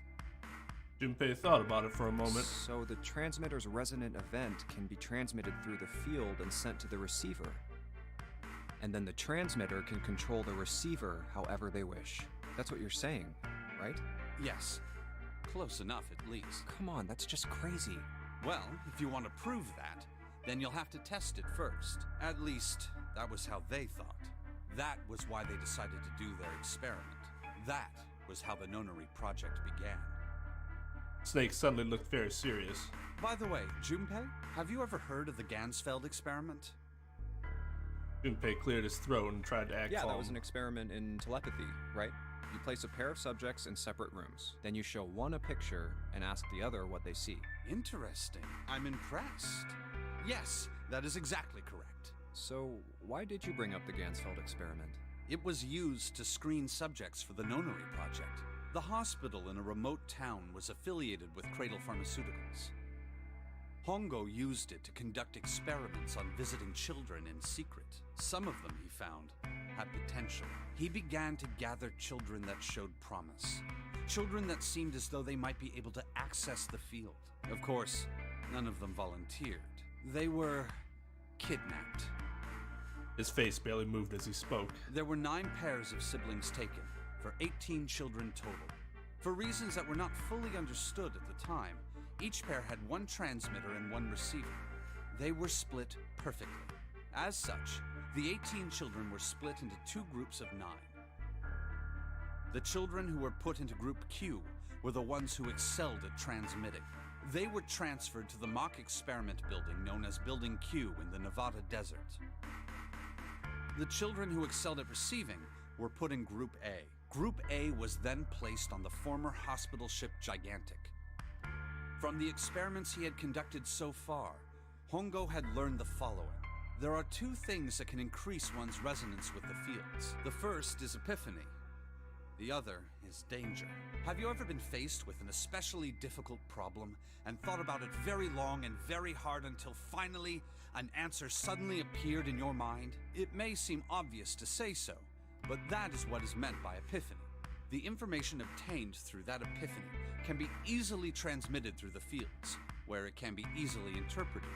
Adding danger to that equation allows for even easier field access. That's where Hongo came in. They set up a number of puzzles across the Gigantic. The participants had to solve each one before they could move to the next room. Of course, he hadn't forgotten to include danger. He had detonated a bomb on the hull of the Gigantic. The children in Group A were forced to play the Nonary game as the ship sunk.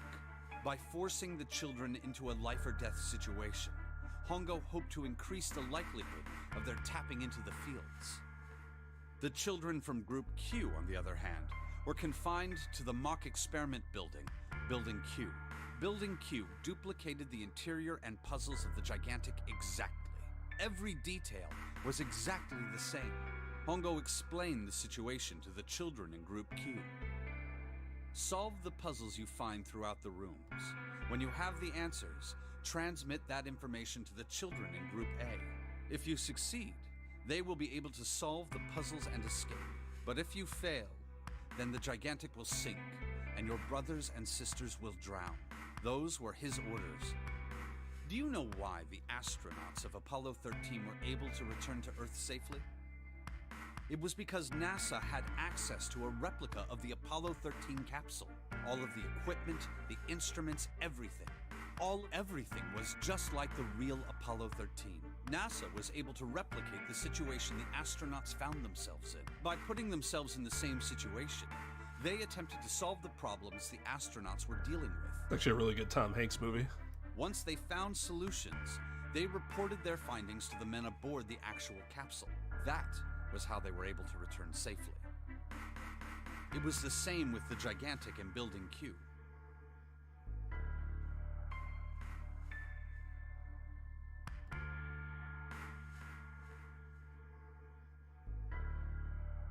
And as the primary investor, that dude would have made bank. The children from Group Q had to use the power of epiphany to solve the puzzles they found and transmit what they learned through the fields. The children in Group A, however, they had to access the fields to learn how they might advance to the next stage. Through danger. That is the simplest explanation I can manage. Snake sounded defeated. His half-hearted attempt at derision served only to show how much the story had affected him. Just as Junpei was about to speak. Hey, Junpei, Snake! How much longer are you two gonna sit around on those bony asses? Get down here already! Bruh. Seven's voice echoed from up from below. Snake took a deep breath and blinked rapidly, as if just waking up from a long nap. He's right. Let's go, shall we? We don't have much time. We need to get out of here, and soon. Snake headed for the stairs, but Junpei put an arm to stop. Hold it. There's one more thing I want to ask you. Hmm? Are you sure that there were 18 kids? Why? Well, I thought it was only 16. Oh, yes. That was what they said on the news, wasn't it? Yes, I have no doubt that 18 children were abducted and used in Hongo's experiment. After all, you couldn't exactly play a Nonary game with any less, could you? Well, yeah, but are you saying that the news got it wrong? Yes, I am. There were 2 more children. However, they had no relatives that I'm aware of. Santa and his I imagine sister. no one filed a police report when they went missing. They were brother and sister, like Clover and I. The brother's name was Aoi. The sister's name was... her name was... Snake couldn't seem to bring himself to continue. Looked as if he was about to say brought him great her bread. name was Akane. That was the girl who died. Junpei felt as if he had been punched in the stomach. His vision went blurry and his head felt light. Akane Kurashiki died 9 years ago? Then, who is Chun? No. That's impossible. It can't be true. Akane isn't that uncommon of a name. If Snake had known her last name, that's a different matter entirely. So they share a name. A lot of other people do too. It doesn't mean anything. There was someone else. Of course it was. It has to be. And we circle all the way back around to the Sayaka theory. Although Sayaka was actually Sayaka. Just that it was going to be the person closest to you that stabbed you in the back. Junpei shook his head hard and pulled himself back to reality. Is something wrong, Junpei? Your breathing sounds strange. Then Snake had noticed. Junpei cleared his throat. Tried to act calm. No, it's nothing. I'm fine. Let's get back down there, alright? Snake raised an eyebrow but said nothing. He headed down the stairs, Junpei bringing up the rear with the gear. I couldn't do it. Why didn't I ask? What's her last name? I just couldn't get the words to come out. With every step he took, the cold hard sound of feet against metal dug at his heart.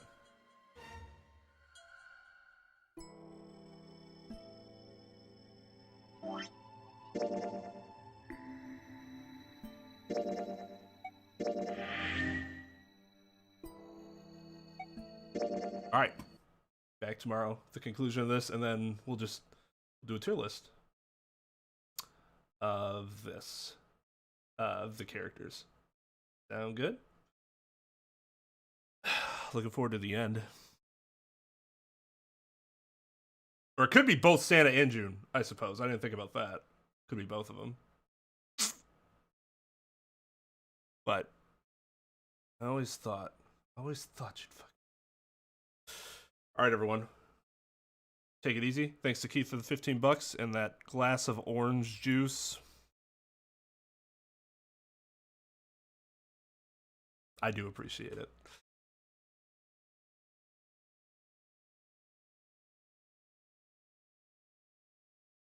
Yeah. I will, I'll see you tomorrow.